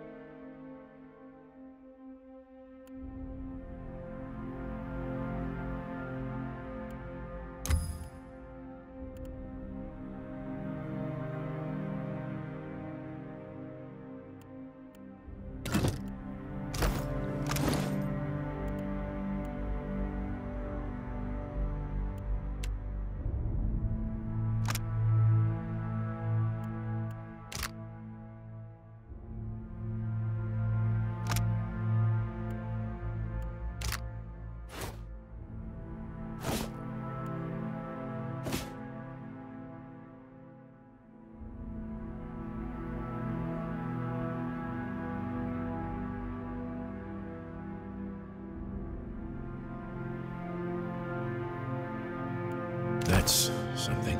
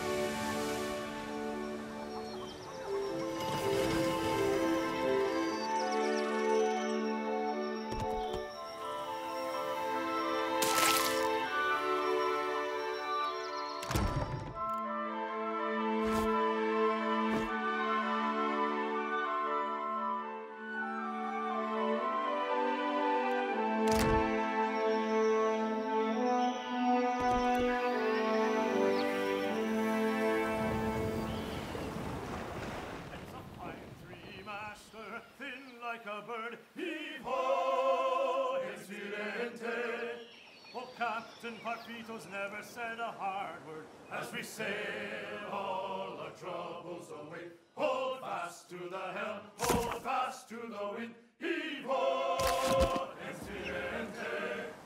Hundreds graceful will all be skinned as we sail down the Deadfire way. We've gone a long way, left our loves behind. Heave ho, Presidente.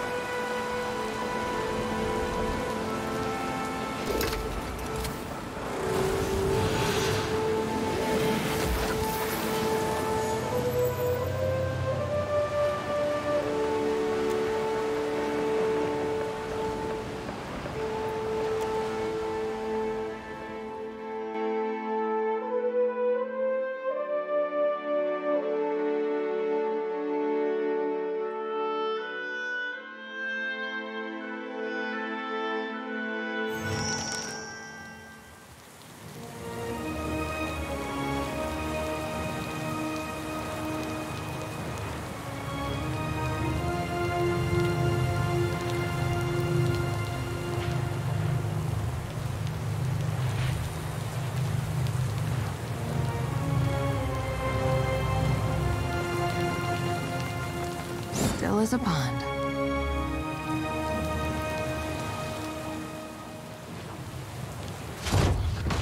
Take him down!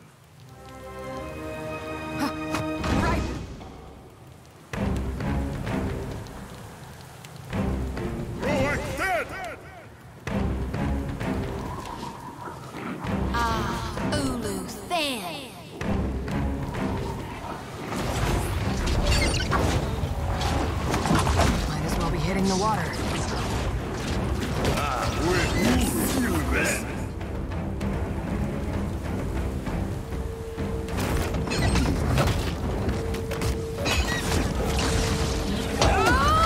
That must have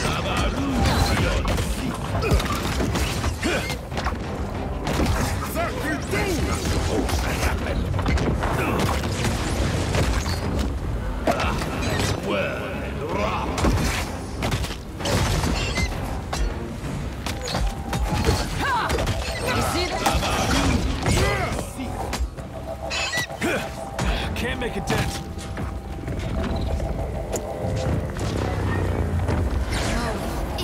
Oh, hell!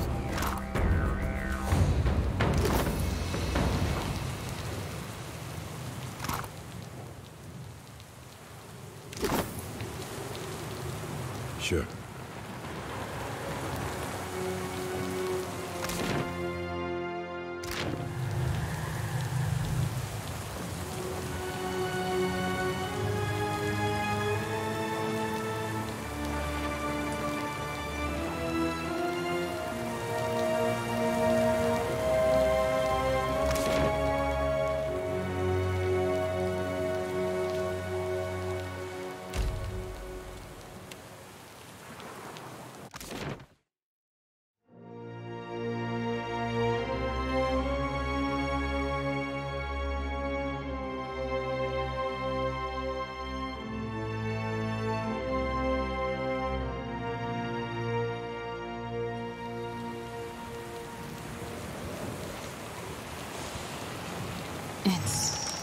Beautiful.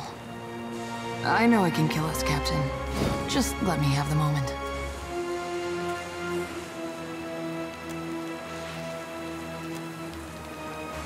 Gilded Vale got its name from the way the wheat fields used to look in the sun.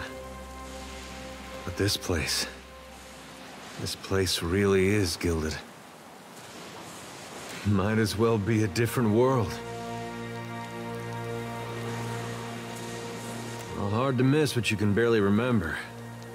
All I know is my life took a turn when this world came stomping into mine. These great people got a funny way of passing on. They disappear from the world, but leave their problems behind for the rest of us to deal with. And now here we are, with Aethys trying to undo the whole thing. You know, I broke a wheel once too. First thing I thought of when we learned what Aethys was doing. My mom had this spinning wheel, and she loved it. Well, I was playing with it in the way a young child might when his parents are out, and that wheel came right off. It wouldn't go back into place, so I pushed it harder, and pretty soon I'd broken off a spoke. Broke off 3 more trying to fix that. Anyway, I got whipped pretty good for it. That wheel was never the same, even after my dad fixed it. I used to think of the gods as being like parents to all of us. And now I know better. They're children, playing while their folks are gone. So, here we stand on Lost Ukaizo. My parents gave me an earful about the horizon-spanning beaches and towers reaching beyond the stars. All I can see is good folk tussling over a wasteland. Time to confront Aethys, hopefully for the last time. No time to waste then. I'm about as ready to confront a god as I'll ever be. We're doing good work here. Setting foot on Ukaizo is a statement that no one can ignore. You should be proud. Captain, I don't know what's gonna happen to us, but I want you to know that I'm not scared, and I'm glad you're here with me.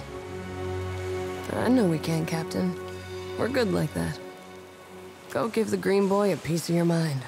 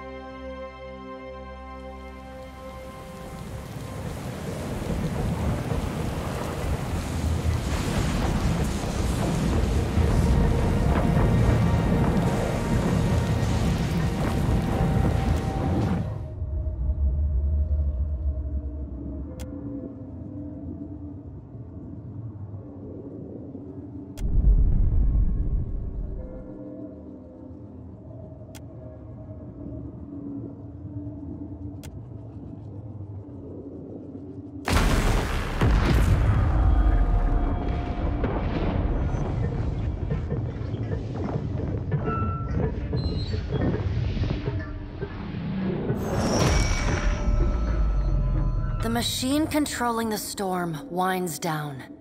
The clattering of its machinery settles into a low whir and then, at last, hiccups to a halt.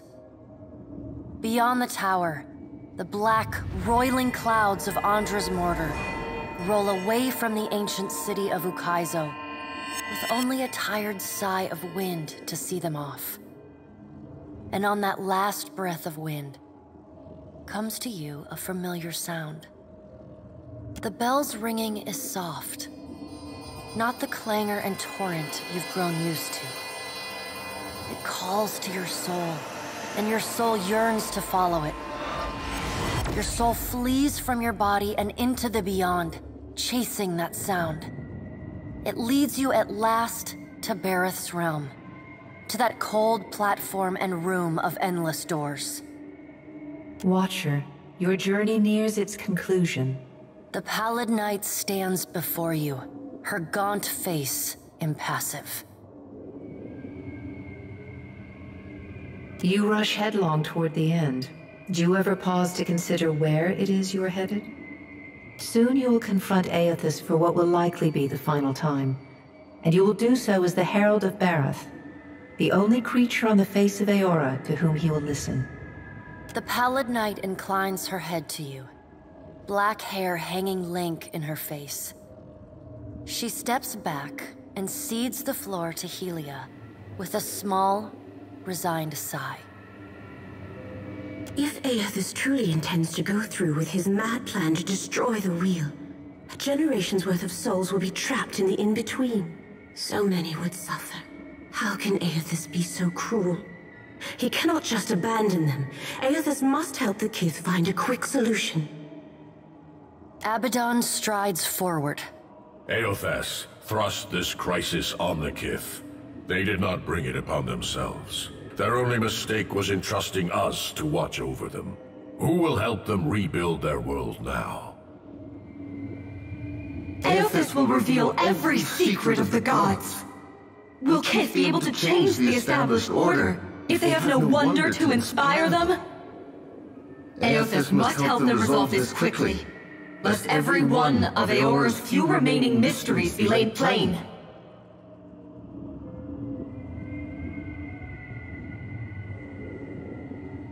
With the wheel destroyed, Kith will tear themselves apart. It is the gods' duty to prevent that happening, lest they doom us all.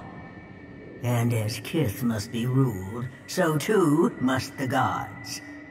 I say that if Aethys is so eager to throw down the mantle of power and step aside, I shall take my rightful place as Queen of the Gods again.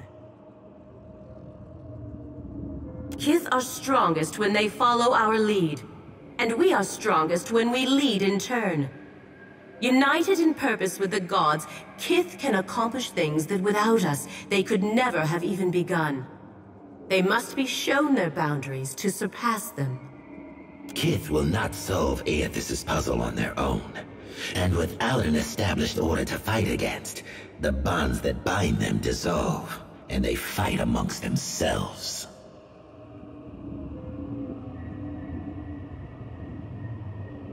That confidence is what will save Kith, Watcher. Do not lose it when you stand before Aethys. Boudica's firm hand is but the motherly smothering of Helia by another name. Mortals should have no special advantages. Only once Kith have striven to improve themselves through trial will they truly know their measure. Kith must suffer to find their strength if they are to survive the world into which Aethys drags them. Our intervention in your struggle would be a cruelty and counter to our purpose. He lets his words hang in the air for a moment. Gaze, level with your own. Indeed.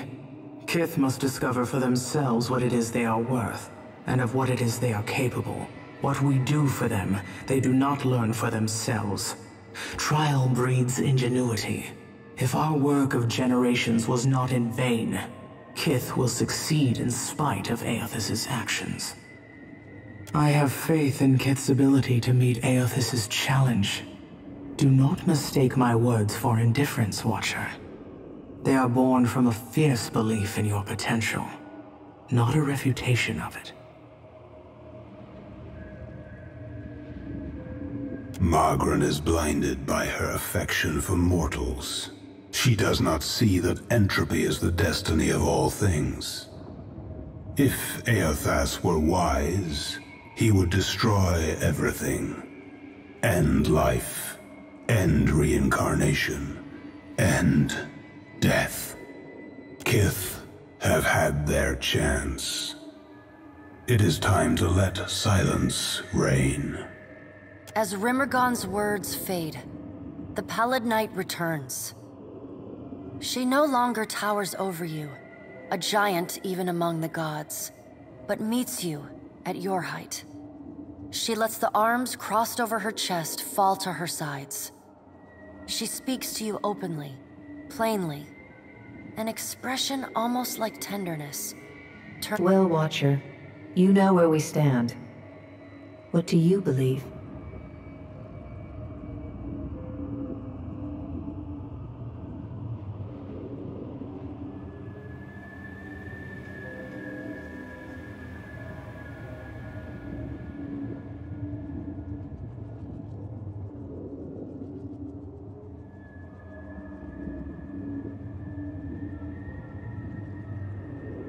Take care that you do not sacrifice all, Watcher.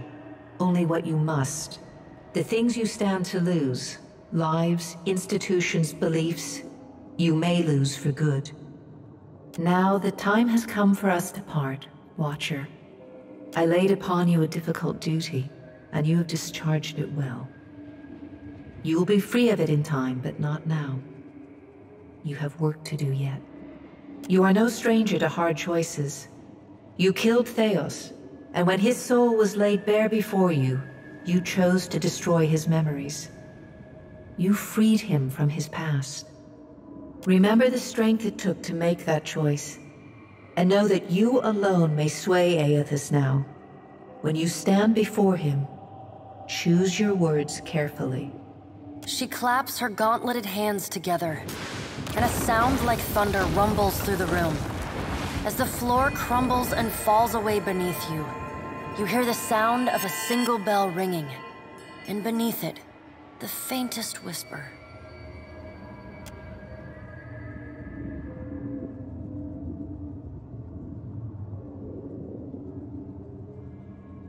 You keep falling asleep on me, I'm gonna have to start walking behind you with a pillow. Oh, by the way, the storm's gone. Also, I think Aethys has ended the world.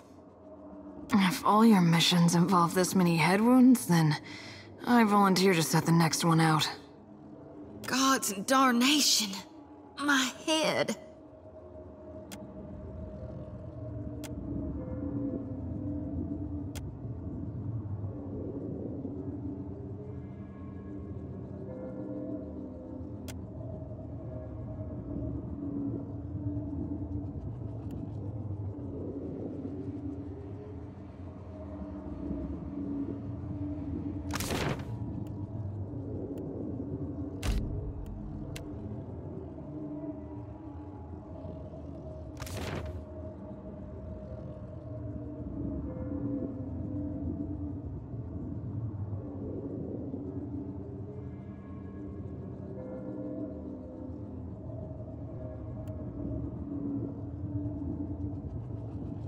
Hold up, lovesome. I've got some words for you. Words, aye. And maybe a bullet or two. It's nothing personal, you see. There's still time for us to steal whatever doom-causing relic your rogue god's after. Let him try to find it, while my fleet sails apart to every end of the ocean. Barring that, we'll plunder the lost city of gold and live like royalty right up until the end. If it's to be my last... Guess that leaves me with the fall-through option. Kill you, pirate Ukaizo, and make the best of the apocalypse. Got someone in my...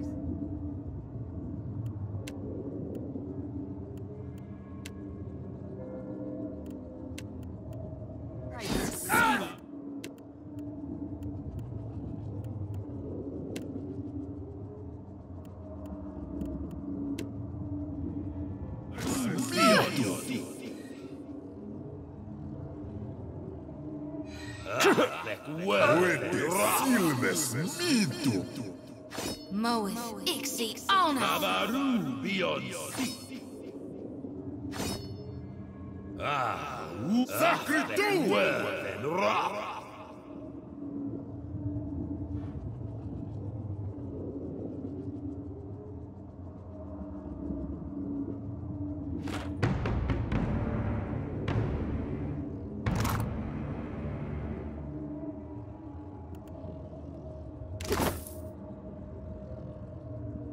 Whatever you need.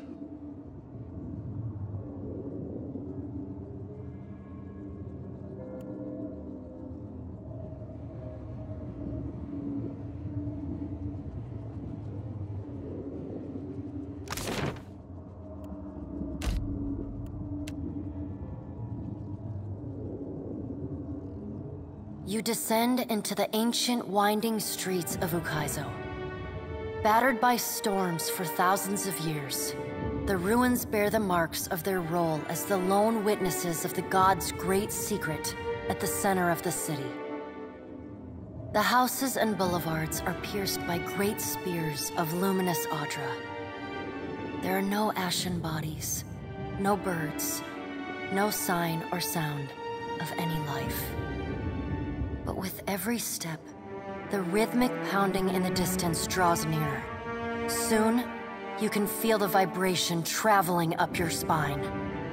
As you approach the center of the city, the weathered architecture gives way to more luminous Audra, piercing the ruins, eventually overtaking them entirely.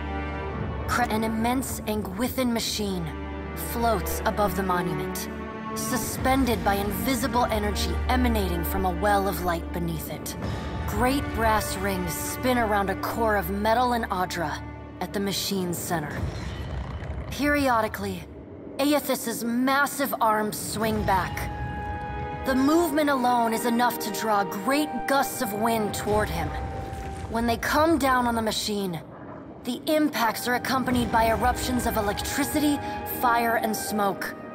The hundreds of luminous Audra pillars across Ukaizo sympathetically dim in a rippling wave that spreads out from the machine.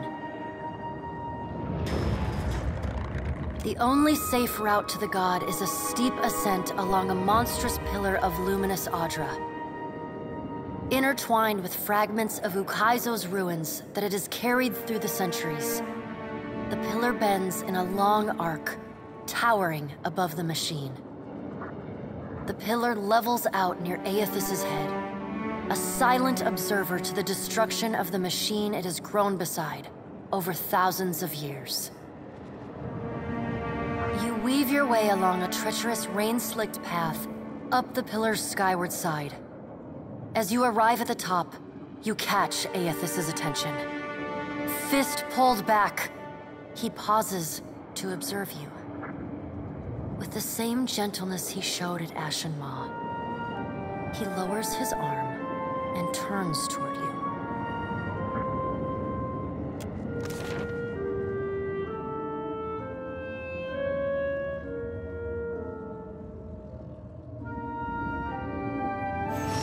Strange to see see Ukaizo in this way. It may be hard to picture, but this city was once full of life. The Huana, yes, but also Kith from many other cultures. Great hanging trees shadowed these boulevards. Gardens sprawled across the open rooftops. Each spring, a festival procession would wind its way from the hillside into this valley. The celebrants would pass through a steep walk among the stalls of foreign merchants, flowers falling upon them from all sides. All people of all nations, together in a celebration of new life. Such was the power and beauty of lost Ukaizo. If we don't fix this mess you're about to cause, the whole world is gonna look this bad. I mean, it's a mighty heavy load you're putting on our shoulders. I just hope we can carry it. As long as there are people like you in this world, Adair, I truly do.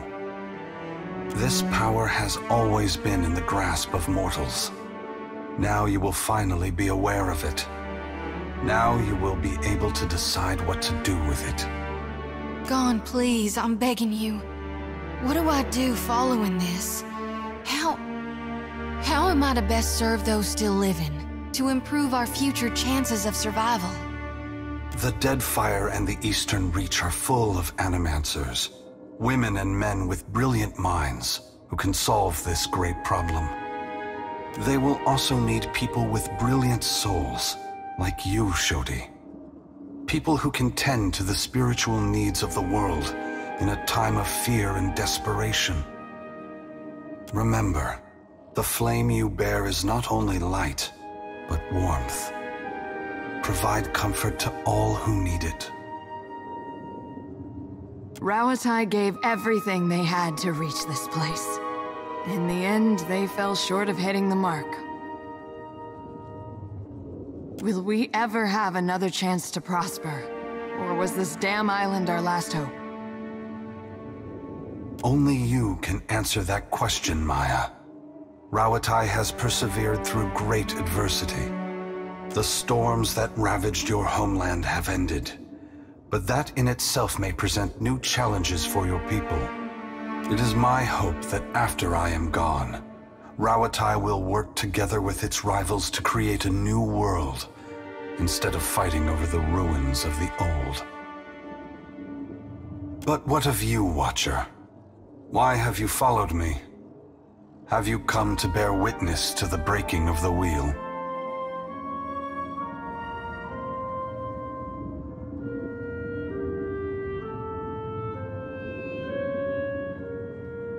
Mortals are already inspired. It is what has pushed them on for hundreds of generations to reach this point in time. Animancy is poised to go far beyond what we Ingwithans ever discovered. Why does Helia think I should lend more power to mortals?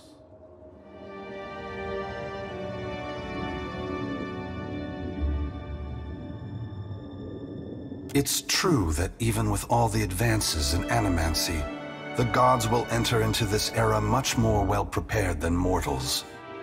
From where should mortals draw their inspiration?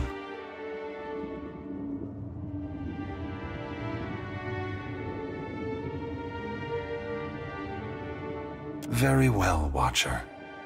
I will ensure that mortals are inspired by my passing, that my power not be expended in vain. I must attend to my final work now. I cannot delay any longer. You have carried a heavy burden across the Deadfire, Watcher. Before I go, I would rid you of it.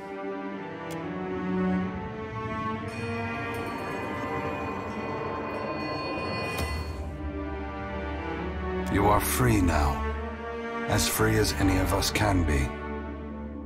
Many will come to you for help in the years ahead. Animancers, priests, even the gods themselves. I have great hope for you, but always remember that your future is for you to decide. Use your freedom well. Aethys squares himself to the machine. As you move to a safe distance, he draws his fist back and resumes his assault. The blows rain down with increased fervor, but the machine perseveres in spite of his efforts. Spreading his arms wide, Aethys draws power from the luminous Audra clustered around the valley. The energy courses through his body, limbs overflowing with intense light and waves of heat. He returns to his task, each strike bringing with it the sound of cracking stone and twisting metal, the flickering of luminous Audra across Ukaizo. As the ancient machine finally begins to succumb to his strength, so too does Aethys' body, built to withstand the passage of thousands of years. The great Audra statue has finally been pushed beyond its limits. Cracks appear along the hands, then race up the arms. Aethys does not slow his assault, but continues unabated. Its brass rings twisted, the machine spins erratically but withstands the relentless barrage. Aethys stands astride it and pummels the base of the machine. Soul energy begins to flare out from the machine's heart, warping the air with the intense heat. Aethys drives his right fist into the machine's center, the core of metal and Audra. The god lets out a deafening shout, something between a cry of anguish and a roar of exultation. You see Aethys' arm shatter upward from his hand through his elbow. A flash of light and heat bursts from the core, accompanied by a cacophony of destruction. The moment passes as Aethys' shout echoes throughout the valley. Your eyes begin to recover. The god's work is accomplished. The great machine of Ukaizo has been destroyed.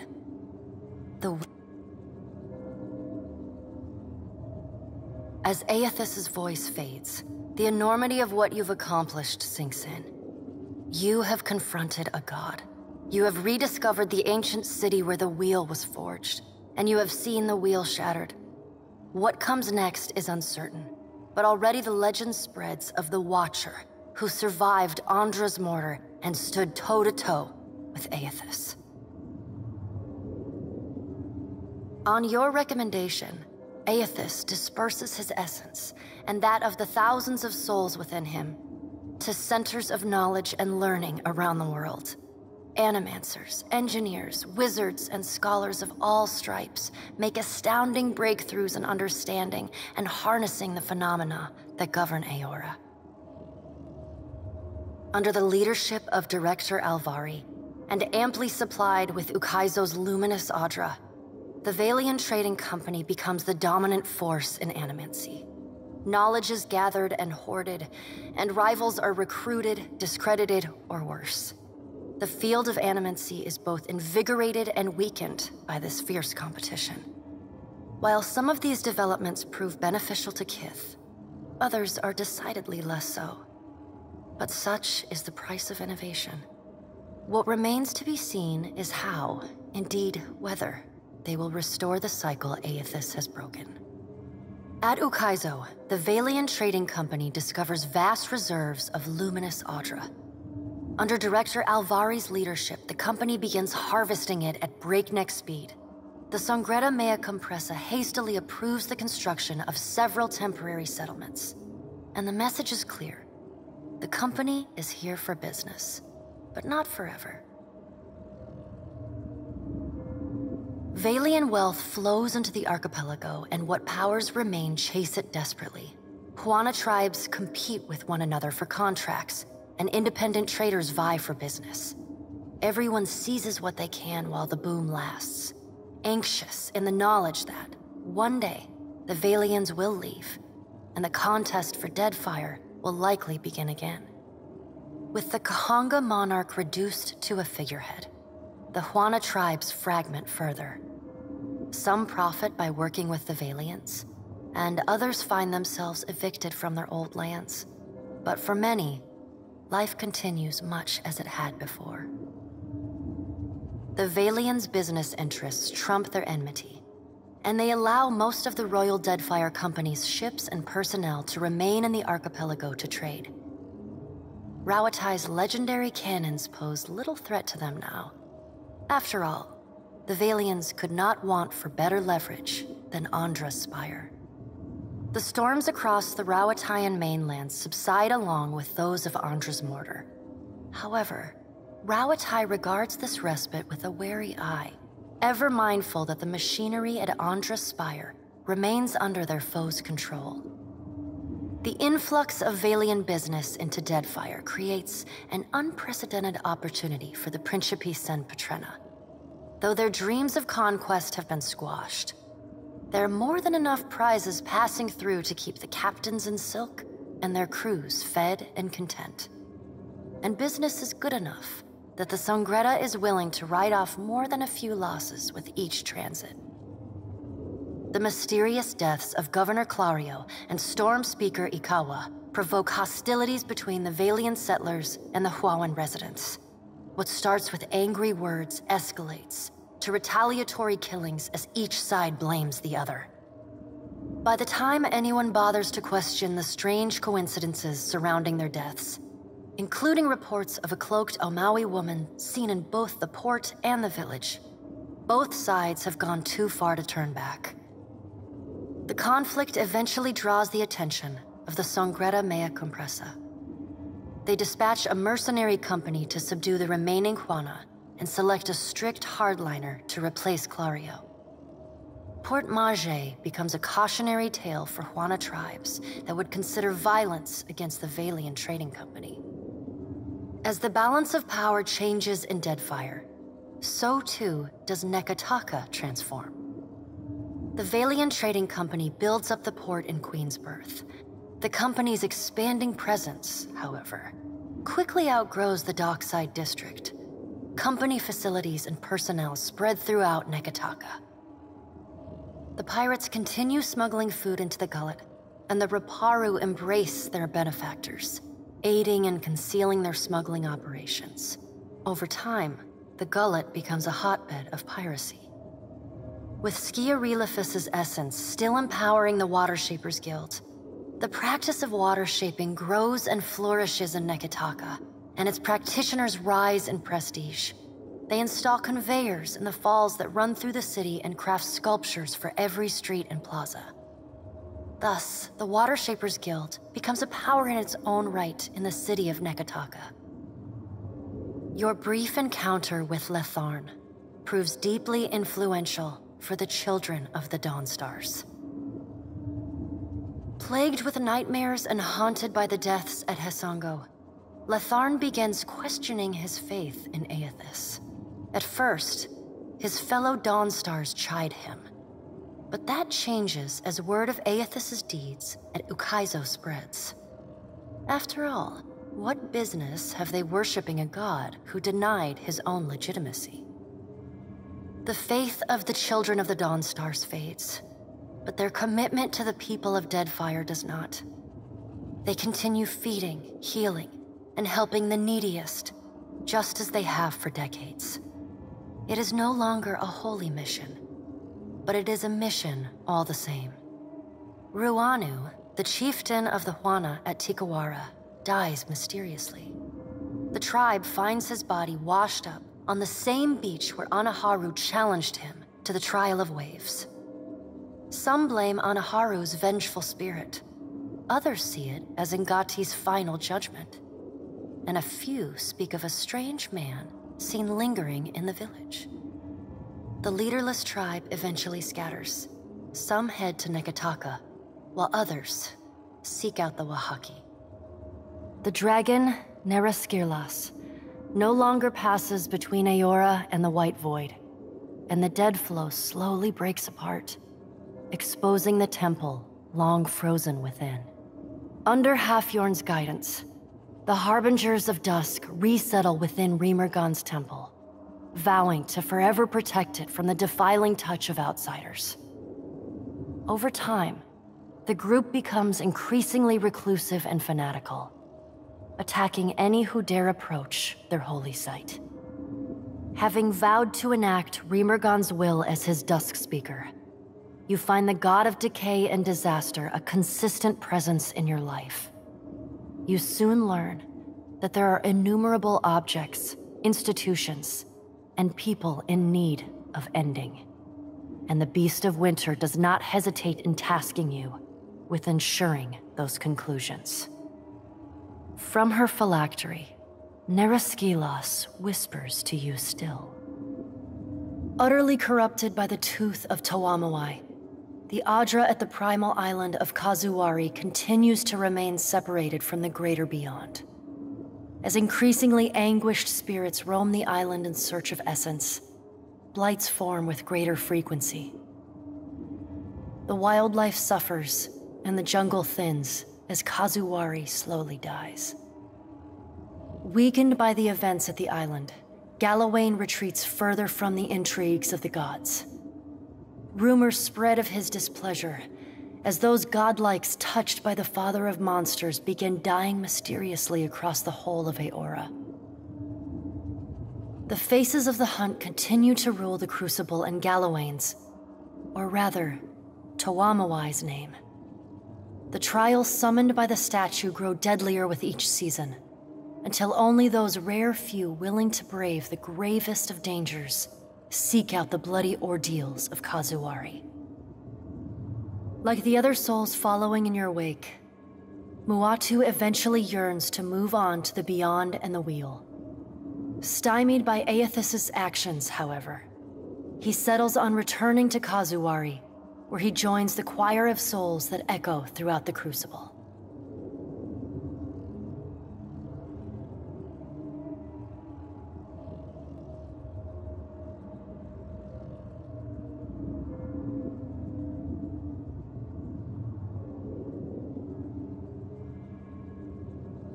Though your adventures alter the destiny of Aora and the balance of power in Deadfire, they also leave a lasting mark on those who travel at your side. Your companions find themselves changed, in ways both big and small. Adair returns to Hisango, where he reunites with Byrne, the son of his former lover, Ilava. The boy takes heart in Adair's account that Aethys and all the other gods were false, petty, and unworthy of the love of Kith. Realizing how close he came to dying for this cause, Byrne finds renewed purpose in working alongside his uncle to repair the many scars left upon Deadfire by the gods. Under Adair's guidance, Byrne grows into the kind of irreverent, stubborn hothead that would have made his mother proud, and Adair visits her gravesite, often to tell her so. Shodi is not a priestess who understands the meaning of subtlety. As such, she makes her girlish crush on Adair painfully obvious from the moment she first sets eyes on the strapping fighter. Early in your travels, Adair appears discomforted by her persistent flirting. He often grimaces when she sidles up to him, and he takes endless pains to keep their conversations terse and to the point. But after a little smoothing on your part to nudge them in the right direction, Adair makes an effort to view Shodi with an open mind. And Shodi begins teasing the veteran fighter in a more companionable and less amorous manner. After saving each other's hides a couple times and sharing more than a few laughs, the two form an easy, and you suspect, lifelong friendship. Seemingly lit with an inner glow, Shodi takes to a new life of mission work with gusto. She still is committed to shepherding souls forgone, but having realigned her goals with that of her fellow Dawn Stars, she now endeavors to help the living as much as the dead. As you travel the Deadfire, you find her sleeping better and laughing more often. When the time comes for her to return to her temple in Neketaka, it's with a clear wistfulness and much lip-biting on her part. She leaves you with her sickle and a hastily scrawled note. It reads, "A keepsake from a path once walked. Remember me, Watcher. for I will forever dream of you. Aloth renews his commitment to transforming the Leaden Key from a tool of secrecy and oppression into a watchdog organization. With the wheel broken, he reasons the world will need wise and responsible leadership more than ever. It is a lofty goal, and one he does not expect to finish in his lifetime. But if there's one thing he's learned from the Watcher, it's that a single person can change the world.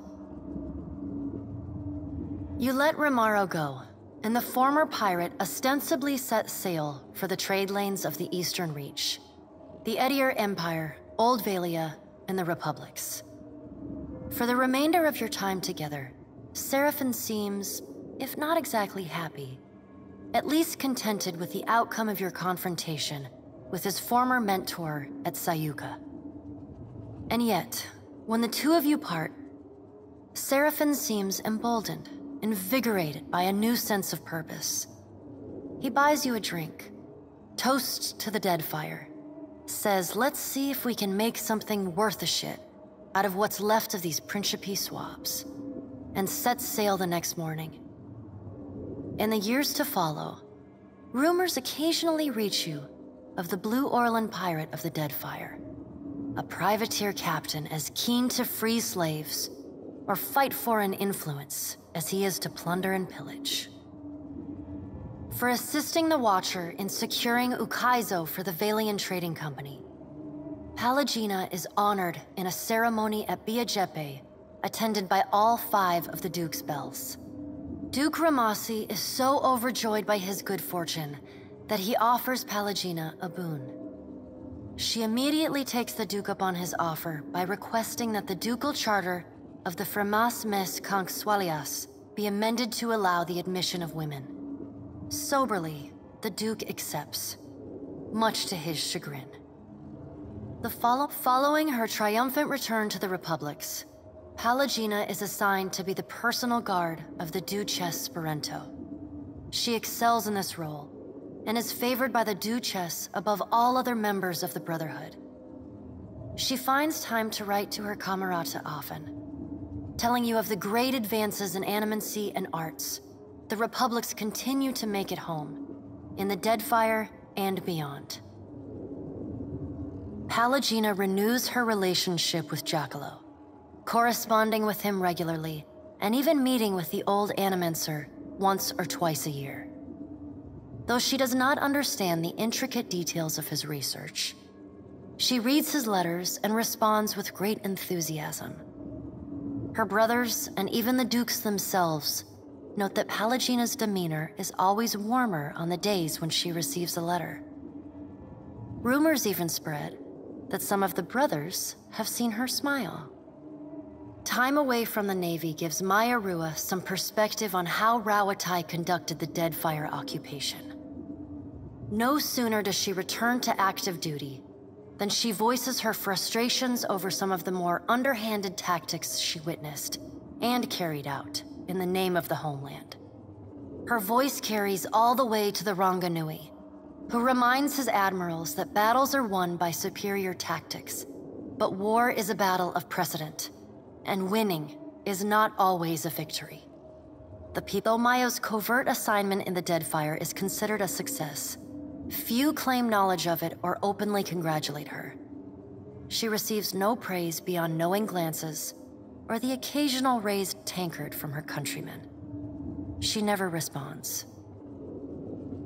There's never enough free time to explore your mutual connection. Something about your bond feels unfinished. But as your paths diverge, you start running out of reasons to see each other. In your presence, she's always armed with a pleasant smile and lots of questions. Her embrace is full of warmth.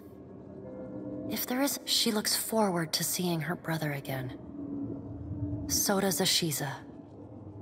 Takehu never intended to grasp at the destiny his coming foretold, but he finds himself doing just that. He sails from island to island as an emissary from the gods to the Huana people. The tribes welcome his message and use it to bridge their traditions across the archipelago. Huana unity has never been stronger. With Ngati's covenant firmly in mind, Takehu feels confident enough to reshape the very Deadfire. Your farewell is short and cordial. Nothing further needs to be said, and you wish each other well. Takehu does not look back. The sea feels restless in his absence. Your pursuit of Aethys and your journey to Ukaizo signal the end of forces that have shaped the lives of Kith and the course of nations. The cycle of reincarnation has been broken. The storms of Andra's mortar have calmed. Yet each ending promises a new beginning. As the sun rises over Ukaizo, Kith turn their gaze eastward, wondering at what lies beyond, and at the world they will fashion for themselves. As the Watcher of Cadnua and the former Herald of Bareth, you return to your ship and begin the long journey home. You hope for calm weather.